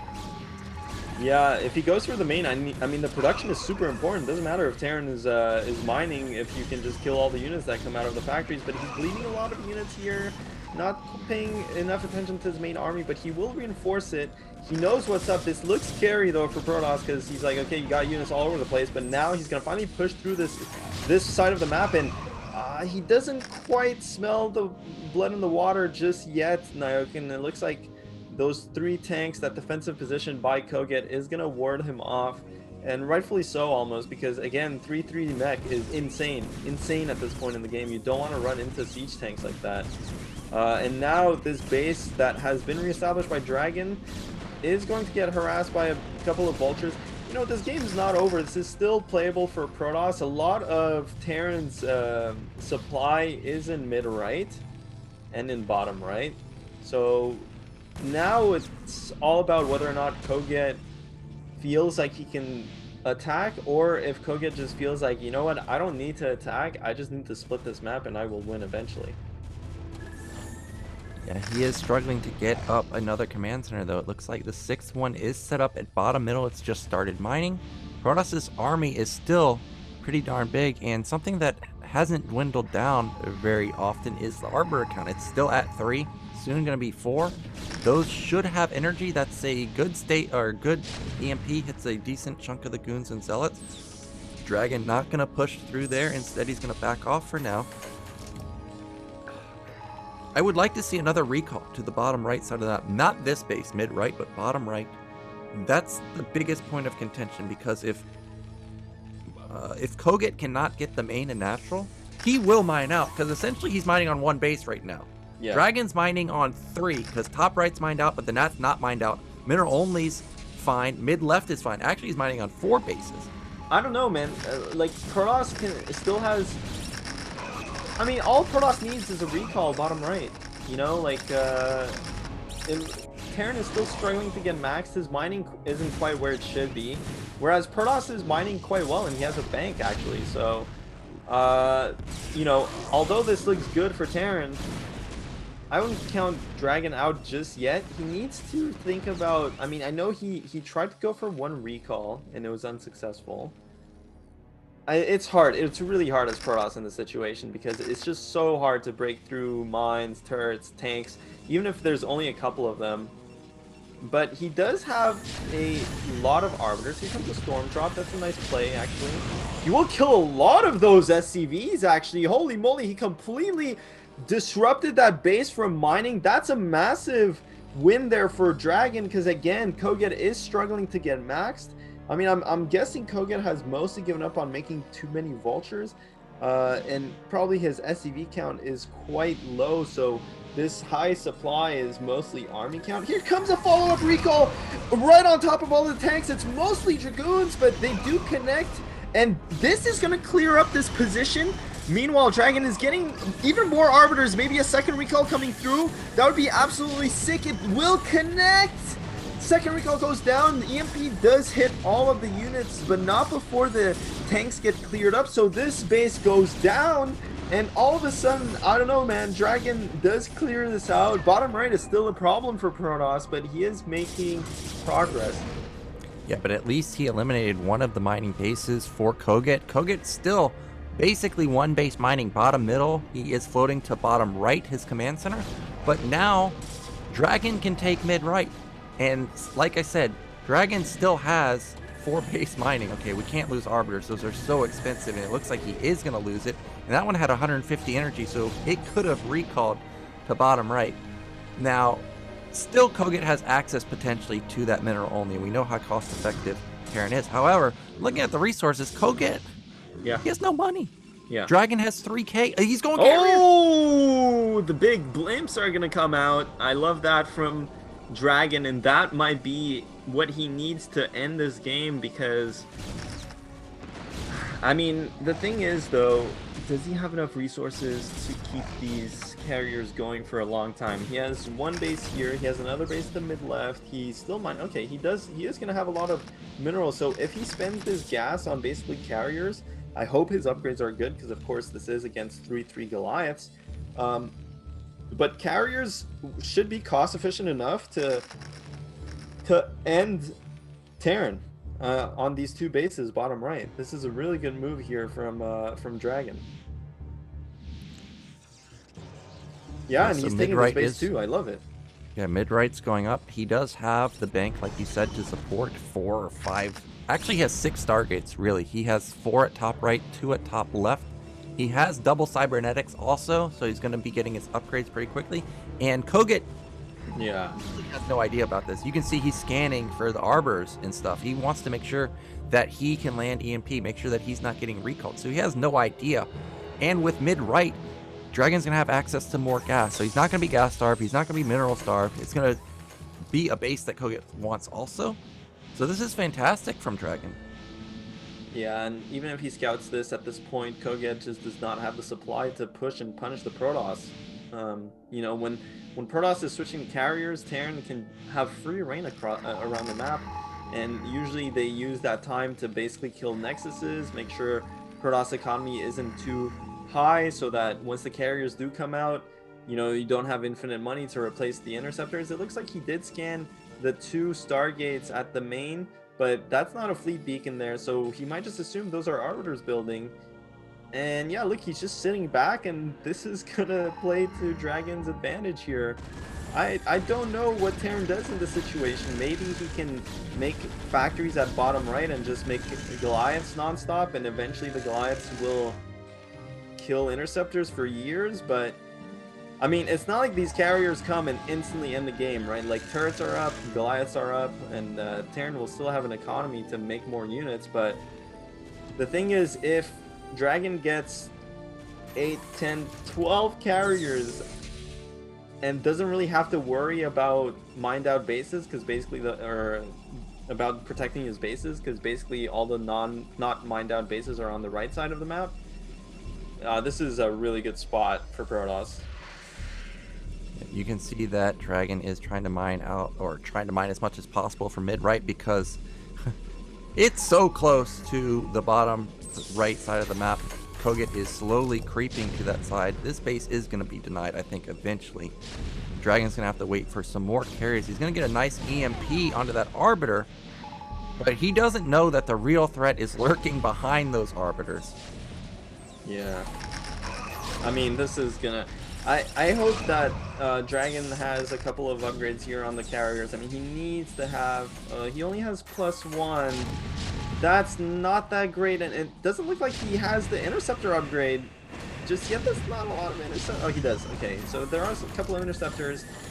I mean, the sheer number of these carriers, regardless of the upgrade discrepancy, is gonna output enough DPS to be, like, very threatening. And there's just no Goliaths. There's not enough anti-air to deal with these Interceptors, so it doesn't really matter. He also has Arbiters. Like, the thing that, you know, is sometimes not mentioned is that Arbiters in conjunction with carriers is just insane. It's insane.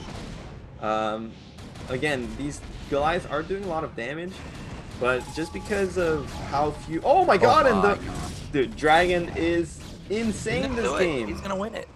He's gonna win it. kogeT doesn't really have much money. He cannot reinforce this army either, so carriers can just pick off tanks left and right. And kogeT went really hard on the Goliath production, trying to build it up quickly. Just ran into a brick wall right there. Yeah. This command center is going to fall down. That's going to be a decent chunk of econ going down. That Arbiter is going to fall, which is a big deal. But you can see +1 has kicked in for the carriers. Weapon and armor are upgraded. No, I mean, that's it, dude.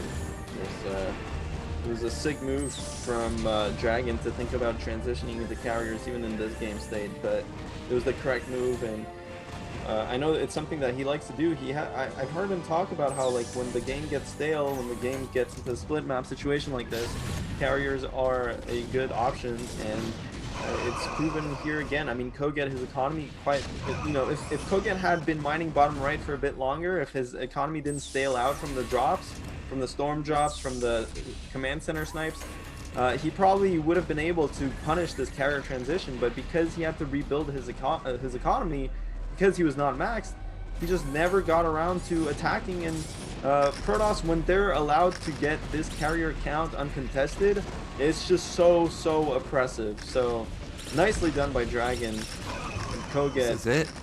Yeah. There's just nothing to deal with the carriers, and now the ground army is even into the bottom right side of the map, and they're going to have ramp advantage now with Templars also.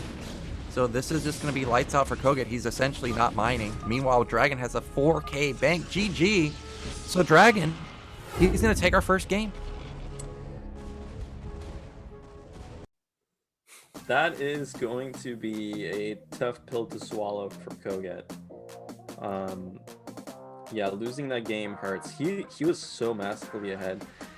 It's just that when you get 3-2, you have to go and do damage, and you have to be efficient with how fast you push. And he was just too slow. He was just a bit too slow. Well, it looked like he was going to break top right because he had so many tanks there, but he didn't have any vulture support. He even breached the mineral only there too. And at that point in time, the main, nat, and top middle were all mined out for Dragon. And I thought for sure that kogeT had done it right there. And kogeT was still on 4 bases, still had 4 base mining.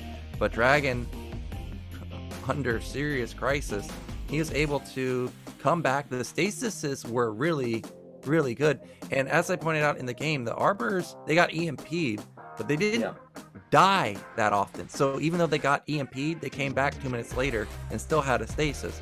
So unfortunately for kogeT, he just ran out of money, it seemed like, and Dragon stabilized very well. And now Dragon 1 game away. Yeah, he's 1 game away, and that was a massive victory. So especially after a long game like that, if you're on the losing end of it, it can be extremely demoralizing because you're like, okay, I'm exhausted, but I have to win 2 games. So yeah, just in a really bad spot kogeT is. We'll see what his map choice is. I wonder, he could go back to Overwatch. He could maybe play Eclipse. Yeah, I think. Or I don't necessarily. Really good choice.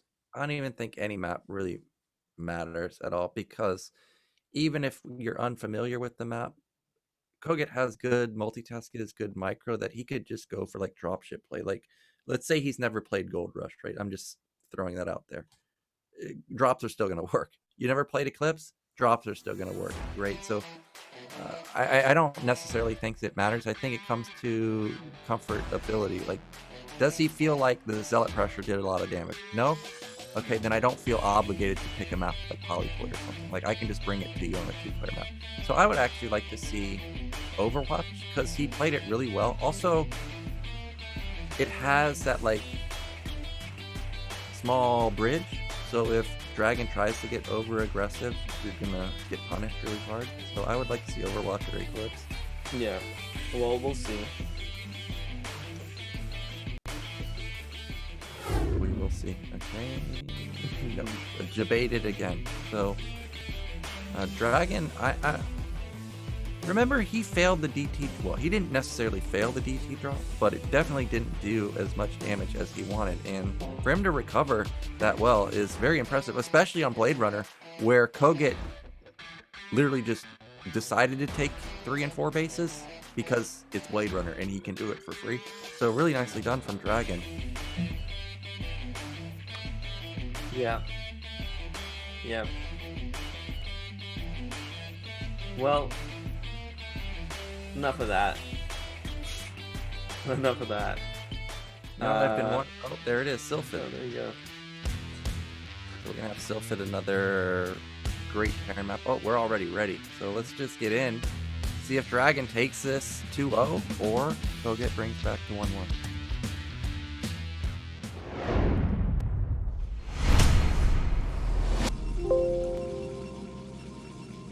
Alright, bottom left in the red, it is Dragon.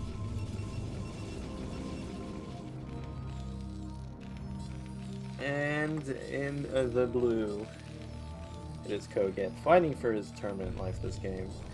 Self-fit, again, not surprising pick. It is such a good TvP map. Yeah. Well, we saw. Go ahead. Go ahead. We saw tank and vulture pressure, I think, last time, right, on this map. And it had pretty good success, so I wouldn't be surprised to see that again. We have seen the Zealot really do nothing. I'm really so surprised that he continues to use it, because versus Dandy, he didn't use it. You notice that, right? He didn't use it versus Dandy. So I think Dragon should just go back to just going straight range. The Zealot hasn't had success. Even last game, he lost his first goon. Remember, it ran by the bunker and got picked off by 3 SCVs. So I hope he does that. Oh, you hope he runs by the bunker? No, don't. I hope he just skips the Zealot and just plays what I run into on the ladder, which is just straight goon man. Yeah, the Zealot more often than not has not helped Dragon. But no, even last game it was fine, if I remember correctly. I mean, he did lose the Dragon, but the Dragon. Well, no, he was definitely behind last game, but it hasn't been the worst disasters yet. So, and remember, kogeT had a missed opportunity to open with mines and kind of really press the point. So, Dragon not experiencing kind of like the type of... Well, look at this. kogeT's gas is pretty fast. This is going to be, what was this? I think this was an 11 gas from him. Could have even been a 10 gas. The more I'm looking at it, I think this is 10 gas. He's going to have like a 2-15 factory going up, so 10-10-10 action. Yeah, this is a blast from the past. And we've seen Dragon struggle with this type of build when playing against Casper. You know, it's very taxing for the Protoss to micro against a lot of these builds here. kogeT does pull off gas though, so it looks like he's gonna stay on one factory for now. Only now getting his second depot up. Again, this factory is abnormally late, or early rather. And yeah, I mean, how do you like to play 10-10-10, Nayokin? I feel like you'd be a bit more experienced in this. I remember the point of 10-10-10 is while you're getting this factory, you just make non-stop Marines and you have a really early tank Marine push. Yeah, so you have to get up to what, like 8 Marines, and it's insane. Now the problem is I don't think we've seen kogeT build Marines non-stop. We haven't seen a single game where he built three Marines before bunker. So I think when he shows that there's no bunker, it kind of gives away, maybe not necessarily that it's 10-10-10, but that it's going to be like an FD. And the purpose of 10-10-10 is it's about 20 seconds faster than a normal FD. So you have about half a tank or one more vulture, or you're flat out 20 seconds faster, right? Which is half of a goon. So Dragon does need to be careful, but I think he should already know something's up because there's no bunker, like I said. And now he's going to see 5 Marines, so now he definitely knows that the gig is up. Yeah, but I mean, he still has to deal with it. We'll see what his adjustment is. The Zealot is actually, you know, it's not that bad. It's going to soak up a lot of hits when they fight. Though, you know, whatever, kogeT does get this rescout off. Looking at Dragon's base, he does not have a second gate coming just yet. That's a robotics, man. You don't like seeing that one. He's dead. He needs units. He needs units. Like, he scouted this, man. Yeah, he scouted it. I don't understand. I thought when I saw the Nexus was started, I was like, wow, that's unfortunate. He just barely put down the Nexus before scouting that this is going to be a pressure build. Well, instead, he thinks that he's going to be able to hold this with 2 goons and a shield battery. I mean, shield batteries are good. However, you need deeps. I hope this is you know what would really tilt me off the face of the planet is if he goes this observer. Yeah, I think he has to have Reaver here.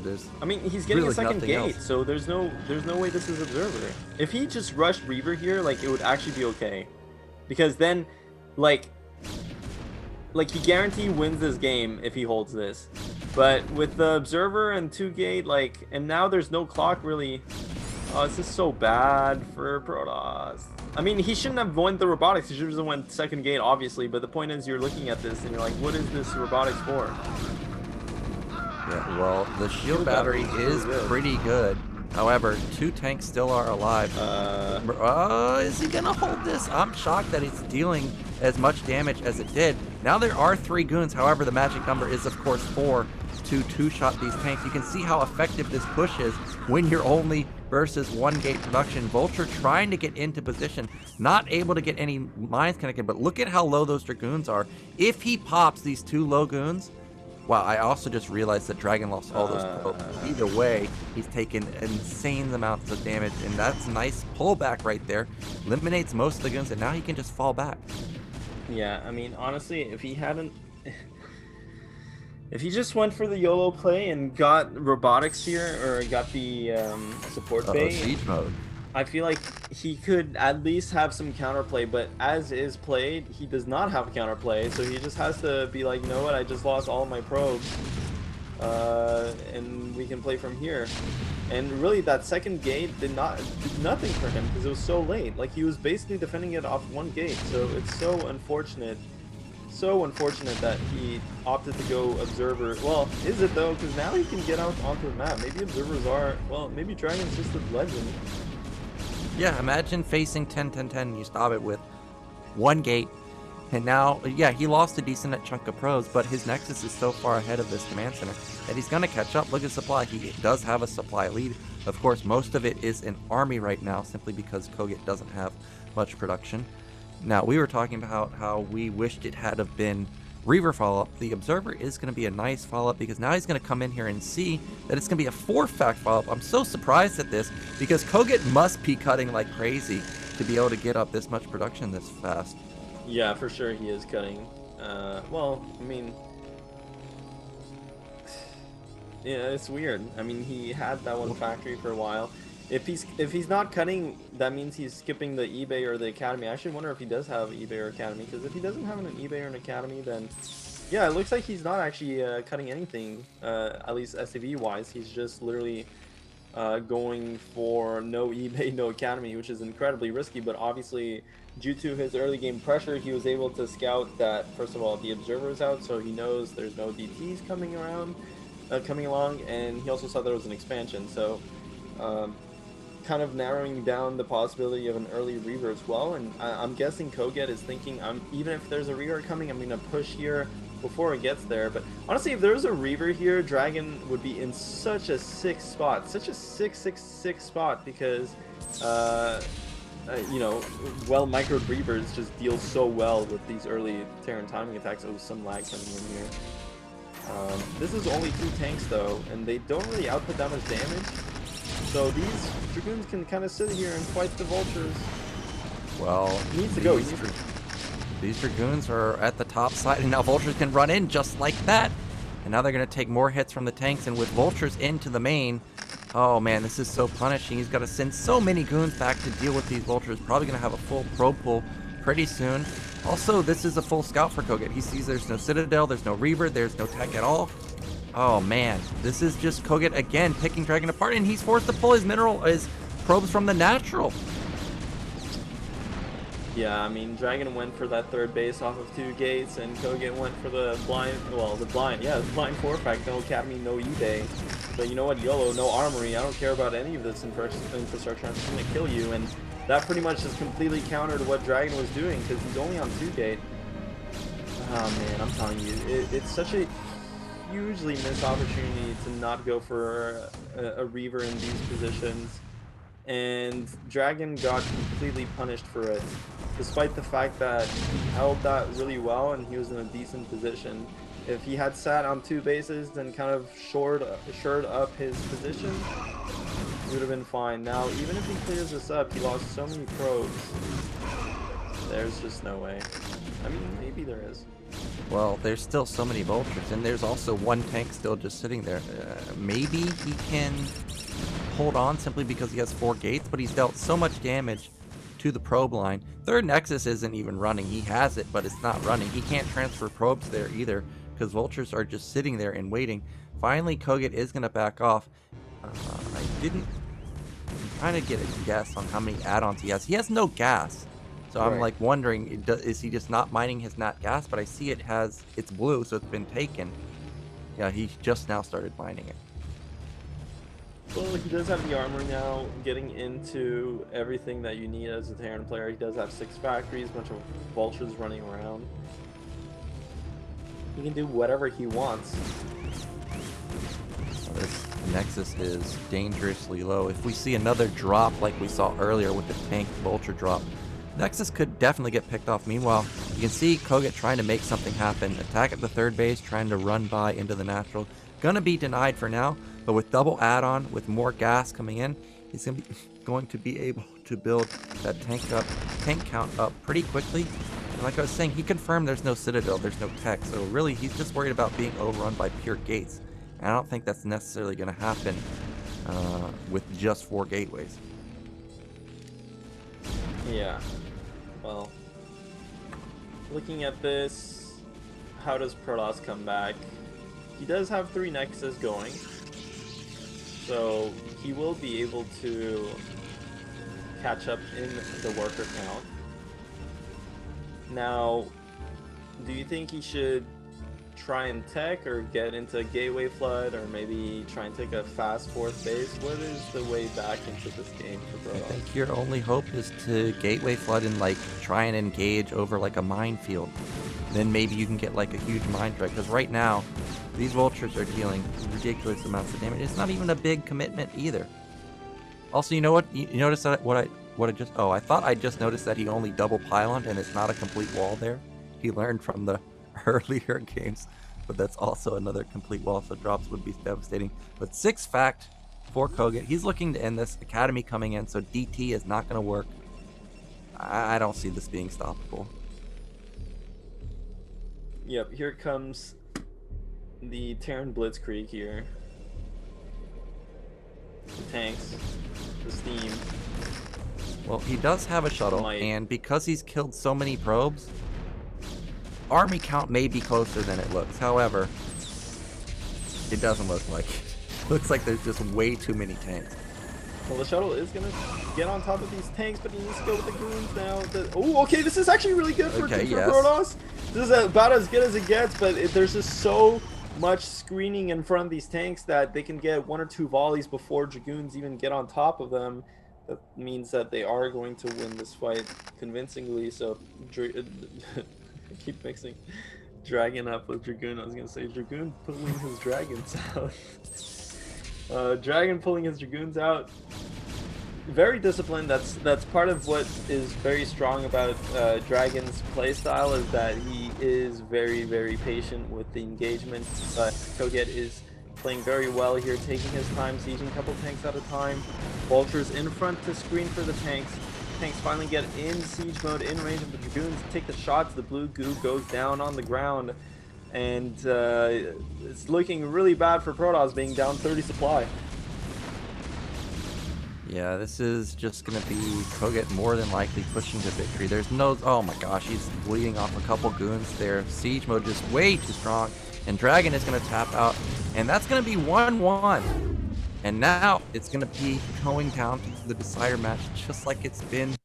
It seems like... I think every group went to the decider match, right? Like in first Group A, Bonnet versus Hawk, decider match. Yeah. Was it, I think, also in Group B, decider match. Now we have another decider match. This time, Dragon's going to get the pick. And we already saw him win on Blade Runner, a big map. I'm assuming Polypoid's got to be in the cards for him. It's going to be... Man, I actually liked what you said about Gold Rush. But it's going to be Eclipse. Oh, it's going to be Eclipse for Dragon? Yeah. Yeah, I mean, that's a good... It's a fairly standard map. I wouldn't mind it. But I think Polypoid, Gold Rush could be good for Dragon. I'm just throwing stuff out there, man. It makes everything spicy. Oh, you yeah. know, it's better than just being like, I don't know. I'm waiting for your spicy questions that you said you had. I don't have any. Never asked My me. You brain don't have is any. fried right now. Like I can't really think of anything to ask you. So I can only make predictions here. I'm gonna make some inflammatory predictions so that we can get everyone on the train of bad predictions. Anyway, I don't know, dude. I think it's gonna be Eclipse.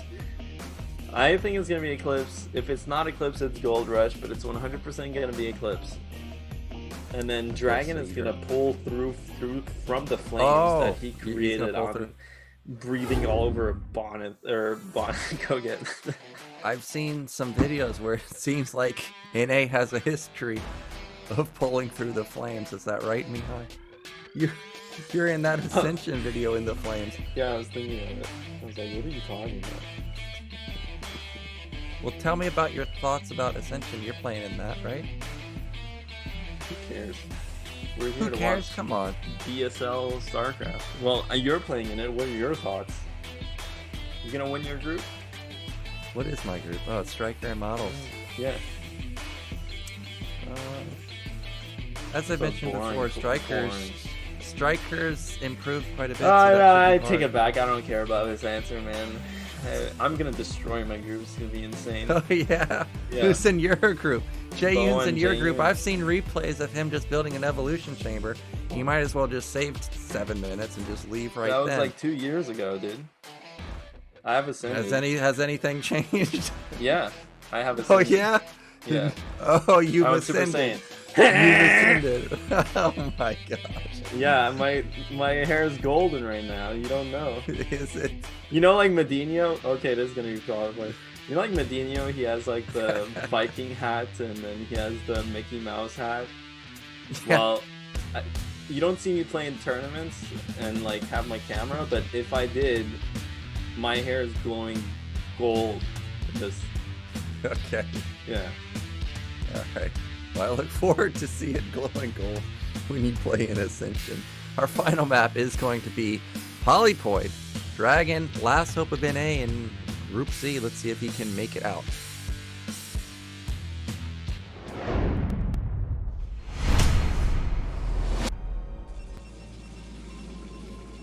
All right, top right in the red from Canada, it is Dragon.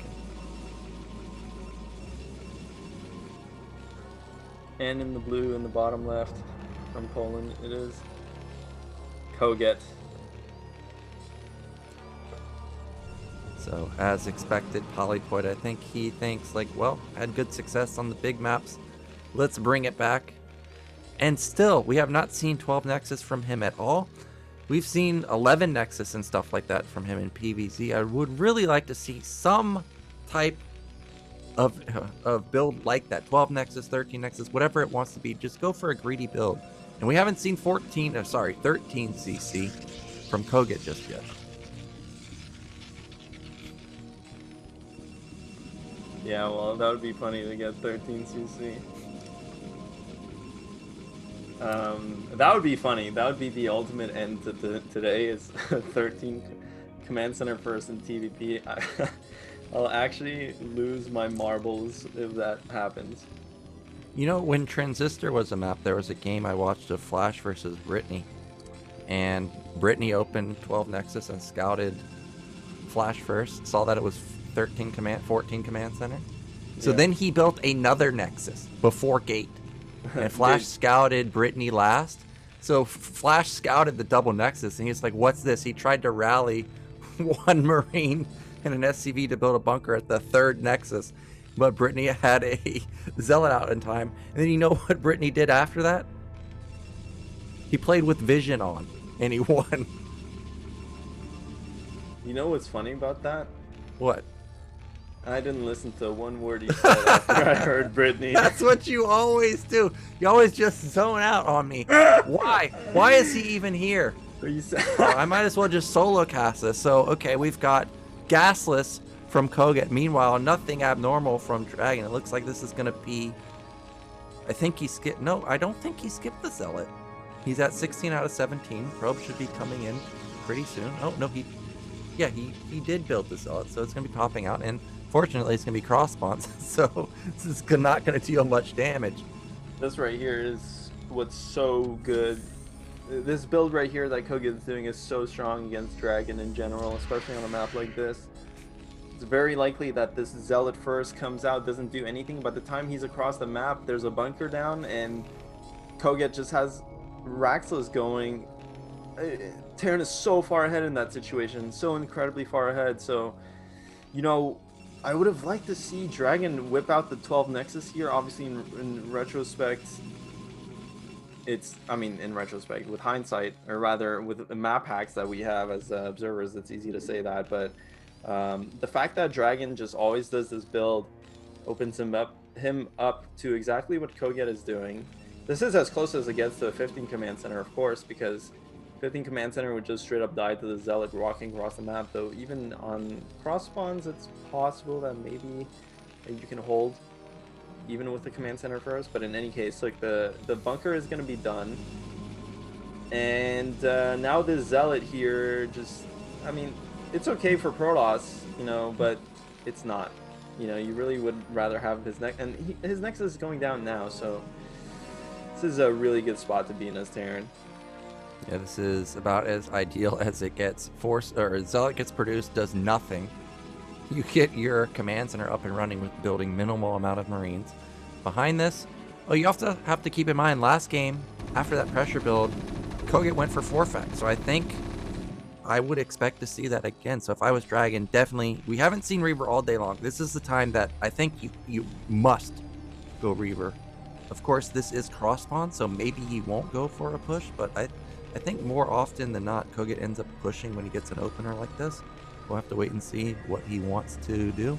That is going to be a robo right there. So 4-minute robo, pretty standard. Yeah, robotics here. In this case, it's nice. You know, in last game it was not nice, but in this game, it's very nice and standard. 2 factory follow-up here from kogeT. He is getting his second gas really fast, so I'm guessing there's an armory in his base. And that's going to be really good for kogeT as well, basically doing what he did on game 1, but much more accelerated, much more economical opening. These Dragoons are going to be annoying. They will cost the Terran a bit, but Terran gets so much more out of this command center than Protoss does. I would guess he's probably 3 to 4 workers ahead already. It is quite significant what Terran gets in this situation. Academy is up. Yeah, Armory is building at the natural. I do like what kogeT is doing. The problem with this map here is that unless kogeT expands to mid-left, he will not have a third gas available for a while. Though expanding to mid-left is totally feasible, totally viable in these positions. But he needs to consider that, because if you're going for upgrade style, you really need to get that third gas up and running. Dragon is going to try and snipe this tank. He does get a couple of connections on. Oh my god, so many missed shots, and one Dragoon goes down, and a bunch of damage on top of the Zealot and the other Dragoon. Missed opportunity there for Dragon. Yeah, a bit unlucky there. If that was an Artosis tank, you know for sure all those shots would have connected, but kogeT has a bit more luck on his side. Meanwhile, Dragon behind this taking a third Nexus. And this is a fast third Nexus. That means that there should not be a support bay. I don't think. I think this is just gateway. Yeah, observer. And back in kogeT's main, we did see 2 factories already. And again, he's going to be moving out. Now, this is polypoid. And he does have to fight up high ground. So he's going to be very careful if he does actually move. Okay, he's just going to back off. Behind the starport going up. Typical kogeT. I didn't see an armory, though. Yeah, well, yeah, I mean, we did see the armory because he's going armory build, so this is good. Starport coming up. Fast third Nexus here from Dragon is really nice. This is like a, I mean, his expansion is going to finish by 7 minutes, so this is exactly what you need to do as the Protoss player in response to a gasless expand. And especially in this situation, I mean, I do like that kogeT did get a couple of ultras out onto the map. That is going to keep Protoss honest. It is going to allow him to also scout. But there's very little Terran can do about this fast third Nexus from Protoss. Very little indeed, especially with this armory style. So, you know, but as Terran, you have to accept that, you know. the asymmetry in this matchup, you can't, as Terran in this matchup, you can't just be like, you know what, I am going to match your economy throughout the game. No, what Terran has over Protoss is upgrade advantage, and the fact that their units scale so much better into the late game. So Vulture's coming in here, killing 3 probes. The OBS does get inside of kogeT's base. He does see 2 factory command center and does not see the starport just yet. Now he will see the starport. He does see the science facility, so he knows approximately what he's dealing against. Now with just 2 factories, taking this expansion is risky. Yeah, he did scan that the gateway count was low for a long time though, and I guess he knows where the goons are. They're just passively back. I don't know. So he did go Citadel too, and you have to be scared about that because there could be more gates on the left side. We see there's only 4. Looks like Dragon is setting up to take a 4th base at top middle. I mean, that's so risky, as you said. It's 4 tanks and just a handful of Marines. I think he might die to this, Narkin. Yeah, it was like 12 goons. 12 goons would easily run that over. But Dragon not attacking just yet. Oh, he's got a shuttle. So this could be an attack coming in pretty soon. Vulture into the 3rd base. Hopefully he doesn't turn around. Okay, yeah, Dragon is going to go for it. Oh, he's just going to kill Terran here. I mean, with 2 I don't know, factories, Bunker's really good. Bunker is good, that's right. Yeah, this is going to be really close, but there's no Vultures, there's no mines. Like, with the shuttle coming on top, shuttle plus the Zealots is going to... Okay, the mine connects. I don't know, Dragon might feel... No, he is going to go for it. Here comes the shuttle. This is going to be so close. Yeah, I don't know about that, dude. He does have a SCV pull is strong, and all the Zealots are going to be taken out. Well, no, they're not. 3 Zealots are on top of all those tanks, but the SCV pull is amazing, blocking so much of the damage. Oh my and look God. at those goons die so quickly because they took that huge mine hit before the battle started. And now kogeT, not only does he have a 3 base, he had super fast upgrades. He's got 4 factories up, so there's no way he's going to be breached now. I mean, it's so risky to go for that. I mean, in hindsight, I didn't see that Dragon was teching the Stargate and getting Templar archives as well. Like, that is risky to go for that attack, especially once the SCVs are there. If Dragon had played more of that modern style where he had 6 gates here, 7 gates with the speed coming, I mean, it does hit a bit later than now. Usually hits around 10 minutes. This expansion from kogeT is pretty risky off of just 2 factories, but I mean, Dragon, he's trying to tech and attack at the same time. Protoss can do that a bit in this matchup, but it's risky. And now that he lost a bunch of his units, you can see he does not have a 3rd base going, or a 4th base rather. His 4th base is going to be similar timing as the Terran's 4th base. Terran is significantly ahead in this situation. I mean, we remember he had the gasless expand going. Now he has a 3rd base well timed, and his 4th base is going to be faster than the Protoss is. So, but we've seen Dragon. I mean, that first game on Blade Runner, he was up against the ropes without a doubt. Terran was ahead, and he did claw his way back into that game and won it. So he could most definitely do it again here. He definitely can, but he needs to get his 4th base, or 4th and 5th base up and running. Mid-right is going up. kogeT is taking a 4th base himself. Remember, this is similar style to the Blade Runner game, except it's a gasless opener. Yeah. He's going to have heavy upgrades. Drop going into the main. Oh no, we've seen this before. No cannon! And this is going to be another mineral line that's ransacked by just a couple of vultures. It's only 3, so there still is potential for 1 vulture. It looks like it got unloaded near the mineral only, maybe? Regardless, this drop has already done a lot of damage. It also confirms that it's Arbor tech. Arbor hasn't popped yet, and he sees that the gateway count is relatively low. Yeah, I'm totally right about that, Nayokin, so... Looks like Dragon is on the back foot. He's actually transferring a lot of his probes to the 4th base. He will have Arbiters. I mean, again, he was significantly behind on that Blade Runner game as well, so... Of course, Polypoid is actually a smaller map than Blade Runner. It's going to be a bit trickier for him to find kind of the counterplay that he found on Blade Runner. But yeah, this is looking not so good for Protoss. You know, getting Arbiters is nice. I hope he gets Forge upgrades. That's the one thing that we didn't see in the earlier game. He could go double Forge. and really start pumping out those upgrades. That single forge is a bit of a missed opportunity here. Yeah, he definitely needs to ramp up his weapon upgrades at least. Remember last time we saw 3-2, it was versus 2-1 of the Protoss, and 2-1 is really not good versus 3-2. It's at least mandatory to have +3 weapon. So he needs to rush that out ASAP. We saw that kogeT had +2 weapon already done at 11:30, so he's looking at a 15-minute or so +3 weapon. Bottom right is going up for Dragon, but I think it's been spotted, so Vultures are going to head down there. Cannons are not up in time, but this does draw a decent chunk of supply out of position, so maybe Dragon's looking to bust mid-left. There's really nothing there. Well, there's a lot of tanks sitting on the high ground, so he's going to have to get through that, but I don't think... Well, he may have stasis, so he could potentially bust through this. 13 minutes, he definitely has stasis. And this is kind of a... Mines are the bane of Dragon's existence. He does struggle a lot with clearing them. The obs were there, though. The thing is, he is moving his army in a ball. You know, there are some situations where, as Protoss, you really do want to have your Dragoons hotkeyed separately, at least one group of Dragoons hotkeyed separately, just for demining certain positions that you're about to attack into, because as soon as your Zealots run in, if there are still mines, it's just so bad.